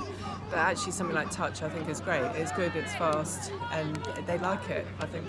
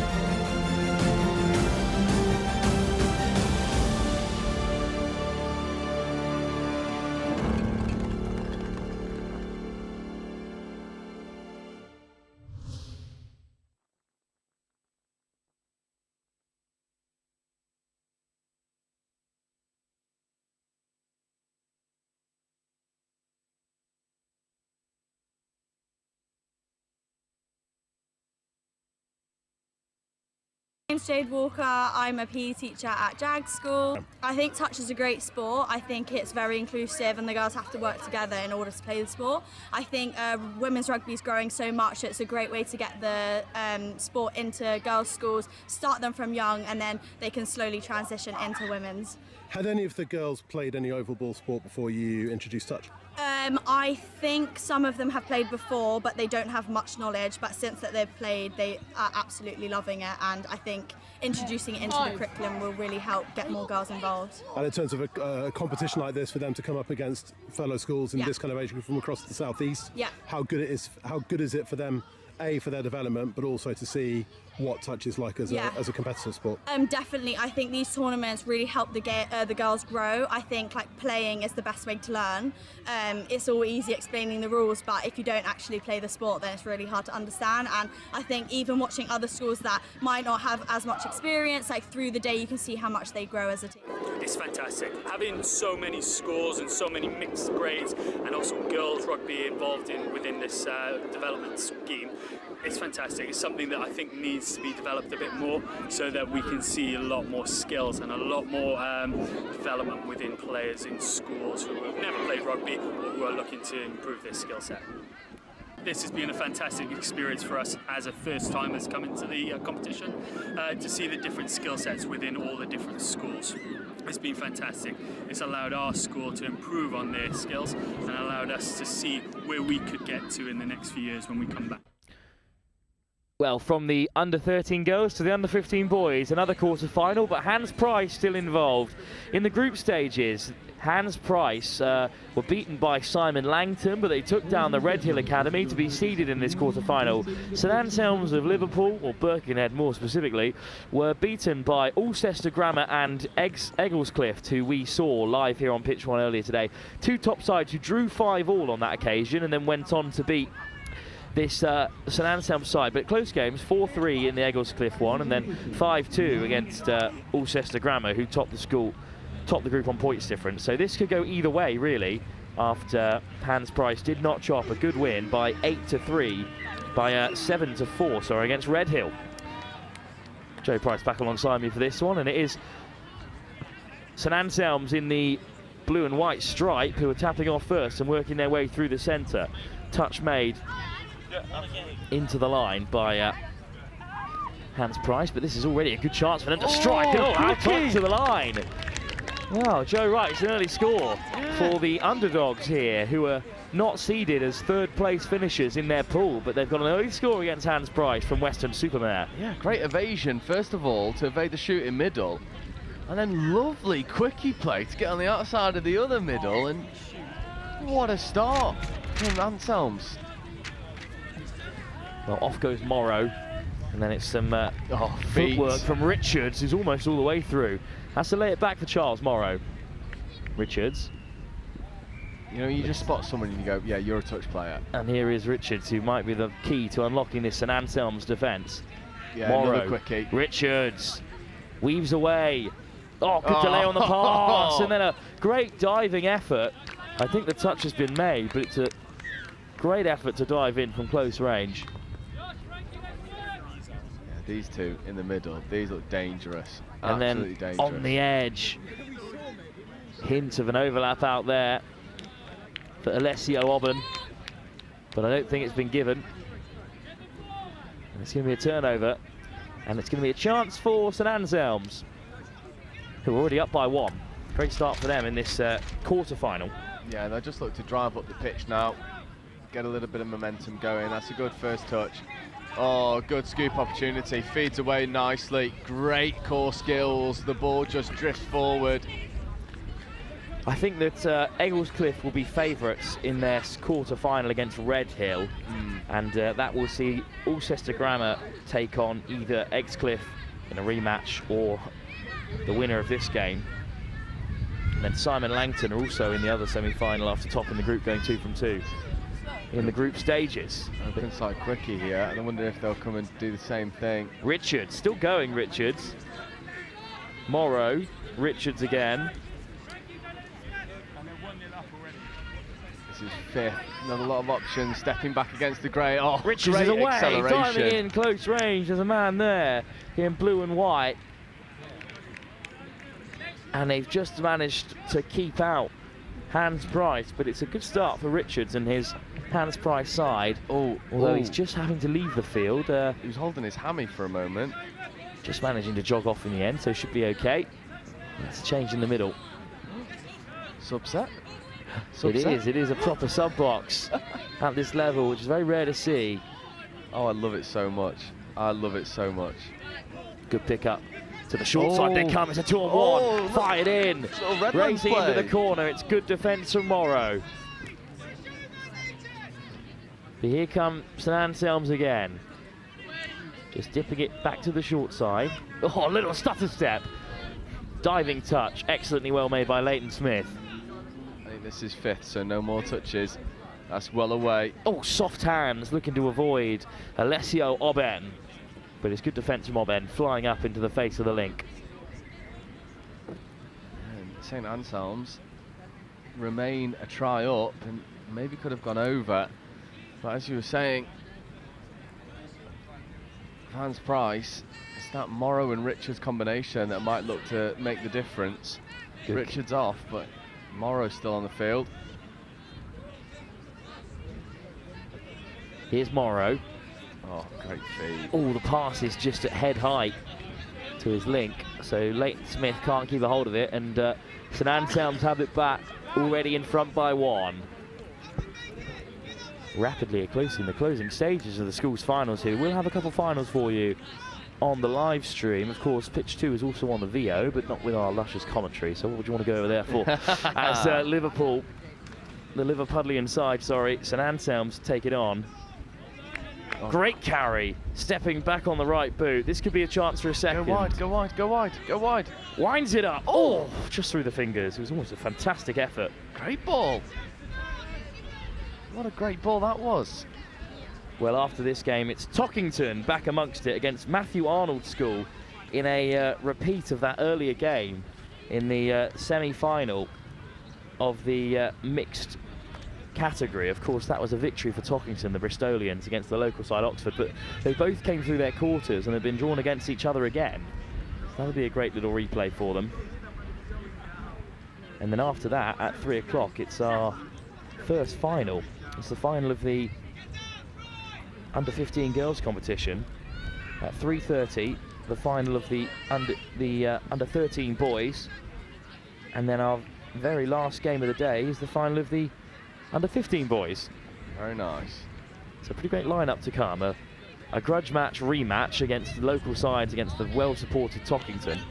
And then a couple of finals, 3 of them to finish off the day, as Leighton Smith carries it on for Hans Price, who is still only down by 1 in the early stage of this game. Yeah. Morrow, big jump step, doesn't get away. Good work.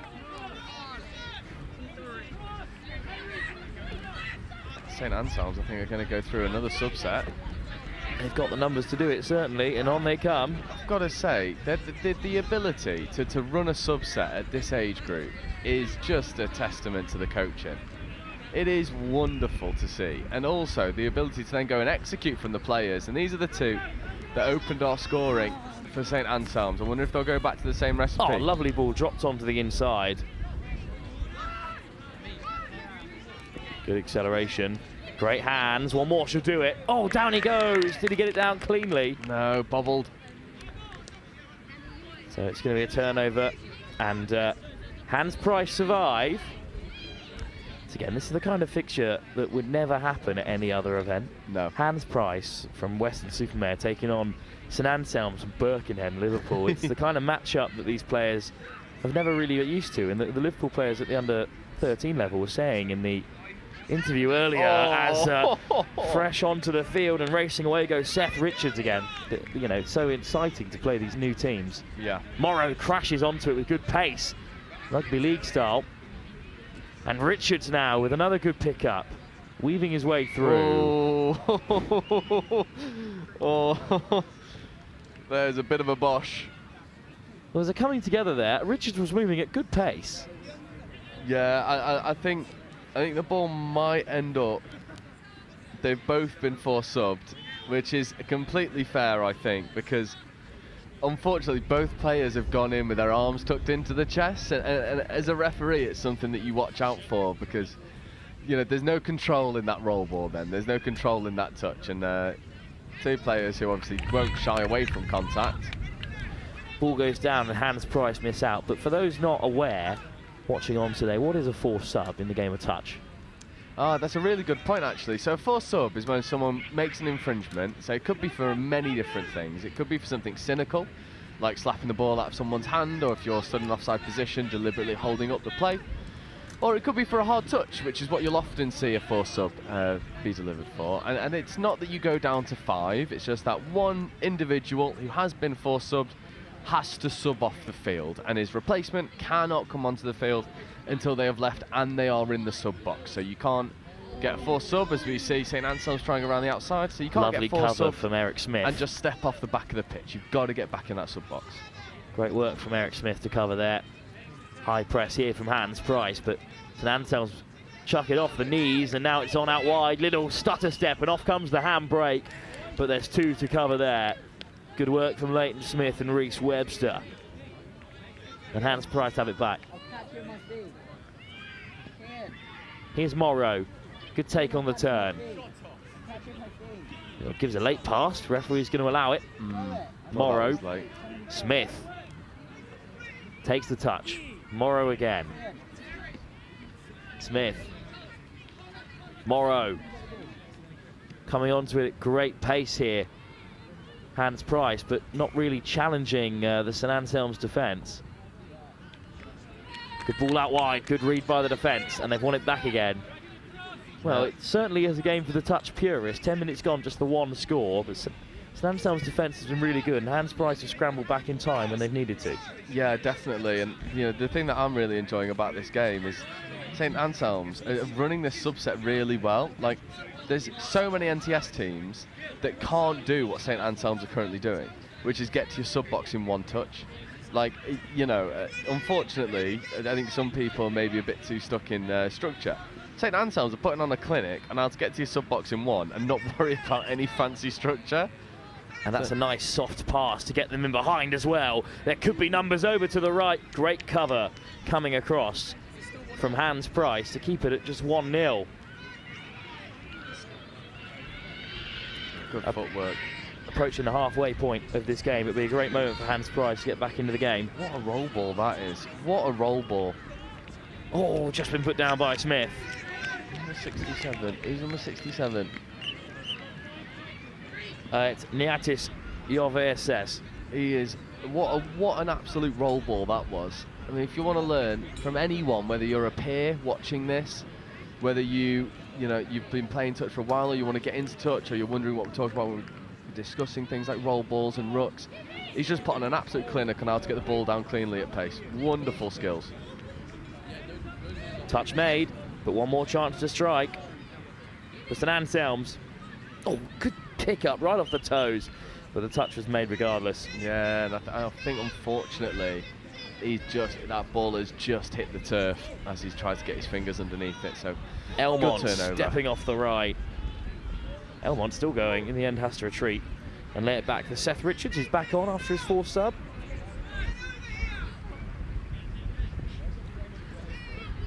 Niatis Joveses lifts it off the deck. Good step. Richards again.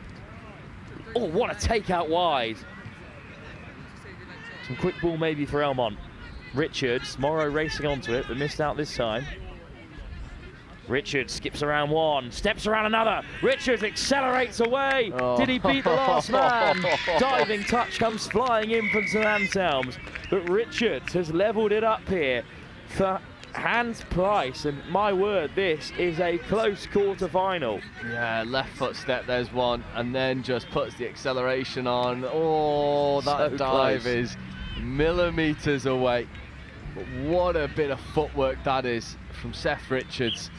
Single-handedly dragging this team by the scruff of the neck and saying, no, we're not out of this semi-final yet. St Anselms from halfway, best platform of the game so far for them. Both sides rarely giving away any errors in this tie, and that's what's kept it so close. Yeah, but also this is where they got their first score from. Was these two operating in the middle, trying to hit some quickies. So let's see if they'll do it again. It's a good platform for the quickie. Steps up, goes against the grain. Winger could get on the outside. Across comes Morrow, makes the touch. Good defence. Oh, Morrow wanted to go quickly. Oh, he is going to keep going here. That's a good take out wide. Yeah, Morrow. The shape on some of these passes are beautiful. Smith.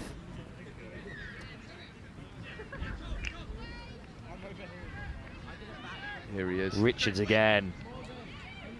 Oh, has he gone again? Seth Richards almost away, has to come back for the touch. Important defensive intervention from St Anselms. Richards.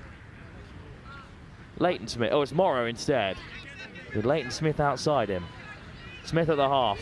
Picks out Richards. He's got Eric Smith to his left. Was there a touch made there?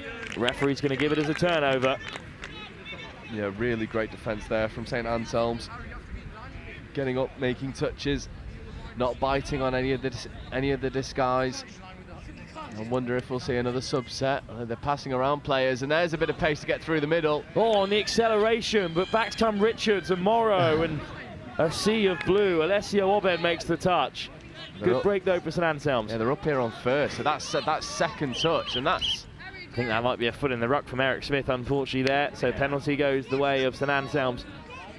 Yeah, what a result that is for St Anselms. They go 70 metres up the field on 2 touches. Now they get the fresh set of 6, and it is the same pod that got the opener. And we'll see if they can repeat their success. Bit of matador going on. Good platform. Little bit stop-start. Finds the wing. Oh, straight it's wonderful. through the league channel. And it's a second score for St Anselms, and they are few and far between in this tight quarter-final. It's been a real battle, and that's 2-1 now with 6 minutes still to go. It's that same mid-mid pairing as well. This time they run the variation. They don't give the quickie. They step back against the grain. They hit the link, who's running a really nice hole in space. And for a bunch of under 15-year-olds, well, he's a masterful understanding of how to play line attack. But here goes Morrow. Richards on a good line. Makes great yards. Morrow with a quick pickup. Oh, good step. Caught by St Anselms. Richards. Morrow. Richards again. What a dive. Great touch. What a touch. They must have a great touch programme running at Hans Price, because they've got so many teams in this competition, and this under-15 side is well drilled. Good hands to keep it alive. The testing ball out wide, but it's well taken in the end by Archie Halford. And now to the edge. How much space is there out there? Is that ball? It's a miraculous dive, but I think the ball came loose. Unfortunate. What a dive that was. They're superb. And as you say, just bobbling loose. Well, there is no number 12 on my team sheet, but it may well be Preslav Zakharev out there. And Zarayev, and a good player at number 12, if it is him, in fact, because there's 2 number 10s. But I can see the name on his back. I can just about see the name on the back of his shirt. Good carry by St Anselms in the meantime, still in front. Happy to eat up the clock here. There's not long to go at all. Great hands. Oh, the last ball out wide is just overcooked.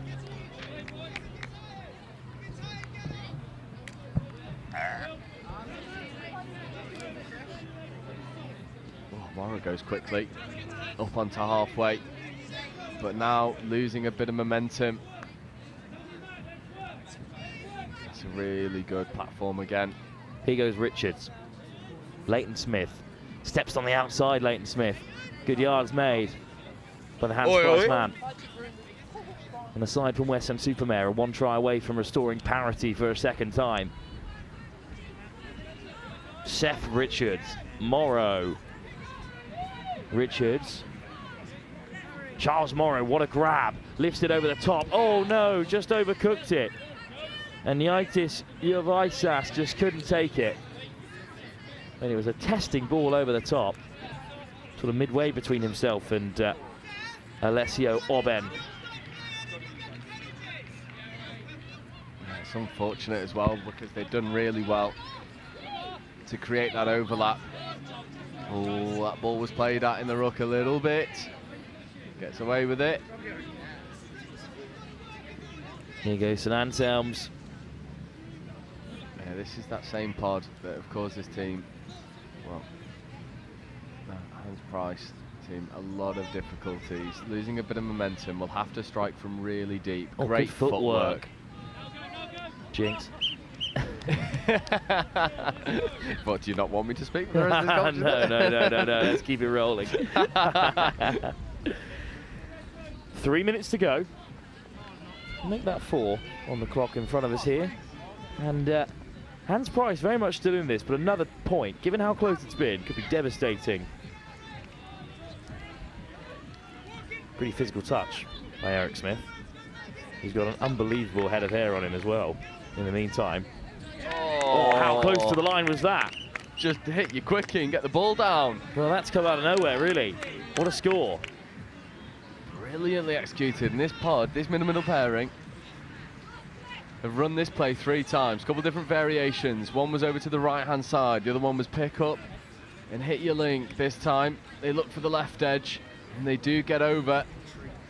And they end up getting that ball down. It is 3 tries to 1. And now Hans Price have a bit of a work to do.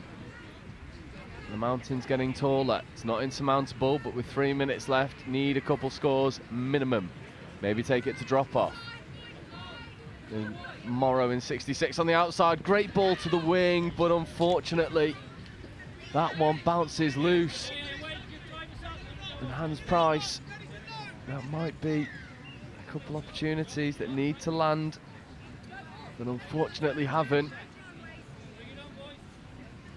St Anselms, well, they won't mind this game slowing down at all. Forgive my absence, I was just sprinting after the Stretham and Clappam school side who are about to play their semi-final in the women's under-15s competition. They're very likely to go through to the final, and we need their shirt numbers. Yes. Because they were excellent in their opening game, taking down that talented Bohunt Wokingham side 6-1. Oh, sorry, taking down the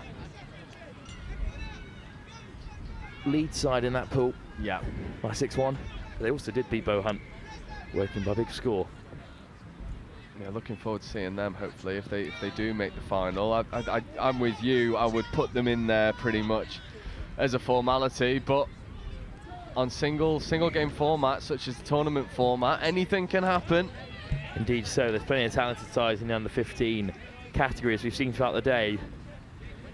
And both of these sides will be up against it in the semi-final in the under-15 boys if they make it through, but it's still such a narrow margin. Well, what a nice little run from Richards, almost opens up St Anselms again. Morrow with Richards on the ball. Morrow to his right. Needs to go quickly. Here they go. Richards takes another touch. Well, they've just got in their own way there. Maybe to the short side they can go. They need to go quick. Less than a minute on the clock. Richards steps off the right, weaving his way through. Still Richards. Zaharev. Preslav Zaharev just caught in the moment. Eric Smith comes over for a quick scoop. Richards. Back inside. Great ball. Nice little step from Smith. Oh, what a score that is. We do not have long to go here, but if they are going to get given the score, then it's a tight margin for the last 30 seconds we played with. They've given touch and pass. Oh, that's such a shame for Richards. It was great effort from him. And a fine finish from Smith as well. Look at this. Oh, bang off the right. And a good finish. It's just a shame that Richards was caught, and now St Anselms can just wait out the clock. Yeah, as long as they don't cough this ball up, they'll be home and dry. Curse the commentator. Seconds to go. Can St Anselms hold out here, or will Hans Price take something else from the game? Final play for them. Zaharev, Smith, all the way to the edge. Back inside to Smith, ball down. That's game over. And St Anselms have hung on, and they are through to the semi-final of the boys under-15 competition. A fine performance from them. And here is final play, touch taken. And a good performance from them. Indeed. Fully deserved victory. Up next, we're through to the semi-final stages, and it's going to be action from the under-13 boys competition. But first, we'll hopefully hear from one of the St Anselms players ahead of their semi-final and hopefully final appearance here on pitch 1 for our final game of the day at 4 o'clock.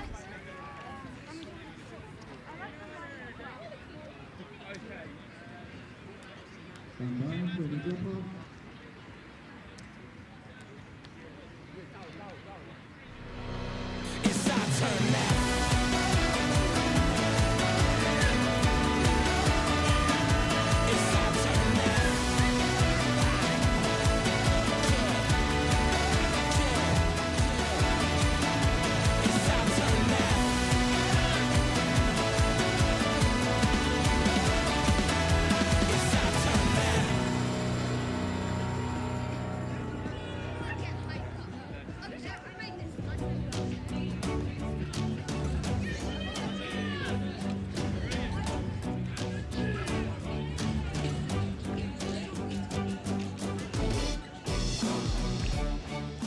is something to be proud of. Just remember where it came from.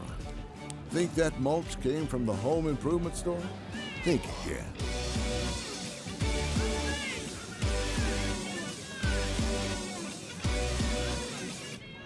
So I'm delighted to be joined by Josh and Frankie here from a victorious St Anselms. They're through to the semi-final in the under-15s competition. So it was a tough group stage, two of the really best sides of the competition in your pool, but you've turned it around and you're through to the semis. How do you feel after that win? It's great. Well, it was a great performance. First couple of games we were quite close, but I thought that game really showed what we were doing, and it was really good. You're going to play one of the group champions, either from Group A or Group B, so it might be a rematch or it might be new opposition in the semis. But how much are you looking forward to it here at such a big event, the National School Finals? It's great here. It's very fun to play, and we can't wait to play some more teams. We heard from the under-13s earlier of St Anselms saying they haven't played that much touch rugby coming into the tournament, but after a couple of games, at least 3 here today, what do you make of the sport, and how do you think it's going to impact St Anselms going forward? Do you think touch is here to stay at the school? I'd love to do it more. I'd love to go next year. We're definitely improving, and I'd hope we can come pretty much next year.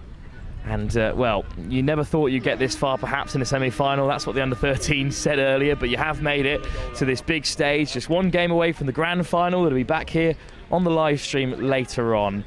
How does it feel to have got so far in the competition, knowing that you're so close to going the whole way in such a big tournament? Yeah, we're so excited to be through to playing the next team, and we just really want to win. Well, best of luck to you guys in the semi-final. We'll hope to see you a bit later on in the grand final, last game of the day at 4 o'clock. Thanks for joining us. And we're straight on to more knockout footy here at the National School Finals. Action from the under-13s quarter-final. It's a rematch to our game we saw earlier on. It's Tockington who are taking on Matthew Arnold, the local side from here in Oxford, at the National School Finals. There's work to be done, timelines to be met, results to be delivered. That's what drives us. Partnering with the people who do the work. Getting more out of every hour.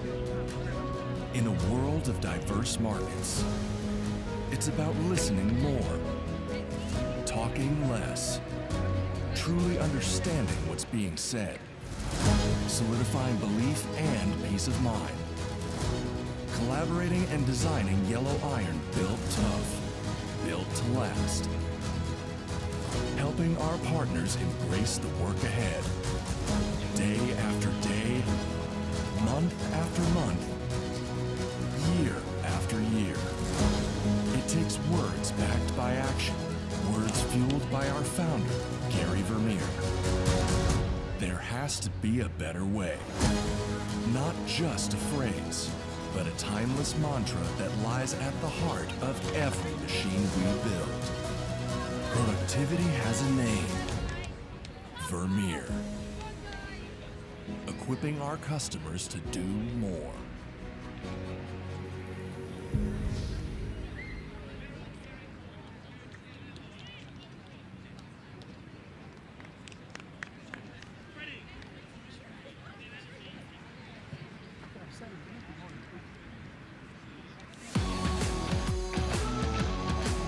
If you've never played touch before, this video is going to give you all the information you need to get a game going. So the game starts by putting the ball down on halfway, tapping the ball with your foot, and then you can pick it up, run and get touched. That means the ball is live. At the point of the touch, the attacker has to put the ball down on the mark, which is where you get touched, step over it. It's good to keep the ball still to make it easier for the next person to pick the ball up. At the point of the touch, the defensive team also have to retreat 7 metres, which is marked by the referee. The player who picks the ball up from the floor is called the half. They can run with it, they can pass it, but they cannot get touched and they cannot score. To score a try, your team needs to progress the ball upfield within 6 touches and put the ball down on the floor over the try line. A team has got 6 touches to progress the ball upfield and try and score a try. If you don't manage to score a try, there is a change of possession and the defending team then receive the ball. To start the ball, when it's just a change of possession, i.e. it's not been a penalty, you put the ball on the floor and perform a roll ball. Despite it saying roll ball, it's better to put the ball down still on the floor and just step over it. You must only pass backwards in this game, which means you must run the ball forwards and pass the ball backwards to a teammate. There are a number of ways you can give away a penalty. 1, you could be offside. 2, you could throw a forward pass. 3, you can make a hard touch. There are lots of other different variations, but those are the main ones. A touch game can last for whatever length that suits you. In a full game of touch, it's 6-a-side and it's 20-minute halves for a 40-minute game. However, at many events, the duration of the games vary. If you are playing a boys or a girls team, it will be 6 of the same gender or sex. If you are playing a mixed version of the game, it will be 3 and 3. If you want to be inclusive, you can play with any combination of different genders or identities that suit.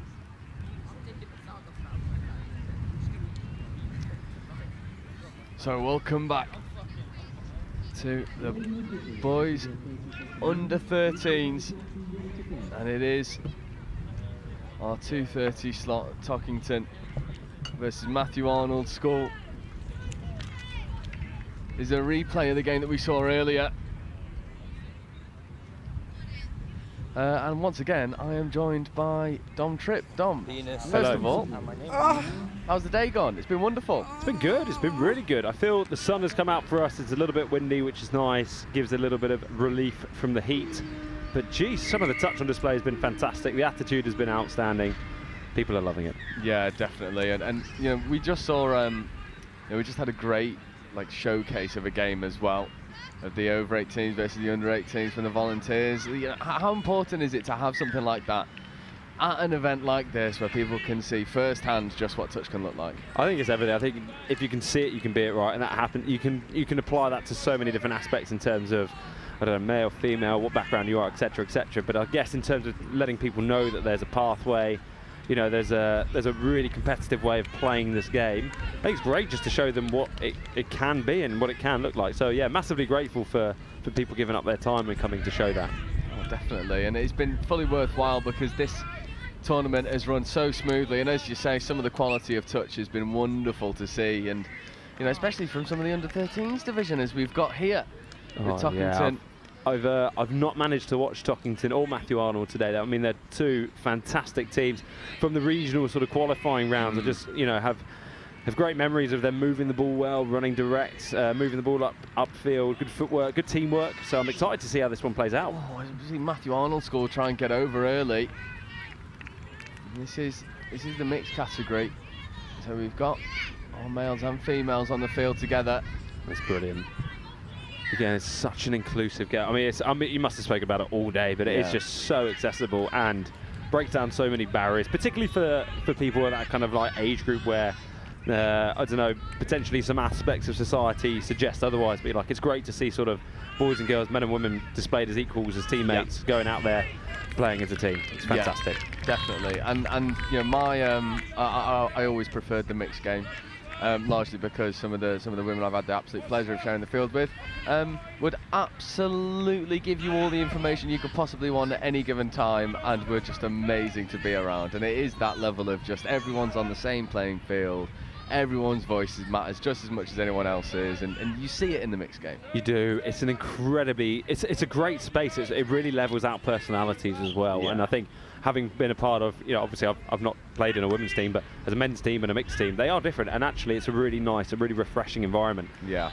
And it's great to see people of, you know, like I said, the under 13s, your 7, your 8, just getting that sort of education that everyone's equal and everyone has value, and you work together. And actually, I was going to say, some of the best players in the world that I've ever had, you know, been blessed. I mean, you look at Zan Hudson, who was chucking right to left. Look at Bronte Sykes here today.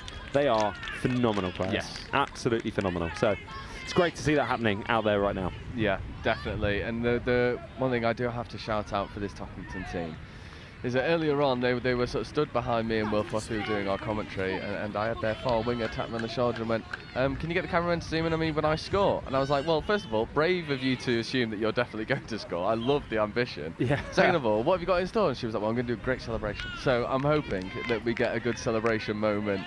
Here we go, from this Tockington mixed team. I mean, she got 2 in the game previous. Here we go. So it's good chance of it happening. Yeah, I wouldn't count against it. I'm not a betting man, but if I was, then it's on the cards. It is indeed, yeah. I mean, that's so. I mean, even like that. I mean, look at that. You've gone all right. Someone's put a bit of the hammer down. They put the handbrake on, move the ball. 1, 2, 3, 4, 5 passes. You're like, this is so good. It's so good to watch. And actually, I'm excited to see how this Tockington team approach line attack, because Again, I think it's a part of the game that people who are a little bit newer don't understand just how tactical you can get around scoring. Like, it is just next level in terms of different ways you could break it down. So I'm excited to see how they go here.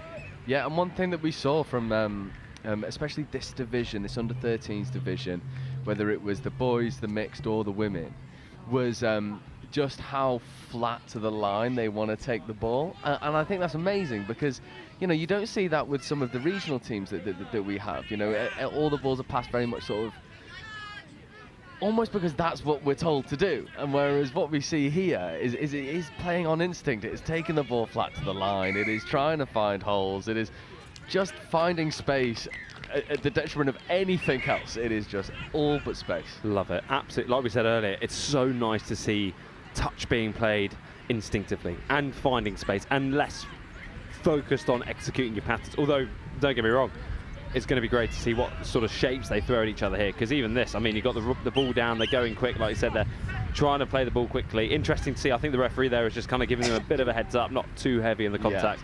But yeah, it's so good. Like I said earlier, like good sidestepping, good passing, just kind of like instinctive play, which is what you want. Yeah, and what was nice earlier, I sort of got my moment, is we might see the first score. Because, you know me, I've been around touch a few years, I love the game, I think it's great. I admire really nice structure. We saw an under-15s team run 3 consecutive subsets and get really clean subbing transitions, which I was fangirling over. That is fantastic. Wilf was sat next to me going, that's good. That's really impressive. I loved it. St Anselms got to big you up. Yeah, fair play. 3 subsets in the under-15s boys and very clean subsets to the point where one of them led to a score down the other end, and I was, yes, very, very, very happy, and almost wanted to message some of my old coaches and be like, this is how we get a good subset. Yeah, this is good. Watch this. But it's so, I mean, it's an interesting game because today we're playing. It's an interesting length of game, 22 minutes straight, to try and sort of maximise game time and get it to flow. Good defence, great defence out on that left edge. But it's a real good tactical battle because for those who understand how to sub and interchange their play as well, it's just such an advantage, particularly on a hot day like today. Yeah. Because otherwise people end up, I feel like they get stuck on the pitch for 3, 4, 5, 6, 7 minutes, and all of a sudden at that point you're absolutely gassed. Oh, good scoop. Here we go. Here we got space on an edge, left-hand side, 2-1. Yeah, oh, great finish. What a finish that is. Getting the ball down in stride, and Tockington open the scoring, and it all come from that scoop in the middle. And we were saying, where's the structure? Can they have some? Well, there's your scoop, and then it's executing where that space is. That's good. Great line. So pick up the ball, running at the inside shoulder at one of the next players along, forcing them to make a decision. What I quite like there is you could almost see the Matthew Arnold player kind of covering under, like covering behind, just kind of like almost overreading the play to try and protect. But that's a great finish under pressure. I feel people underestimate how hard it is when you go catch down. It's got to be really quick, really hard work to finish that. Yeah, I've said it once, I've said it again. One of the most thankless positions on a touch field is winger. Oh, absolutely. And so critical, but so thankless. Yes, absolutely. I remember going on a tour once with England, and we had Miles Partridge come on the wing. I doubt I'll be watching, but what an incredible player. Yeah. And we went over, we toured down under, we kind of got it handed to us for a while, and he was the only reason we were scoring, and for some reason he was the scapegoat. And then you watch it back, you're like, oh, that's the only reason we were any good, is because of him. It does make such a difference, and you know, I think it's something that we've seen a lot like develop, especially in touch in England, as we see Matthew Arnold Great footwork. Unfortunately, just needed maybe an extra 3 millimeters of pace, and he was gone. Bring back the skin tight, almost like the tight vest, almost to go right. No baggy t-shirts, kind of like behind us now. Yeah, but in England now, you're seeing this development of like specialist wingers specifically, and I think it's just so good, like so good, so long. As the wing position in any code of rugby, as we see Tockington. Go. Oh, he's gone. The burners. Ooh, here we go. Oh, what a touch. Great touch. I thought he was going to kick on. They're going to go quickly. They're going to try and bait it. Oh. Is it wrong line, right line? Right line. Right line? No. Is it wrong line, right line? We're hugging. I'm not sure what's going on. That's show and go. Go. Here we go. Bang, bang, bang, bang. You were thinking he's pulling away. What an effort in defence. And the dive. Got him. Oh, just as well. Just got him. Game of inches. Just roll it so fast. And Yeah, that's good game awareness to get up and play and realise that actually you've got enough attackers there to just get going again. Yeah, it's superb, really superb. Love that. Tockington extend their lead to 2 tries, and this is what we saw from them in the game earlier.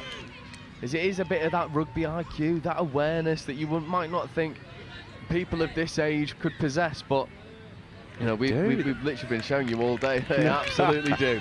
It's so impressive. It's so good to see. And actually, I think, particularly in a 20-minute game, it'll be interesting to see how they maybe approach things now, because 22 minutes, you kind of get a 2-3 point lead. It's tricky to put it back. It's hard work. You've really got to stay calm, go back to your process, think about a good quick roll ball, how you're going to break them down, how you're going to pick up a couple of scores. Then if you are in the lead, you're like, well, let's control the game here, and it'll be really interesting to see how Top go, because if you're like, right, let's control the field position, let's go down there, let's go low risk, let's manage the game that way. Yeah, part of me feels like low risk is not in their vocabulary, and it is going to be go hard. Kind of game we love to watch. Exactly that. As we see, Matthew Arnold score. Oh, good dive. Bit of an NRL finish, maybe. Yeah, love that. Yeah, you see Top it again. I'm going to shout him out again. Miles Partridge, if anyone's ever watched any, if you haven't, you go find some of his games, because oh my lord, he's about 2 meters out in midair, still managing to get the ball down. That's such an amazing skill to possess. Great defence there. And honestly, like, good wingers make great teams. Yes. I forget, I was doing a conference once, and I forget who was saying it. He was like sevens orientated. I forget the coach, but he made a great point where he was like, a good winger will make a title-winning team. I was just like, it's so true. It's so often a winger sort of just like in all codes of rugby, wingers are those players that don't really fit anywhere else.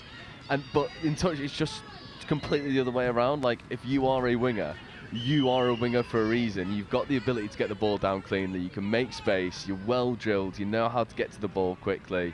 Oh, it's big moments as well, because I feel like in the driving, like maybe in the showcase game, if you're on YouTube, you go back and watch the showcase game, you see the wingers don't get too involved in the midfield, but it tends to be big reads and big moments at either end. So you're either saving a try or scoring a try, most sets, and you're like, right, well actually, puts a huge amount of emphasis when you're like, well, if you've got anyone who can pass in the team and go over the top, you need a winger who can read well, and vice versa. If you've got someone on your team who's got a long pass, you need someone who can finish well. It's such a specialist position. Yeah, it absolutely is. It absolutely is. I think we saw a bit of that emerging at Nationals this year as well.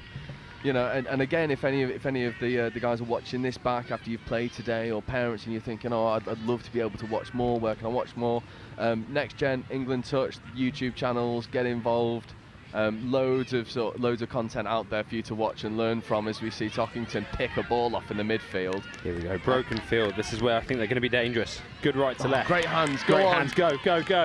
Go on. Good awareness, just to reset. Here we go, good intercept. So off an intercept, the count actually goes to 0. So just in case you're wondering and watching back going, well, hold on, they've got 7 touches in this set. On an intercept, it's, scoop! Scoop down the wing! Good recovery in defence. Yeah, I was going to say, referee just picking up on that. I thought I got that wrong. But yeah, if you pick the ball up as the dummy half, the scrum half, lots of people with a 9, etc. If you get touched, it's a turnover. High risk, high reward, because you're in the blocks, you're ready to go. You can often see people breaking the line, getting behind the defensive line. It's a great tactic, but it's high risk. Yeah, definitely, especially off that first 3 or 4 touches. It's easy touch turnover, or if you've got the gas, you go and burn. Go.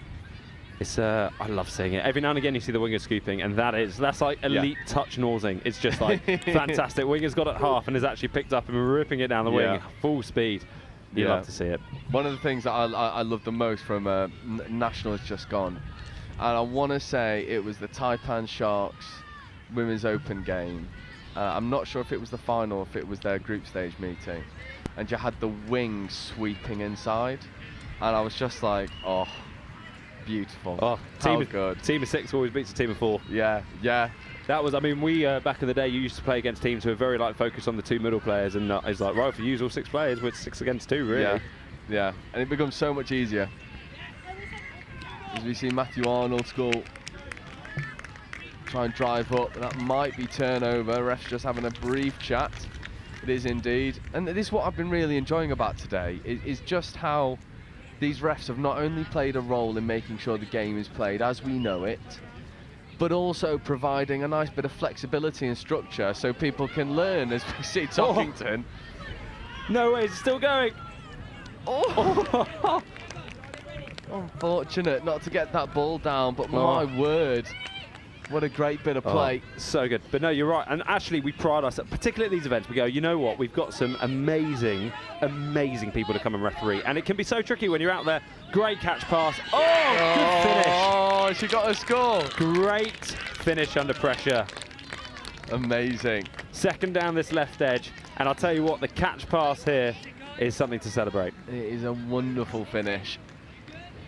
And she was saying, well, I'm going to score. Well, you absolutely have. Scoop, one pass. One good step. catch pass. Look at that, and down. That is prime touch skills. Fantastic.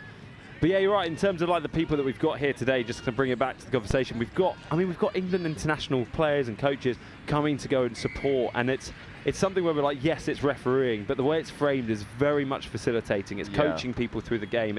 We want people to enjoy it, to come back, to learn, to see the value, to understand that there's a whole different tactical playbook that's still yet to be discovered, and just kind of guiding people through it. And that so often we get the feedback that you know, people really enjoy that. Yeah, and I think what's really nice is, as I've been walking round today, I had a conversation between two parents, and it really did make me smile. And I hope they won't mind me sharing this conversation. If you come and watch this back, you'll know who you are. And they were saying that for schools, this is the perfect alternative to full contact rugby. Yes. It was like, it's the most inclusive sport that they've seen. Their kids are loving it. The schools are loving it because of how inclusive it is. And they were just singing its praises in general. And I was walking by and I almost wanted to be like, yes. Yes, like, it is. You know what I mean? Like, I'm so glad you've got there yourself. Yeah. Yes.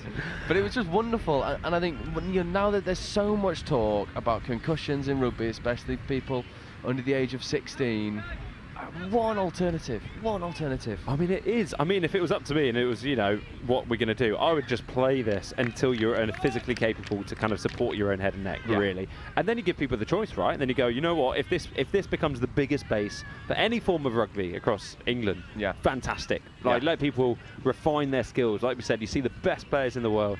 Benji Marshall, Sean Johnson, Quay Cooper, Richie Mwanga, Meg Jones, Danny Waterman. I mean, they've got a touch background. I mean, Meg Jones, 2014 Swansea, she played touch for Wales. Danielle Waterman, she grew up in New Zealand playing touch. She, you know, quite often refines her touch in that sort of space. You've got an amazing Abbey Dow, she's current Red Rose. I mean, she plays down Thames Valley. And actually, if you look up north as well, you've got 3 or 4 of the Sale Sharks. So Tom and Ben Curry playing touch for Crewe and Nantwich, India and Georgie Parrish-Redding also playing touch for Crewe and Nantwich that play for Sale Women's. So actually, like, there's so much interflow between the two. It's like, it's the best kept secret. Yeah, it honestly, really is.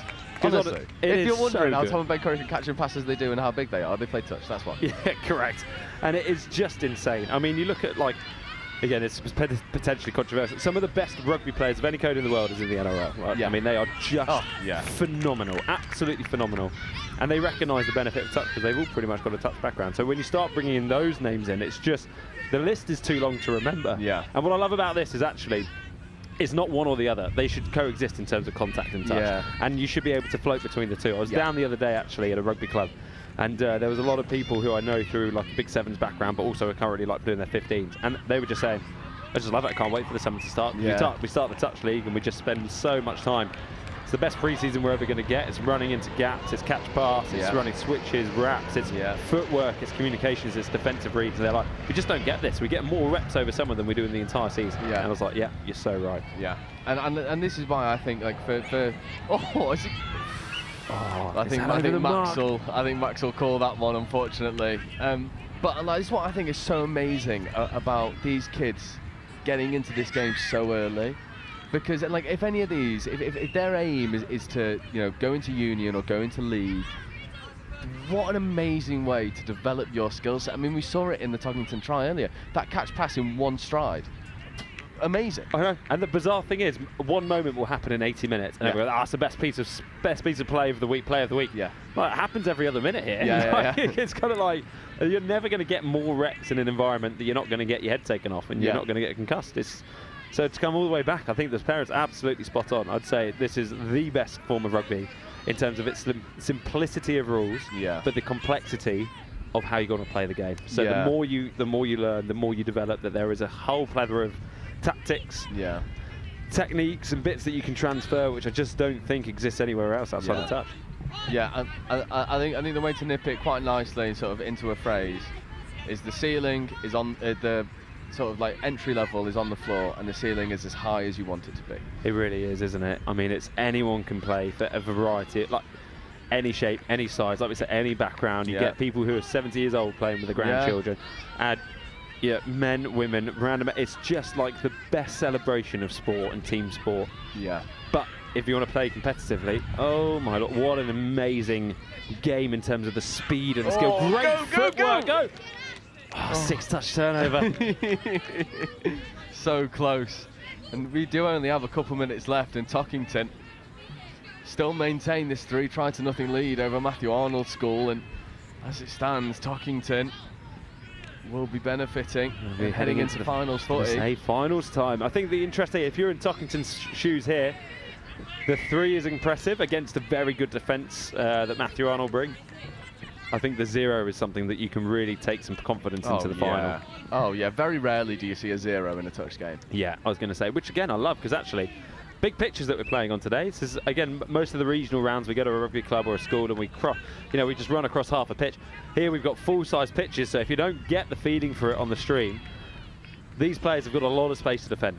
A lot of space. Yeah. You've got to work hard. And it is a warm day, so again there's going to be some tired bodies, some tired heads as we're going into sort of game 4, game 5 of the day, which will bring more space for the attack and a few more errors creeping in defence, and hopefully higher scoring games. Yeah, definitely. And one thing that I really like about this Tockington side is not only their attack is great. Their catch and pass, their core skills are wonderful.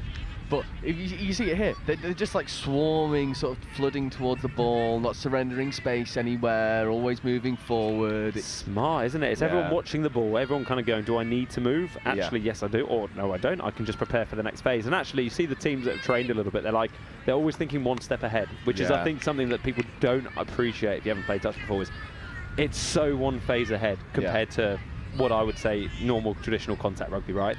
Normal contact rugby is like, we have the phase, let's score. And obviously that evolves over time. Yeah. But particularly in touch, like now you've got to be thinking, so what's next? So who's up now? Who's made the touch? Therefore, where's space? We've brought them into one edge, therefore we're going to go to the other edge. And look at this footwork, like balance, and then the decision. Yes, the decision, and then look at the speed, and that is go. What a that is literally case in point, right? Whack, whack, whack, and then the balance and control to go actually roll ball, and we'll get them on the next one. Yeah. Like that's really sharp. That's great swerve off the left, good defence. Great touch. Great touch out there on the edge. This has been superb. And just to imagine that these kids are, what, 12, 13 years old, like maybe some even as young as 10, 11. It is unreal to think that this could be the next generation of touch players in the UK. And I tell you what, we're in good hands. We are in very good hands. There's going to be, I mean, regardless of what they choose in terms of what format, what code, etc. I mean, this is going to be doing bits for them in the long run, and it's so exciting to see. Yeah, and it's what I love about like any sort of code of rugby. They all benefit each other in the long run, really. Yeah. Like everyone just gets a little bit better, and then everyone gets a bit better, and you just keep going. Oh, I know, it's bizarre though. I mean, it will. In 4 or 5 years' time, it's going to be an absolute amazing space if people collaborate better. But at the moment, we'll do what we do. We'll focus on this, and actually, this is going to benefit so many players for so many reasons. Yeah. And it's a big shout out to Tockington as well. I think that's a very comprehensive semi-final result there, and lots of confidence as they'll be going into the final in about an hour's time. Yeah, Tockington will take a load of confidence, not just because of the 3 scores, but because of that 0 in the other column as well. But Matthew Arnold School went well. But in the end, it was the core skills of Tockington that just took it away. They've still got their 3rd, 4th place. I mean, top 4 schools in the country at this age group in this category. I mean, you've got to have, chest out, shoulders up, chin up. I think that's a great space to be. And there's some brilliant defensive effort, because again, you look at the footwork and the amount of time that Tockington had on the line against Matthew Arnold. Yeah. And they just absorbed the pressure, move well. And actually a few times, it's an attacking game, right? The whole thing, like the attack have the advantage. Yeah, they got over, but actually absolute credit to Matthew Arnold for how they defended and worked as a team.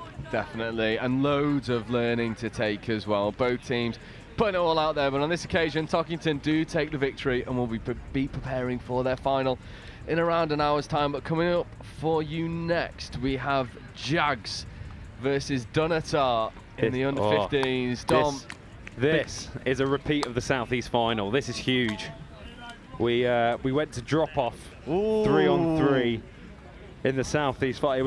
It was an awesome event actually. It was the only final which went to drop off. We had about 300 kids all around the pitch, sort of cheering on. You've got the likes of Matilda Tinker for Jags, who's in the England girls setup, and you've got the Dunnottar girls who are just electric. 2 electric wingers. Yeah, it's going to be a real tactical battle, this one. Well, I'm really looking forward to it, but we are going to take a very quick break for around 5 minutes, and then we'll bring that one to you at 3 o'clock.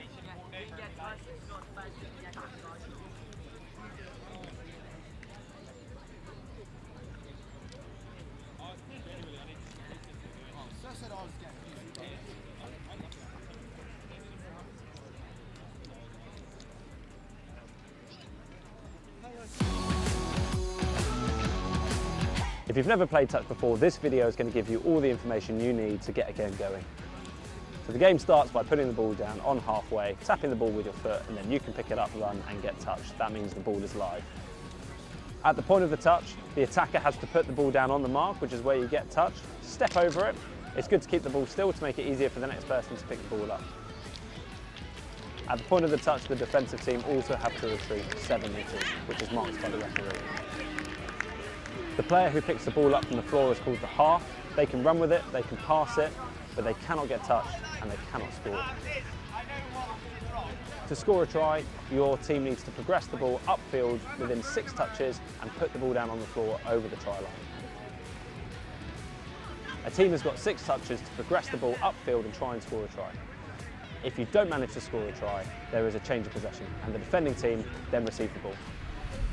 Well, we're back in the absolute scrum that is the Tockington team here in the commentary box. Another victory, so of course they all piled back in. I'm going to come to the very front for my first question.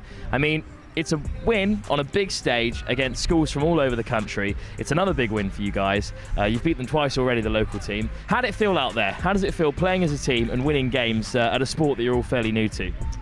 It was really good, and I think we got stronger as we played each game. Absolutely, and you're on to another game, to a final. Do you know who you're playing just yet? Does it matter? Absolutely, well done guys. You've got such great support from your parents. I think coming all the way up from Bristol is great. Is there anything you want to say to all your parents who are currently filming most of this interview? Oh, thank you very much for your support. There you are guys, that's what we needed to hear. And just one last question. New to this sport, how many of you do you think are going to go away and continue to play touch rugby and maybe even push on to the nationals? The Southwest Saxons, who are from Bristol, were national champions for the first time ever this year. Is it quite exciting going forward playing in touch? Do you think it's a sport that you're going to stick with? Definitely. 100%. Yeah, that's what we want to hear. That is exactly what we want to hear here at the National Schools Finals in Oxford. And thanks very much for joining us, guys. Best of luck in the final and a safe journey home as well later on this evening. Thanks very much for coming over, guys. And, well, we've got 2 more games to go before we're out of time on pitch 1, and it's straight into finals. Up first, it's the under-15 girls. It's Dunnottar from Reigate who are going to be taking on the Jags, Jamie Allen's girls' school, with England under-18 international Miranda on the side as well, who scored a hat-trick last time out. Let's see if Dunnottar can stop her. That's the next game live here on pitch 1 at the National School Finals.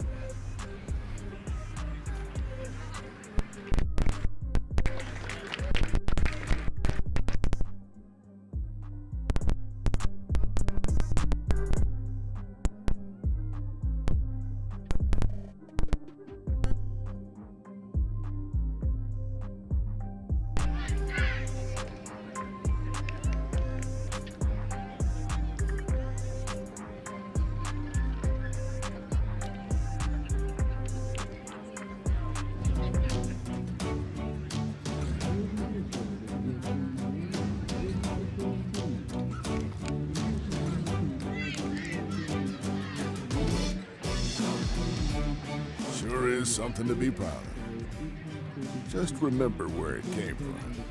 Think that mulch came from the home improvement store? Think again.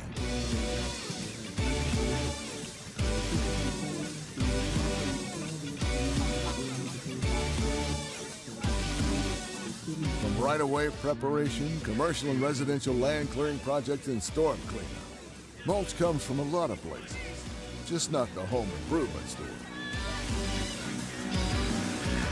Vermeer and the people who make mulch, helping the world be equipped to do more.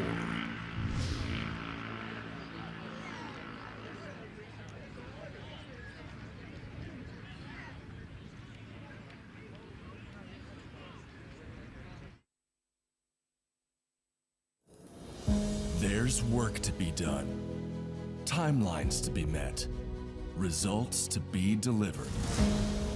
That's what drives us. Partnering with the people who do the work. Getting more out of every hour.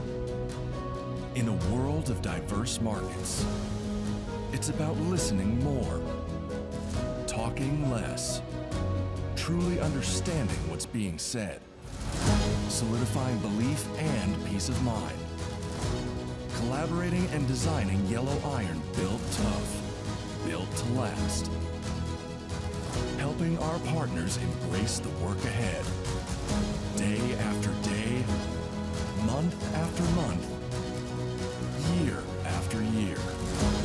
It takes words backed by action, words fueled by... We're back then for our very first final of the day, and it's in the under-15 girls competition. It's the Jags, the Jamie Allen's girls' school, taking on Dunatar from Reigate, not to be confused with the Dunatar from Aberdeenshire in Scotland. And it's a strong start for Dunatar. Racing down the right goes Maya Wolson. And it's Dunatar in the blue, taking on the Jags in the red, and it's a strong start down this left-hand side for Dunatar in this semi-final. Oh, big step off the left boot, darting into the corner they go. And it's been given as the first try of the game. What a finish that is. Of course, my mistake, we are still through the quarter-final stage onto the semi-final. That's a fantastic ball, left to right, and then look at that for a step off the left boot from Lucy Hamps, who then went the length and scored. Well, let's get back on track here after another semi-final in the under-13 mixed competition. It's Dunatar against Jags here in one semi-final, and then in the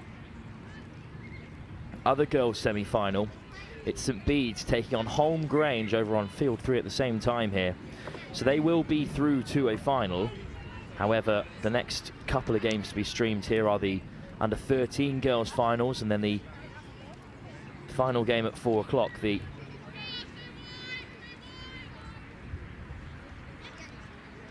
under-15s boys final. So we won't see the girls final here, but it's the Jags sliding in for a very comfortable second score, in all honesty.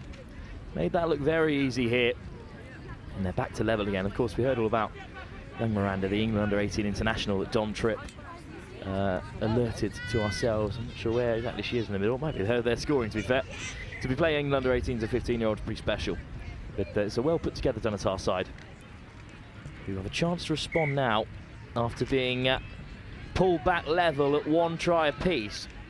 Good early drive from Charlotte Walker. It's whipped off the deck by Daniels, and away down the left goes Edith Delaney.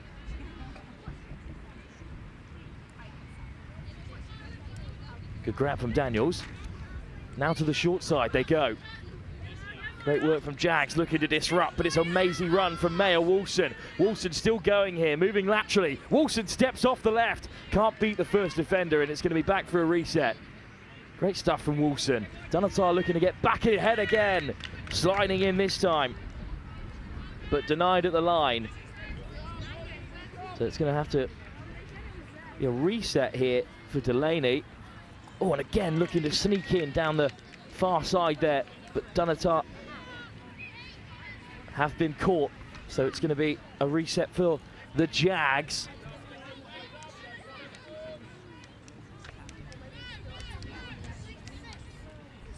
So here they go down this short side, and they're looking to open up the play, the Jags, all in red. Oh, what a run that is. Not enough pressure at the moment from Dunatar, and it's allowing the Jags into good position. Just teasing with the Dunatar defence.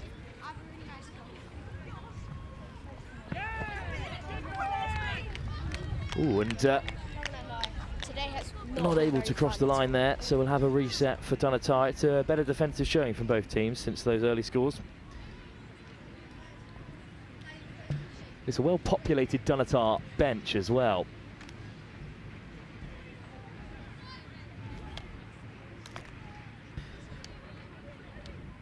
So, good time here while Dunatar look to exit to... Oh, they've just spilled it there, so it's going to be a big opportunity for the Jags. I was just going to take in the under-15 girls competition so far, but we'll wait and see how things go here for the Jags, who did top their pool after drawing with Belmont and beating Hans Price.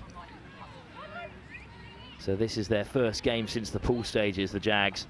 Dunatar had to sneak through the quarterfinals against Hans Price, so both these sides have defeated that opposition. They actually drew with Grange and St Bede's, so that are actually undefeated in the competition, but they've gone behind here.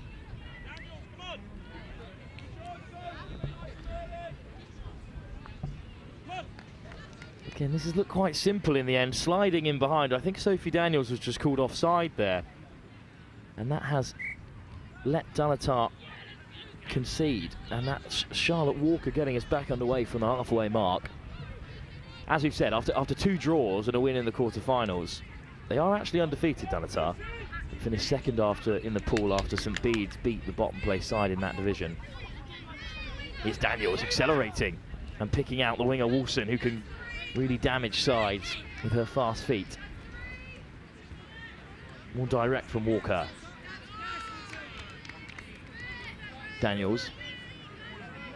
Jackson. Back to the edge. Another touch made by Charlotte Walker. Jackson.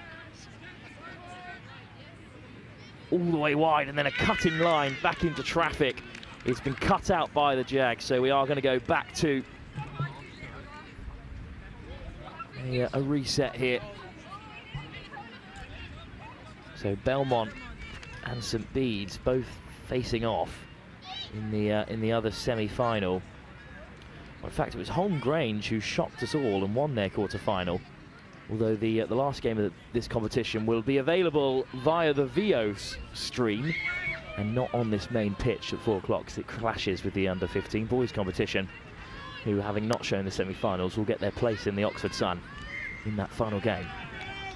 2-1. The Jags, though, unfortunately have had to cough it up. No chance to attack the line this time, but Dunatar with plenty of time. Quick tap and great early run here. Good yards made as they head towards their bench. Delaney just caught. Good hands from Daniels off the toe.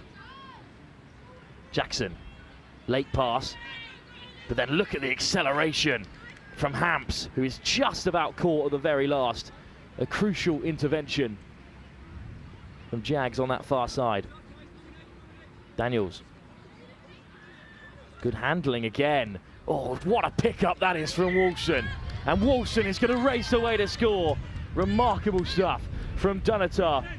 And fantastic work from Maya Wilson. How on earth did she pick that one up? I think neither of the Jags defenders thought she was going to grab that, because she skirted on the outside of them and has scored the equaliser.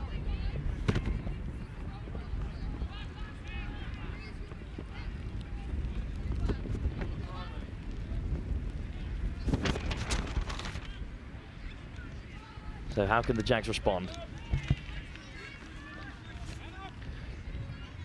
They've been impressive and well structured in this game, not relying on those lung-busting runs to break and open the play, but a penalty and a chance for Dunatar to take the lead again.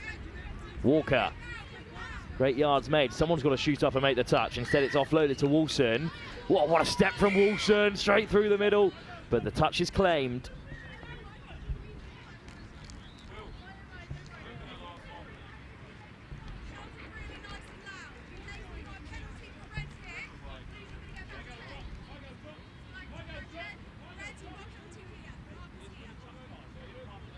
Couple of turnovers in quick succession.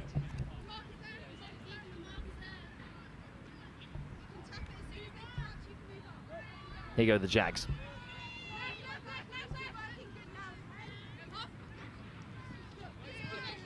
Another good run. Dunatar on the retreat, but another turnover.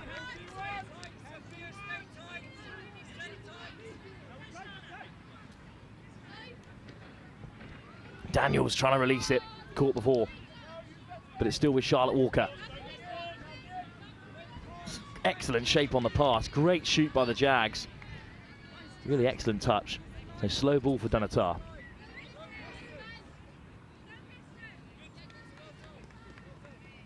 Delaney down the short side. Not as much yards as perhaps they were hoping to make. Here's Daniels. Holly Jackson, good acceleration. Quick ball here could spell danger, but they have to backtrack to play it from the mark. Wilson on the swivel. It's a good touch, an important one as well. Daniels. Jackson steps off the left. Again, he's caught. Good defence from the Jags.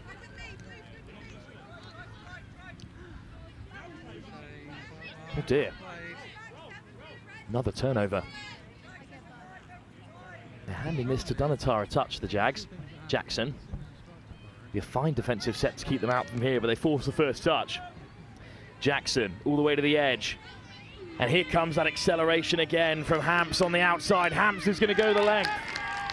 What a finish. It's both wingers who are tearing apart this semi-final. First it's Wilson and now Hamps. Two fine finishes to take the game to Dunatar. Now they lead.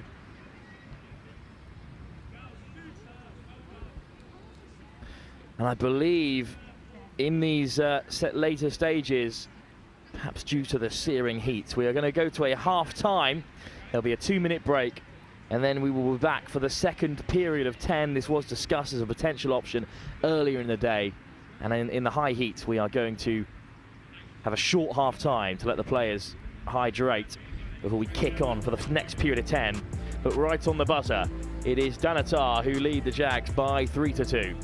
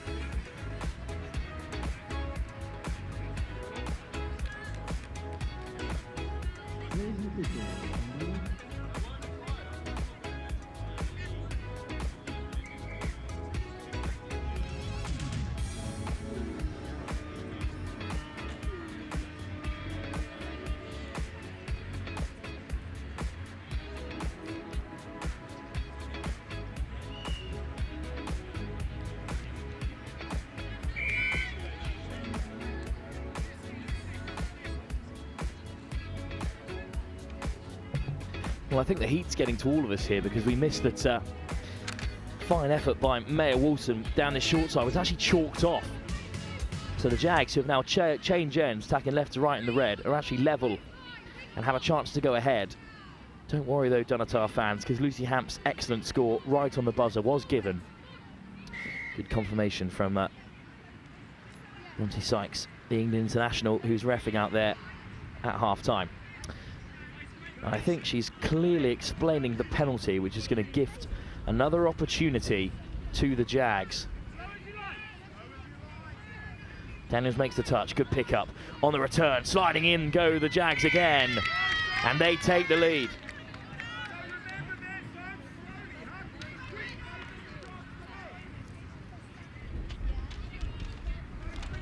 Another fine finish.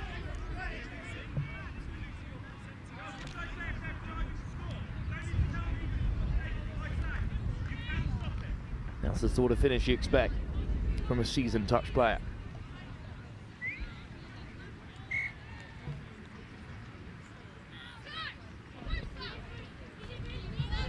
Excellent start to the drive from Charlotte Walker. Delaney, Daniels, Jackson. All the way across the line, Jackson throws a dummy. Daniels. Oh, what a step inside to get away from the touch. Finally caught though in midfield, Mayor Wilson. Wilson. Hamps. Oh, the delay on the pass just caught her off guard for a second there.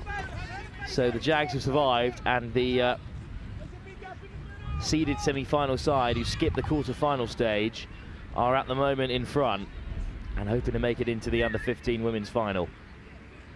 Into a forward pass, but no referees on the touchline here to spot it. Good procession up the field here, but at the moment, Dunatar have it under control. Now maybe a chance to strike. You're going to have to take one more touch to get warmed up into it. Here they go. Round comes the half. Sliding through, the half needs some support here. Great offload. And that is the kind of score you will see all over the national touch scene, but at this level, it's almost unheard of. Great maturity in the carry, great dummy, glided through, didn't panic, waited for support, picked it out 4-2 to the Jags.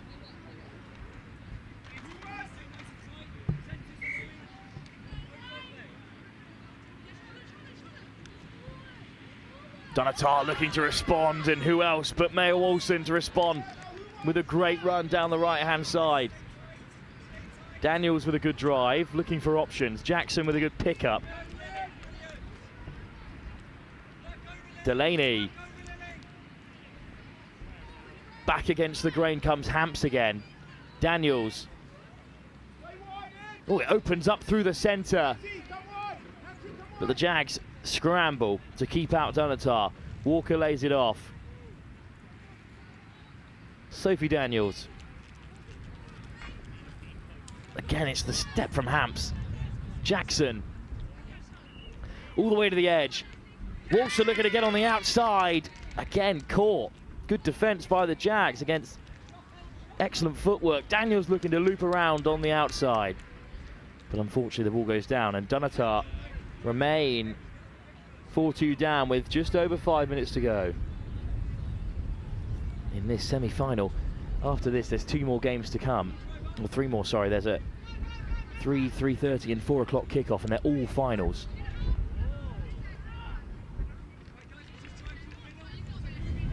Powerful drive through the centre from the Jags. We know that if they can get in within range with a touch in the pocket, they can challenge this Dunatar defence. Back to the open side. Again, it's the 2 middles just working in tandem.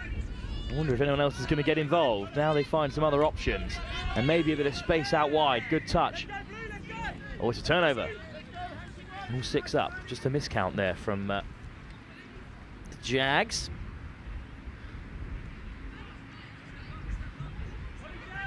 Wilson again looking to get on the outside. Wilson's away. Has she got the legs? Being hunted down on the outside channel. Wilson had one chalked off in the first half, but this time no one will deny her a fantastic long-range effort that has Dunatar back in the game.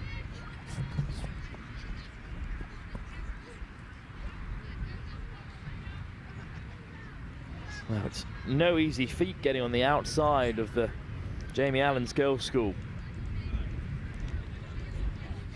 But Maya Wilson has managed it. What an effort.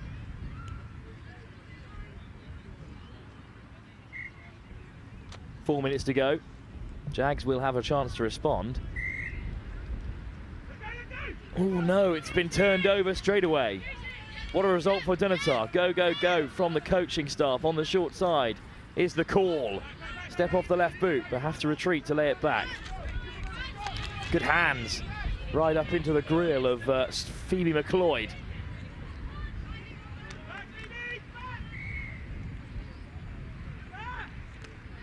Cloud's got to retreat there, but she didn't quick enough, so instead the Jags have it back, and Dunatar still trail with 3 minutes to go. Good first carry, Wilson there to make the touch. Good hands. A little goose step, but doesn't beat Daniels. Jags are well set. They've got 4 touches in the chamber. A long, hard day of touch rugby for these young women, but they're still battling on here.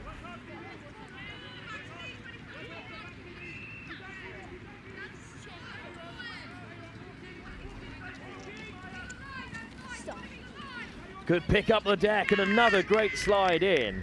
And that's the 3rd long-range effort in this game that's gone over the line for the Jags. And now they're up by 5-3, and this is a textbook finish in the game of touch. And she's got the technique nailed. It's not the first time she's been able to duck under the closest challenger. And now Dunatar, unfortunately, are a long way from home with just about 2 minutes to go. 2 tries out of the contest, 2 in a row, and we could be going through to a drop-off. Good carry from Delaney. It's the dangerous Lucy Hamps on the edge, but they'll go back inside. Daniels. Wilson, little stutter step, and puts a defender to deck. Wilson back on the inside, is caught in the midfield.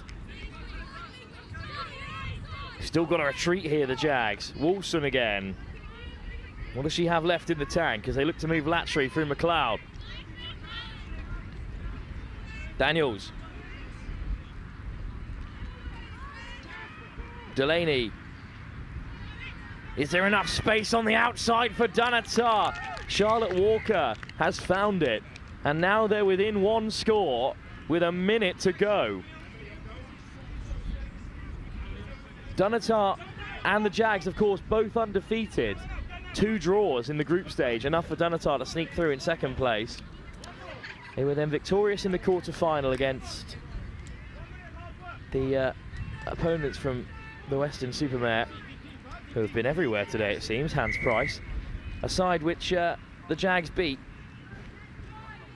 in the group stage in order to progress as group winners on 4 points after their draw with Belmont. And now with Belmont or the Grange waiting for them in the final, Jags could seal it here with 1 more. Or just take all the time in the world to eat up the touches. That is some good tactical play here from Jags. This could be it. This time, instead of the slide, she gives the pass. But I think the touch may have been made. 20 seconds to go till the buzzer here. The referee's got to make a decision soon. I think it's just going to be laid back for the Jags.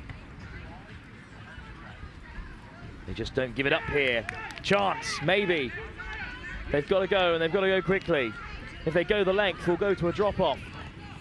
But they haven't got long here. Off they go.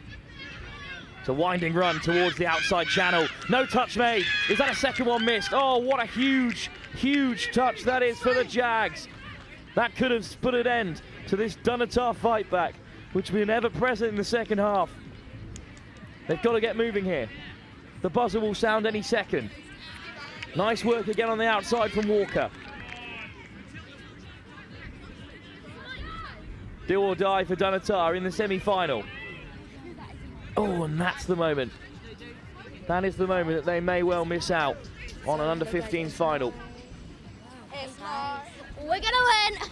They've got to just keep a hold here. Here come the Jags. How long remains in the game? Can't be long here. This new format. There it is. And the Jags have done it. They will jog into contact for the last time. And it's a huge victory for the Jamie Allen's Girls' School. And it's some textbook touch that's got them over the line, despite the best efforts from Dunatar, who put in a fine shift, having come through the quarterfinals earlier today. But it's the top-seeded side, the Jags, who are through to a final. And there's no time to take it all in, because up next, we have a rematch in the final of the under-13 girls competition. It's Bohunt Wokingham back on the field against the side that, can you believe it, they were beaten by in the group stage, but they were clearly the stronger side in the pools, because it's Stretham and Clapham who opened up our account at the Oxford National School Finals, who will be on next here on Pitch 1.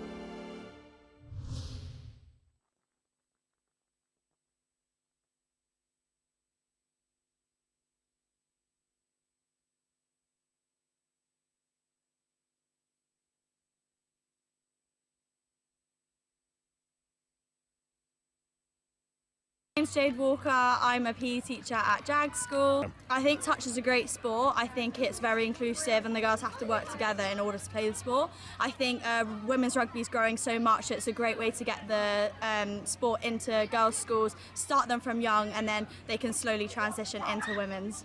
Had any of the girls played any oval ball sport before you introduced touch? I think some of them have played before, but they don't have much knowledge. But since that they've played, they are absolutely loving it. And I think introducing it into the curriculum will really help get more girls involved. And in terms of a competition like this, for them to come up against fellow schools in this kind of age group from across the southeast, how good is it for them? For their development, but also to see what touch is like as a competitive sport. Definitely, I think these tournaments really help the girls grow. I think like playing is the best way to learn. It's all easy explaining the rules, but if you don't actually play the sport, then it's really hard to understand. And I think even watching other schools that might not have as much experience, like through the day, you can see how much they grow as a team.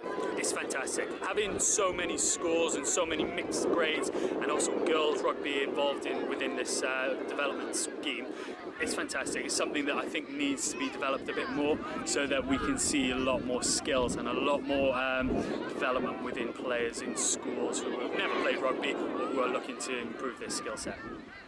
This has been a fantastic experience for us as a first-timers coming to the competition, to see the different skill sets within all the different schools.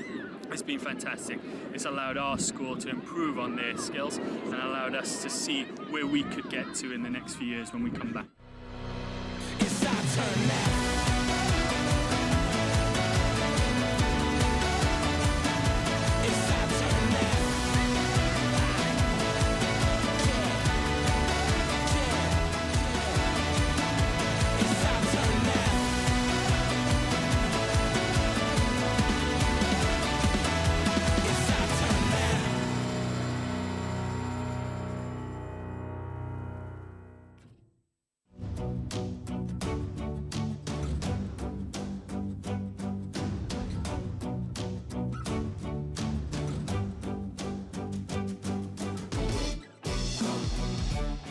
Sure is something to be proud of. Just remember where it came from. Think that mulch came from the home improvement store? Think again.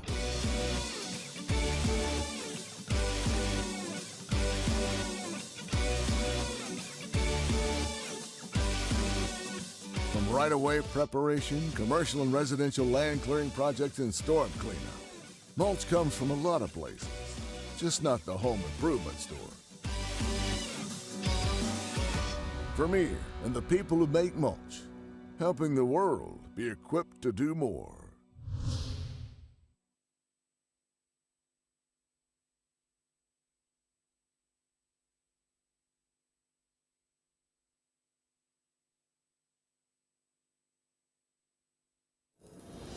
There's work to be done, timelines to be met, results to be delivered. That's what drives us. Partnering with the people who do the work. Getting more out of every hour. In a world of diverse markets, it's about listening more, talking less, truly understanding what's being said, solidifying belief and peace of mind.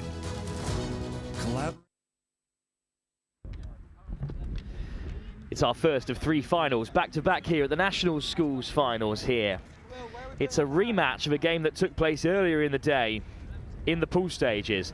It's Stretham and Clappam, and they're taking on Bohunt Wokingham. Of course, we saw Bohunt Wokingham win 5-0 in their quarter-final after finishing second in the pool. Bit of a one-man band at times with a fantastic winger on the far side.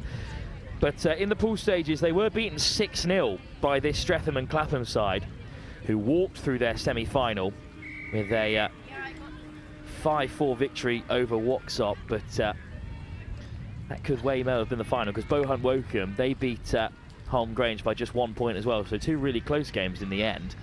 It's Bohunt Wokingham, Joe, who'll get us underway here, and in their pool game that we took in our quarter-final that we took in, they defended really well, and then they took it to their pace merchant on the wing, who scored 5 tries. Yeah, and a part of me thinks that that will be the recipe for success here. If you can find the pace on the outside, I think she's currently in at Link. I want to say, which on the far side indeed. Yeah, which might actually help, because you want to run the ball more often and give us someone really wide outside to show the dummy to, and then burn through the gap. So that'll be an interesting one. However, turnover and a quick break down the short side by Alana Etman, dug off the deck by Trixie Alcazab, and then in by Nia Ofashombe. We've been given a couple of names and then a couple of players unidentified. We're going to do our best with characteristics that have been given to us by the coaching staff here on the short side. Here's Ofashombe again. This is where we earn the money, Wilf.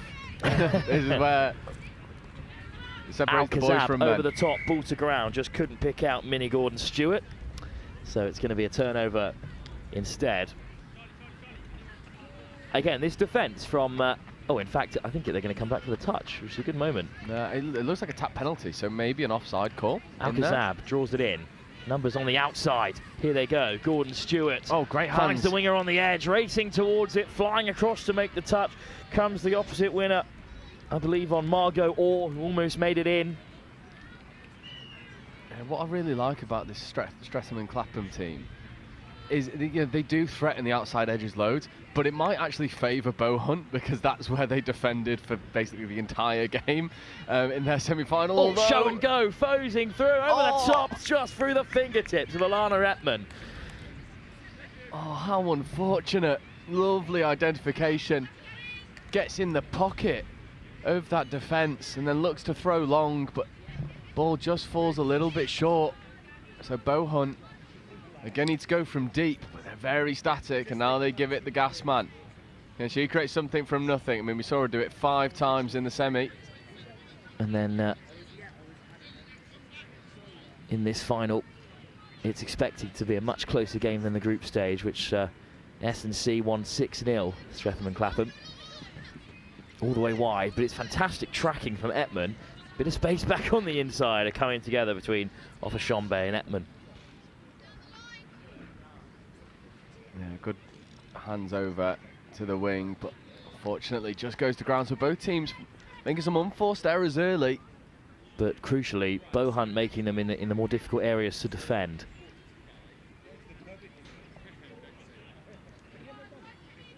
First touch, Gordon-Stewart. Trixie Alcazab. Kazab with a good run. Slow ball now. Ofashombe keeps a hold of it smartly. Don't want to lose possession there. Great snipe there from the wing as well. She came all the way from her wing to make that touch. Here's another penalty though, Joe, and a big chance for Ofashombe. Yeah, she was very impressive in the game we saw earlier. We've literally not seen these. Oh, fast feet that time from Alcazab. It's a much closer game than the last time they met, where it was 6-0, but it is, for the moment. Well, that might be the opener. Oh, S&C. Oh, she definitely made the touch. It's just whether if it was a case of ball down first, and it wasn't. What a touch. Such a big touch there to Delay Alana Etman. We see them work it back down this short side. It's an awfully hot afternoon here. Yeah. And that's going to have an impact on these finals. They've played a lot of touch already in the sunshine here in Oxford. It's one of the hottest days of the year so far. Oh, quickie, open side quickie. Oh, almost on there, but the pass was away from Trixie Alcazab. Oh, another penalty though for offside. It's a second penalty in quick succession here. Yeah, we know what happens if they get a third. And one of the defenders will have to be sent for the rest of the possession, which we've not seen yet. It'll be a tough call at this level, but rules are rules. Actually, that's a really good point. I do wonder if that will happen. Let's wait and see if another penalty is given away first. Give away a penalty. Go on. For research purposes. For research purposes only.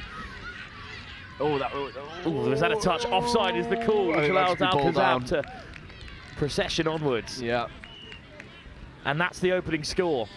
And in the end, it is another penalty call, but they aren't penalised for it because the score is instead given. Good advantage played. And Trixie Alcazab has the opener. And we have enjoyed all of this first quarter of the under-13s final. In the Bohunt Wokingham half, a chance for them from the tap on the halfway to challenge S&C for the first time.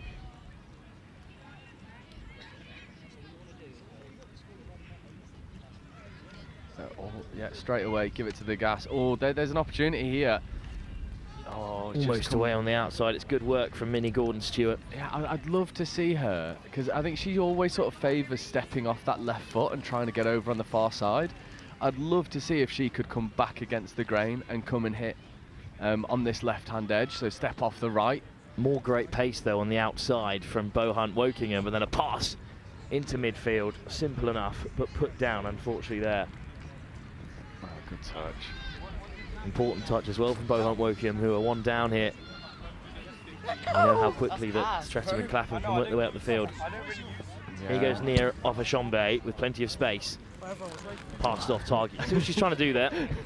I love the little giggle after she threw it as well. She was like, I know that's not great. I'm sorry. Here come Bohunt Wokingham looking to get on the outside. It's their key player again. And unfortunately, the pass on the outside channel has just gone to ground. Yeah, and I think maybe the heat playing its factor here. And a quick response as well. Down the left-hand side, I think it is Margot Orr trying to get away. Plenty of yards made, though, for Stretham and Clappam. Another great drive, and straight through the centre goes Gordon-Stewart, and waved on by the referee. Minnie Gordon-Stewart is going to score a second for S&C. And in this, our first final on the live stream today, Stretham and Clappam are up by 2. Yeah, wonderful identification. You see it on the replay. You roll the ball, there's that one feed, and then just sticks the hammer down and goes through the gap. She stops for a moment, double check with the referee, and Bronte just says, nah, get on with it, go. I love that, I love that. It's almost like, ref, I'm not running if it's not worth it. Not in this weather. Not in this weather. Bohunt Wokingham with a tap on halfway, 6 touches to go. Can they threaten for the first time? It's Gabby Veer-Martin who makes the first touch. Ooh. That's a tough pass to throw in this sort of weather. Yeah, it's unfortunate because, you know, Bohunt have really struggled to get to the line, and I think a big part of it is the weather. It's just, you know, maybe throwing some of the passes that might have stuck earlier on in the day that unfortunately aren't right now because it's so hot. You've been running literally all day, and I think it's fair to say that the team that had the break because they secured their semi-final spot are feeling a little bit more fresh in the legs. Of course, Bohunt had to come through that semi-final, which they won 5-0. And then they had to come through a really close semi-final as well.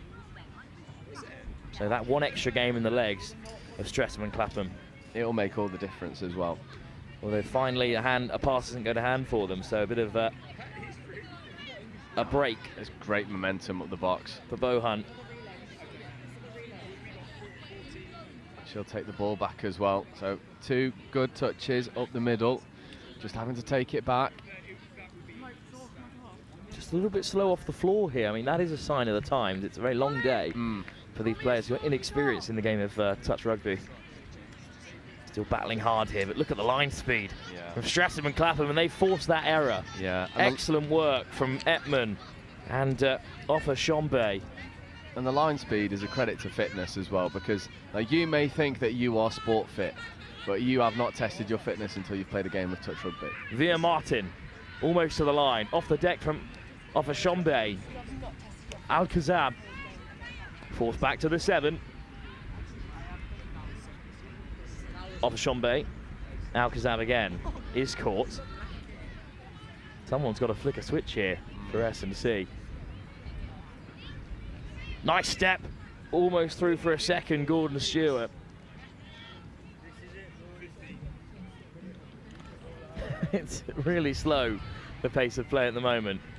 But we know that Stretham and Clapham have the quality just to turn it on like that. What a Trixie ball. Al-Kazab out wide to ball. Veer-Martin.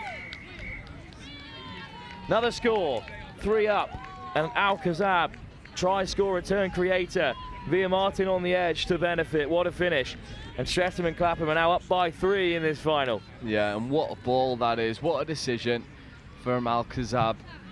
Right foot step, evades a touch, and then lovely left-hand pill to the wing. And Stretham and Clappam take a very commanding lead into half-time. 3-0 at the break, halfway to their score when they met in the group stages, which was 6-0 to the London-based side. But for Wokingham, they've got some work to do. Stretham and Clapham up by 3 in the half-time period in this, our first final of the day, live on pitch 1, with 2 more to come.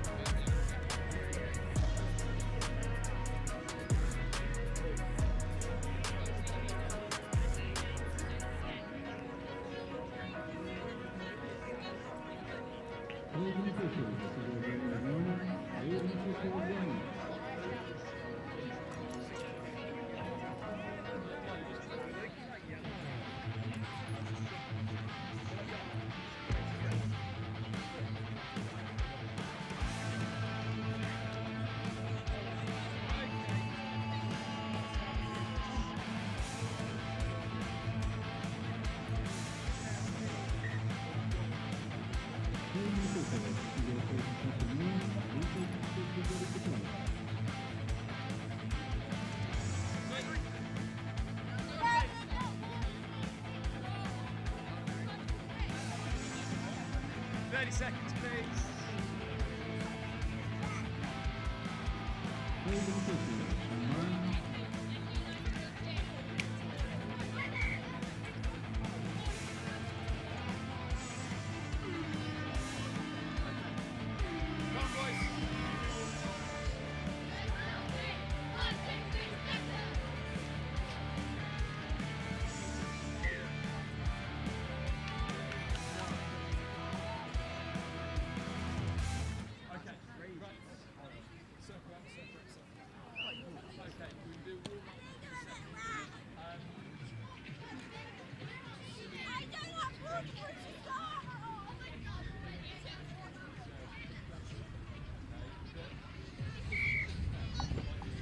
Second half to come in our first final of the day here. It's Stretham and Clappam with the tap.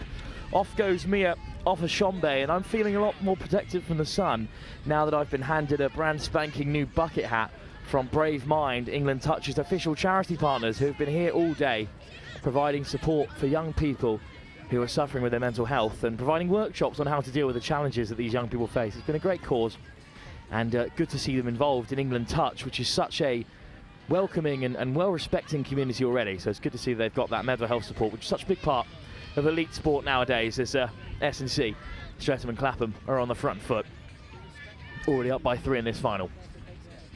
Off a Shombe, Gordon Stewart, who just whips one across, slapped down by a Bohunt Wokingham player, but I think that pass was always off target, so they're going to give it back to Bohunt Wokingham to play with. Well, it's good hands to get through the initial press, and there's the touch taken. Still a long way from home. Oh, nice footwork to get on the outside of the defender. Off a Shombe comes off her line to make the tackle. Direct again from Bohunt Wokingham.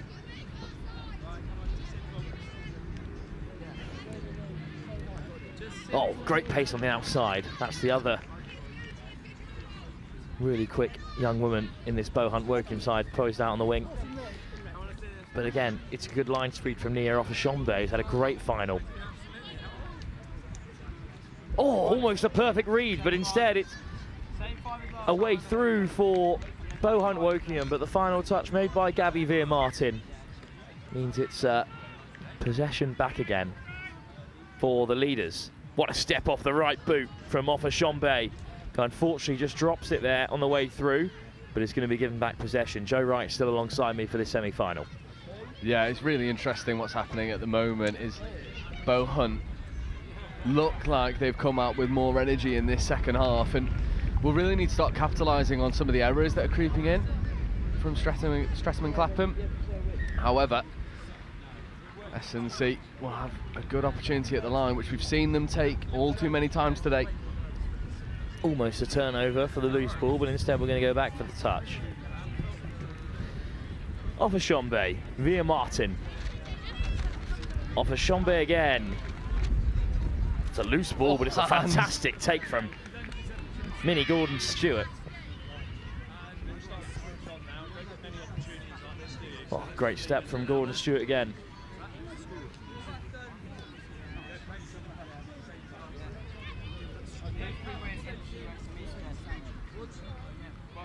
Hopefully Bohunt Wokingham will be able to get some go forward.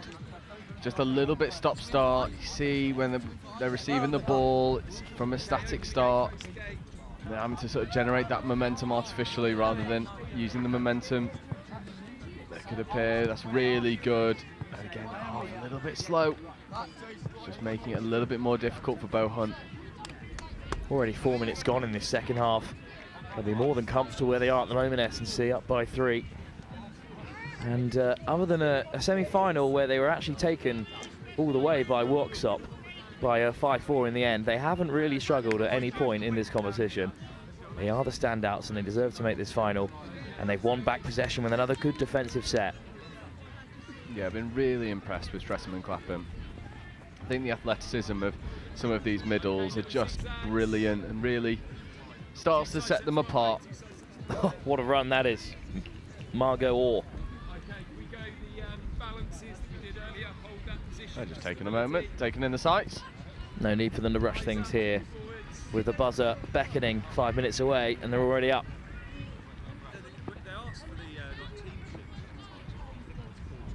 Oh, really good pace from the line speed. Getting up, making touches, but Bohunt will need a little bit more than that if they want to really threaten this final. Etman lays it back for Ofashombe towards the edge. Oh, good step. Racing away onto the inside, weaving through the defence, eventually caught. Good touch by Bohunt Wokingham. Yeah, and do I spy our 2 finalist teams warming up on either? Well, one of them having a group photo, and the other one warming up. The men's side who opened up the day from Birmingham. Yeah. I believe so. Checking their team sheet. Buried. Well, let me have a look. I've got yeah, Simon Langton and Alcester Grammar School. Alcester Grammar and Simon Langton, who topped their pool as well. Yeah. So the right final in the men's under-18 competition, you'd think. Yeah, and I'll also say... What a run this is, though, by Bohunt Wokingham. And then stopped. Simon Langton, don't know what you feed your boys, but considering they're all under 15s, some of them have got lats and delts that some of the men's open would be pretty proud to have. There are a couple of them encroaching on big old 6 units foot as well. They're a mature side, and also the only side I've seen today who are rocking the vests, which is a good option given the weather. Also pretty brave considering how hot it is, with how fierce the sun is. So I hope they've got plenty of sunscreen in the there might be some camp. There might be some drumstick squashy shoulders going on at the end of today. At the moment, though, we're still in this women's under-13 semi-final, which is slowly ebbing away from Bohunt Wokingham. Might have a bit of space out wide. Into the corner they look to go. Great acceleration on the outside. Oh, yes. And they have waited patiently, but they do have their first score. Yeah, and who is it? It is the gas man once more. That goes around and gets the score in the corner. Again, it's just this really good injection of pace. And they notice that the defence is really narrow. So they give it the pace, goes around the outside. And an easy finish in the corner in the end, benefiting from her good footwork. But Bohunt will need more of that. 2.5 minutes left to go. 2 tries the deficit. Stranger things have happened in a game of touch. It will be game over, though, if they can score another. Back onto the field, Trixie Alcazab. Oh, she's just phased right through. And is that the final? Good heavens, Alcazab made that look simple. And correct me if I'm wrong, but Alcazab having a hand in every score? I think so, except for the one which she wasn't on the field for. Yeah. Other than that, it's been all Alcazab. Let's have another look at just how easy that was for her.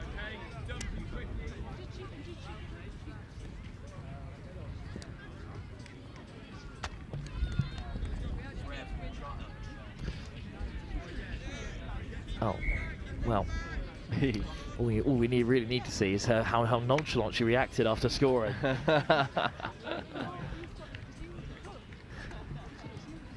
That might just seal it, ball down as well. Yeah. There's a minute and a half to go. But a chance to reflect on this Stretham and Clappam side. Yeah. Come up from London today, this competition. A testament to them that Bohunt have made the final having come out of their pool. So they were clearly challenged in the group stages and still managed to put 6 points past them. Yeah. Came through a really tight semi-final, which isn't always easy to do after a stoppage. Feat. What a run this is. Oh, and great feat. The final say will be Minnie Gordon-Stewart's. Try score in the first half. And a fantastic score in the second. Yeah, and a nice little celebration happening in the midfield as well. There's some moves being busted out there. Great little bit of footwork just to get around the outside. There was that little pump as well to fix the winger, and then uses the acceleration to get through. But I completely agree with what you're saying about Stretham and Clappam. Done really well to get to this point. Really fully deserved the victory here, but you've got to take nothing away from Bohunt. And they've gone really hard, and you know, in the end, you were in the same pool as the winners. You then came second, you had an extra game, and then you came all the way through back into the final anyway. And I feel like it's the right two teams who have made it here, and they both can be very happy with their performances. But it is a better performance by Bohunt Wokingham in this final than when they played in the group stage. Yeah. And that will please the coaches after a very long day of touch rugby. There goes the buzzer. Ball down, so that is the final. And your under-13s girls champions of the biggest schools nationals finals there have ever been, with Tri Rugby, Vermeer and England Touch, are Stretham and Clappam, a side full of players who have got long histories, long futures I should say, in the game of touch if they choose to, or in elite sport wherever they end up. There's a fine set of athletes, and they're two very permeable and lovely coaches as well. Will be pleased with this result as well. They seem like a really well put together unit, and they should be really pleased with their final score.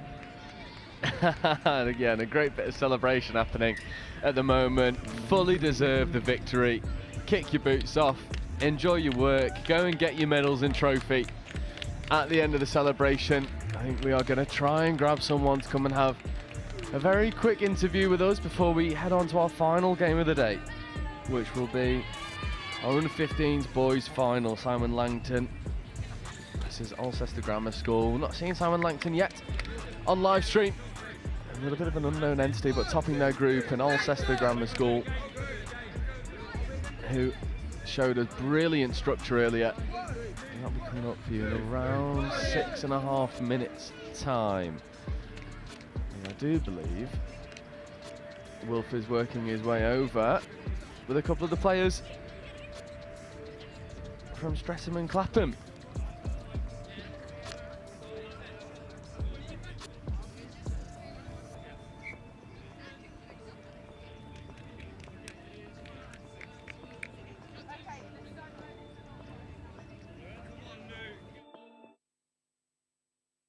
My name's Jade Walker. I'm a PE teacher at Jags School. I think touch is a great sport. I think it's very inclusive and the girls have to work together in order to play the sport. I think women's rugby is growing so much, it's a great way to get the sport into girls' schools, start them from young, and then they can slowly transition into women's. Had any of the girls played any oval ball sport before you introduced touch? I think some of them have played before, but they don't have much knowledge. But since that they've played, they are absolutely loving it, and I think introducing it into the curriculum will really help get more girls involved. And in terms of a competition like this, for them to come up against fellow schools in this kind of age group from across the southeast, how good is it for them? A, for their development, but also to see what touch is like as a competitive sport. Definitely, I think these tournaments really help the girls grow. I think like playing is the best way to learn. It's all easy explaining the rules, but if you don't actually play the sport, then it's really hard to understand. And I think even watching other schools that might not have as much experience. Well, ahead of our final game of the day, I'm delighted to be joined by Margot, Trixie and Nia, all fantastic performers in that last game. First of all, I'll come to you, Margot. Well, a win at the biggest ever national school final. It's got to be a great moment for you, but also for Streatham and the rest of the school. Yeah, it was really great with all our amazing teachers and all the amazing teammates as well. Trixie, you had a part to play in almost every try scored in the final. That's a fantastic performance. What's your experience like of touch rugby? Have you had much before, or is it all new today? And if so, how have you found it? So I started touch in September, and I'm in the England under-15s, but touch is just an amazing game to play. I think it's just a great team sport. You've got a long future rising up the ranks as well. And finally, Nia, well, it's a great team you seem to have put together. They're all watching on in the interview, the coaches as well. What's it like playing with such a close group of friends and to have so much success with them as well? I think it's so good because we all go to the same school, so we can keep playing with each other as we go up in the years, and how much we've grown together is just amazing. So it's so much fun. Well, congratulations to all of you, and we've got to hand straight back over because we're already in to our final game of the day. It is the boys under 15s final, and it's a second time on the live stream for Alcester Grammar. Let's jump back over to the game. Congratulations to all three of you, and have a safe journey home.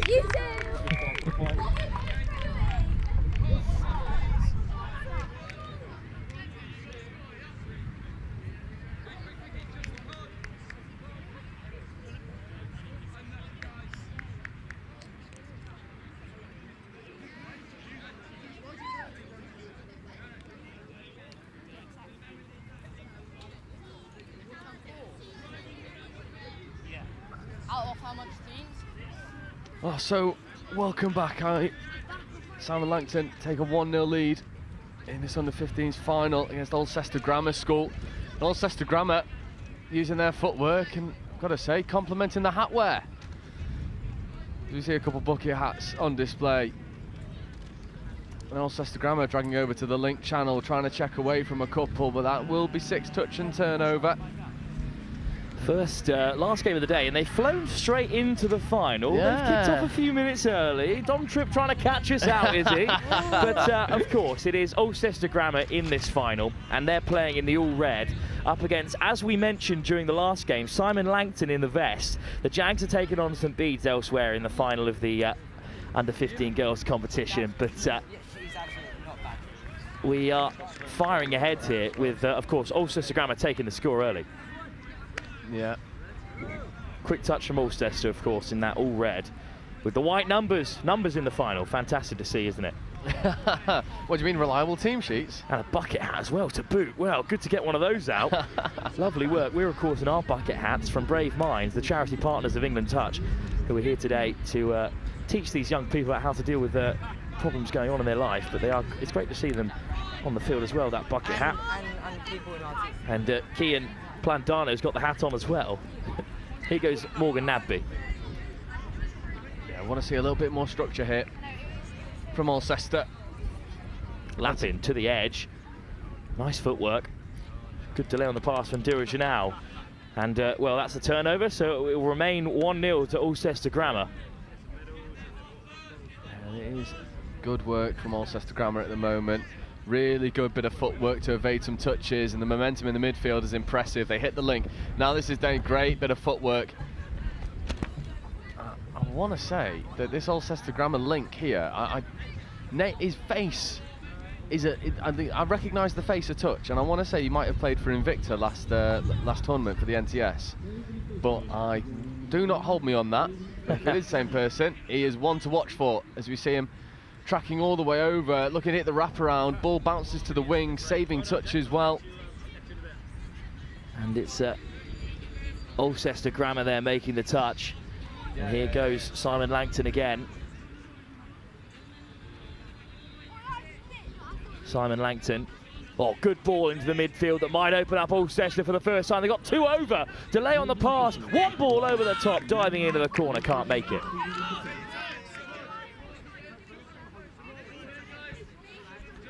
Well, good start for Simon Langton in this final.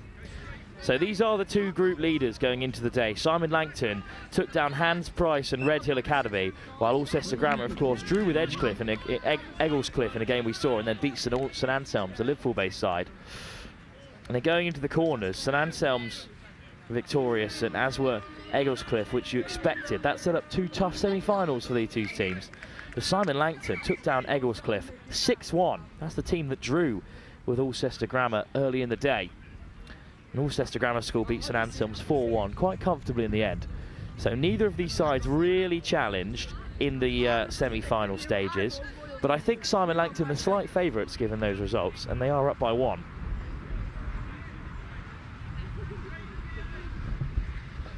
Good little break down the midfield by Alcester Grammar. Effort to lay it back though from Theo Andreu. Yeah, we want to see Alcester go back to that structure that we saw them, have great success with in the pool stages. That's a nice ball out to the link. Andreu caught. Lloyd Andrew, good touch again from Simon Langton. And it's great physicality here from the Simon Langton boys. Good Weaving away athleticism on the inside. Can't get away from Luke Lloyd. I tell you what, me and Dom Tripp were talking about specialist wingers. He is a specialist winger as I've seen. About 6 foot of him. I'm talking and here we go. Look at this acceleration. Stepping off the left boot. And what a run this is. Will anyone catch him? One man over. Great tracking from Alcester Grammar. Great work from Woodhead. And they have turned it over, but goodness me, where on earth did Simon Langton pull a player like that from? He just came alive. Yeah, I honestly, I really do feel like I played against this guy last weekend when he was playing for Invicta. Zach Adams lifts it off the deck, so they've got some experience in here, this Simon Langton side. Yeah, Andrew. Lloyd carries it on. Nice ball on the inside, Woodhead caught. Put a bit of momentum maybe. Lloyd, Andrew. Yeah, well done. Really good platform. Now they need to strike from it. A little bit static. Jin Lal. Oh, looks to get on the edge, but I think he's been caught. Great acceleration to deny Jin Lao, who's a danger already, having scored a couple in their 5-all draw with Egglescliffe. The last time we saw Alcester Grammar on the live stream, and they've done so well to make the final. I tell you, if I could be really sort of like hypercritical, which I think you're allowed to be at the very final of the. You know, these are the top sides in the competition. It's sort of what I'm thinking. Alcester, but when we saw them earlier, their line speed was really impressive, and they drove really direct. And I know that this is the last game of the day, and I mean, like, we've got an easier job than you guys. We're sat underneath the sun in our bucket hats with a glass of water. And we're still knackered, though. Yeah, and we're knackered. So God knows what it feels like to be, you know, in your shoes. But it's just picking up that line speed a little bit and finding that directness in attack, because the one thing that Simon Langton are really doing well is exactly that. Taking that ball flat to the line, loads of depth, loads of momentum. And I think if Alcester can find their own, they'll find success here. Woodhead. Back on the inside. Lappin is there at the half. Zach Adams. Lappin. Well done. Adams. Options inside and out. Looks to draw the touch. Can't find it. Woodhead this time is caught. Go. And they've got to go quickly, but they didn't get there in time. So a chance for James Lappin to reset. Adams. Now the touch. Lappin with the pickup. Trying to catch them offside. Adams. Chop tackle. Akin to rugby union. But touch made first. Oh, and they get penalised for throwing the ball away. That's a shame. Bit of extra yardage for Simon Langton, who can definitely penalise you from there.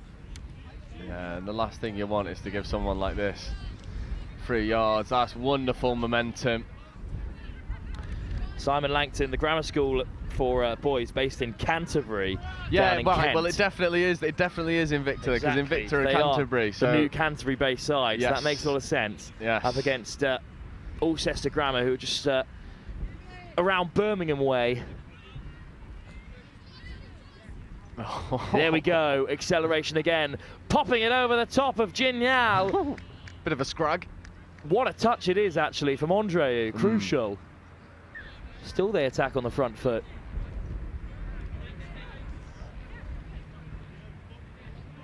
Good control by Simon Langton.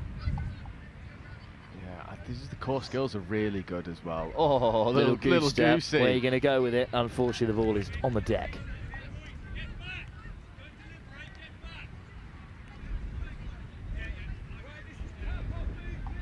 So, ooh, I'm loving that. I'm loving that for the ref. Right, this is tap-off move, please. 10 metres shy of the tap-off, but they want it. Great meters. Good over carry halfway. by Adams. Licked off the deck by Lappin. Woodhead. Lappin, Adams. Adams draws another touch. This is the momentum that you need. I wonder if they can find some sort of strike. Well, there was one more ball out to the left-hand side for Green. Yeah. But Woodhead was caught. Here's Lappin again. Zach Adams. Patience is the call from the touchline.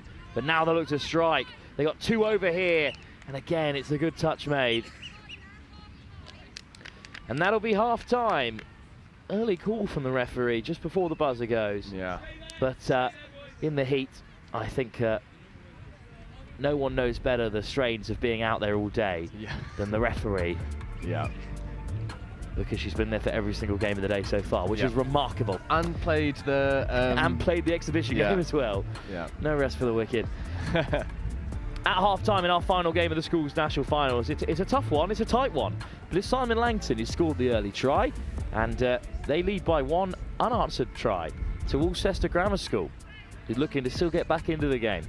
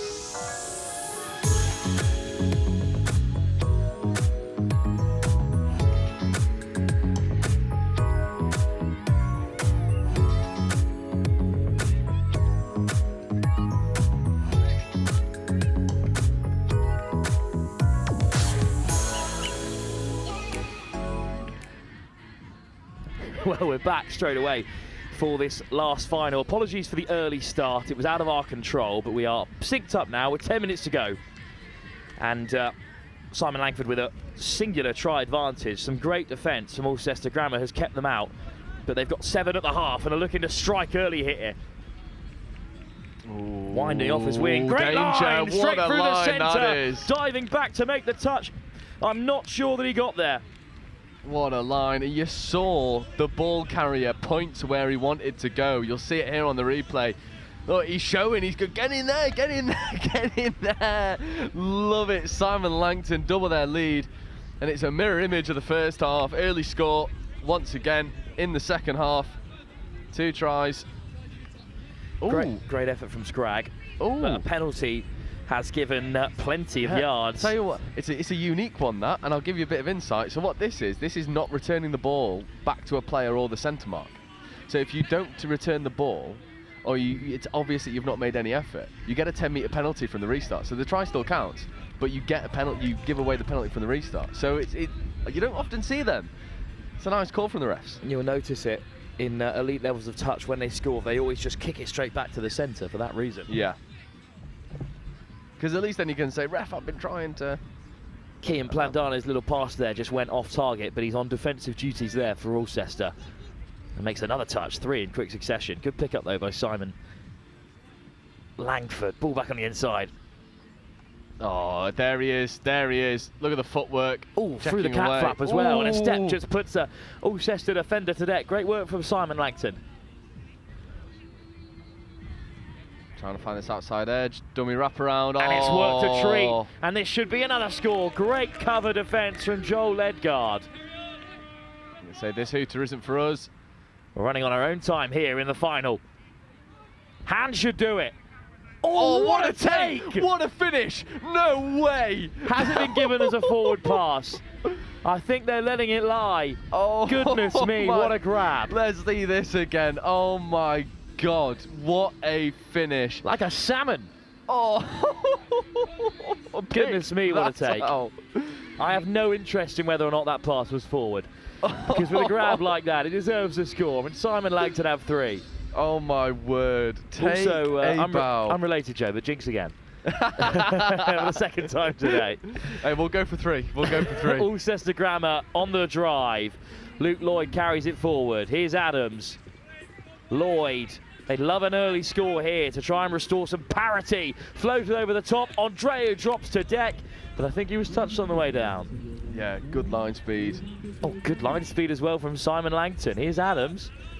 Not much on here for the moment for Alcester. A good scoop could challenge them here. Missed pass! Oh, they're going for their own. They're going for their own salmon finish. Joe Ledgard just beyond him. Oh my word. I tell you what, if you thought the first one was good, the second one was almost better. Some of the athleticism on display here is just obscene. There's a great little bit of footwork to make up the yards on first, and then the wraparound play. This is danger. There's blood in the water here, and Simon Langton, they know it. Langton racing away. Look at the footwork. Oh, he might go. He might just go. He What a will finish. just go. That is horrible. Goodness me, Simon Langton have put on a masterclass in the second half. They were made to work so hard in that first set of 10. Just a really early score. In the second half, they've created some unbelievable tries. And it was going to take something pretty special to break through this Alcester Grammar defence.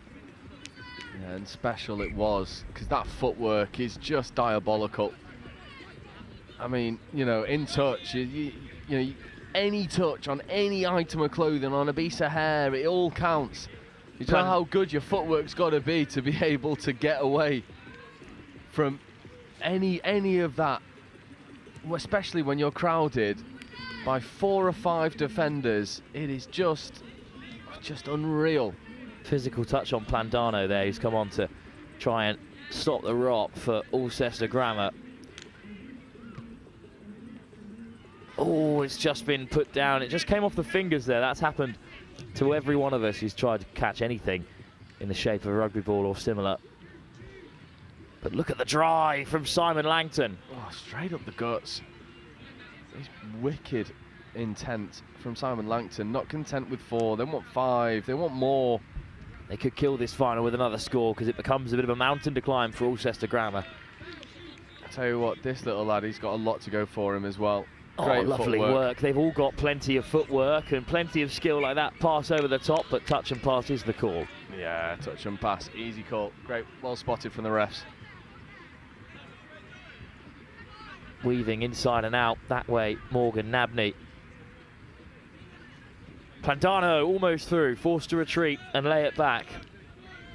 Lappin. Scragg. Looking for the quickie, half's a little bit slow. Plandano to the open side. What a take that is. Fired into the path of what a touch. Daryl Ginnal, and great touch out wide there. What a superb touch. Diving over. I think there's a little bit of chat that's going on. I think Bronte's asking if they definitely made the touch. The player saying, yes, I did. So Ginnal forced to retreat. Gonna be a tap though. Oh, Lappin goes himself. Force back to the 7. Lappin takes the touch. Quick pick up. Lappin again. You can see the arms up, hands on head in the box here. Tense moments for Alcester. They know the game is ebbing away for them here. Lappin on the wraparound and on the swivel to the open side. Where's he off to? Tapped over the top. Ginnal has to come a long way back to collect it, but it's a good carry. Oh, they recycle this so well. Nabney. Touch taken. That's 4 up, says the referee. Lappin. Got a touch. I want to see if they can use a little bit of structure. Use some of those quickies we saw earlier on in the day, boys. That's 5. People have got to hit the line. Have they? Diving. That could be ball down. Touch made. Oh, they give the penalty, and I'll tell you what, Simon Langton have subbed 2 players. If they go quickly, there's an overlap. Lappin. Oh, he goes himself. James Lappin. Oh, good touch. But it's a big touch. Alcester still can't get on the board. Laid back for Nabney. Lappin. Good footwork, but it hasn't opened up. Lappin again. Forced back. Another good touch from Simon Langton. They're still working hard here, despite their advantage. Good pickup. Whipped back over the top by Kian Plandano, but it's a fast touch to deny them again. Scragg over the top. Oh, that'll Ball be is 6 more. loose. See the referee waving her hands there. But it's going to be no way through still for Alcester. Ooh, risky pass. And it hasn't worked out for them just yet. No, need to just use a little bit of width here. Lappin. Find some structure. Plandano. Plandano looking to get on the outside. Puts it wide, but the pass is right behind Harry Green. Would have been some take. Unfortunately, eventually, Simon Langton get it back. And they still lead by 4. And there's only a minute and a half to go in this final. And all they've got to do is burn their touches and they'll be champs. Yeah, and I've got to say, Alcester spent around 3 minutes on that Langton try line and just couldn't quite find the key to unlock the defence. Oh, great bit of footwork. I tell you what, this young lad's one of my favourite players I've seen all day. I love him. Oh, soft hands, but it just didn't have enough on it. Undercooked. Yeah, there's something about a diminutive, bouncy figure that just, like, in touch, you just go, yeah, you're wicked. You've got a bit. Here come Alcester. Good carry from Scragg. Plandano. Yeah. Oh dear, that's tough. I tell you what, it's not being made any easier under this heat, is it? You thought, you know, these Absolutely performances, it's difficult to manage in the heat. Not to mention the breeze, any long ball that you throw. Just bouncing away from a couple.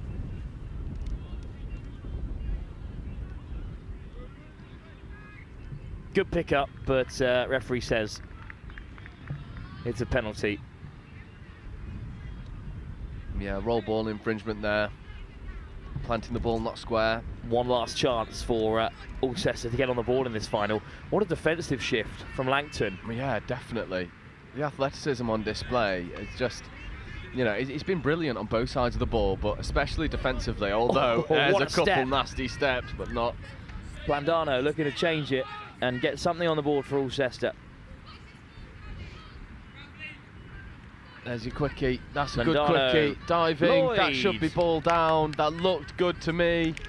But unfortunately not. The winger just makes the touch and gets a slap in his chest from his teammate for his good work. Plandano. Lloyd. Kian Plandano. Lloyd. Plandano wants it on the return. He's sliding in. Great touch once more. And that is full time. And Simon Langton, what a victory. A steady first half where nothing could really split the sides, but the start of the second half, a couple of outstanding scores from Simon Langton, and then a defensive shift that any team in the country would be proud of, kept out Alcester Grammar School, and they have shut out the finalists to take down the trophy. Yeah, wonderful performances from both teams. As we were saying, Simon Langton may have won the final, but Alcester Grammar School, you are second in the country. And that is no easy feat, so well done to both teams, but Simon Langton in the end just had a little bit too much on this occasion. Simon Langton, Grammar School for Boys from Canterbury, our national champions. What a performance from them.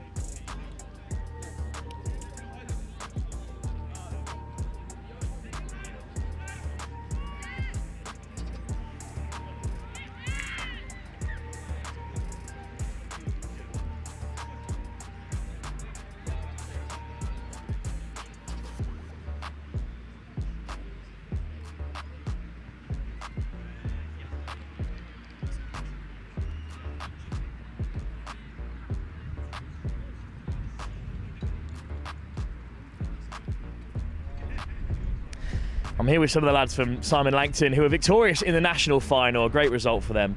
Come to you first, Will. You've played Invicta, which is a really high level of touch. You know, a really top club side. They were at the Nationals at Leamington Spa a couple of weekends ago. Having played that level, firstly, what do you make of the standard that you've seen today from the biggest and the very first proper school national finals? I think the game's a lot quicker up at the up in the Nationals with Invicta. The game's a lot quicker, however. It's not like, and there's a lot more skill, but this is, considering they are a lot older and they've done it a lot more, I think this is still like similar for how it's gone. Fantastic to hear how quickly the game has filtered down. A fine performance, some great tries in there, but really I think one of the highlights from Simon Langton defensive was a great defensive performance. How much was that a focus coming into today? Well, we've trained for it. We've trained defensively every week. For the past few months we've been training and getting the touch right and tracking back and getting the energy, keeping the energy up and the intensity. So it's what we train for. So I'm glad we could execute it today.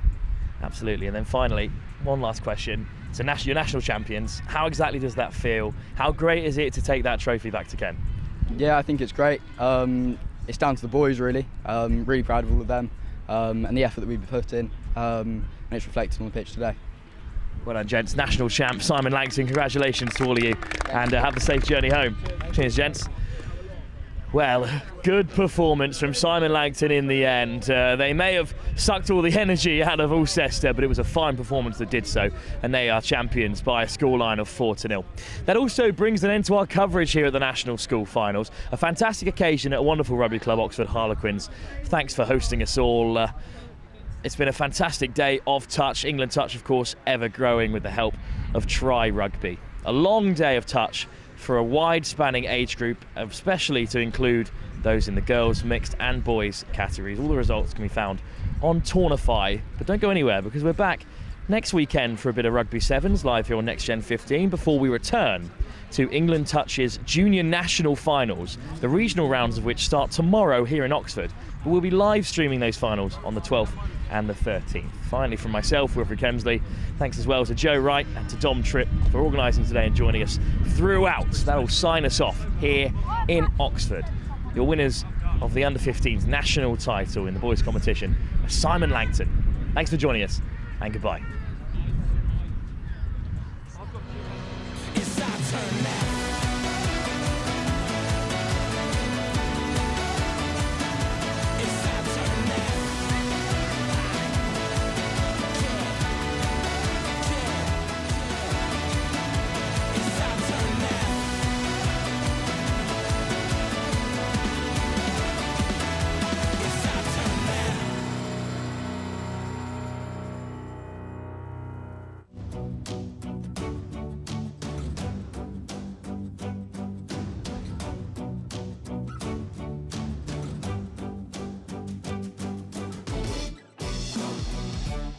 Sure is something to be proud of. Just remember where it came from. Think that mulch came from the home improvement store? Think again.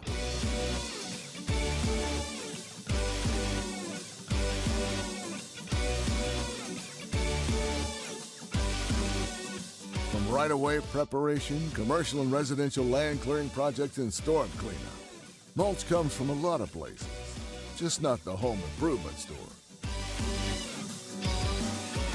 Vermeer and the people who make mulch, helping the world be equipped to do more. Clip my angel wings, I told the devil.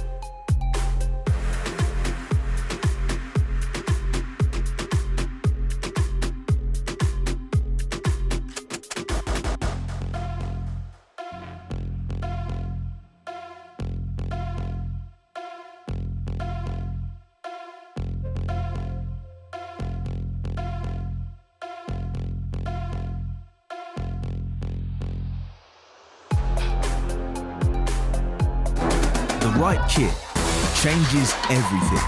With the right kit, you're ready for anything. United, connected, unstoppable. Whatever your sport, we are your sporting partner. Creating your kit your way. For every team, for every challenge, for every aspiration. Feel seen, feel ready, feel part of the team. Kit on, game on.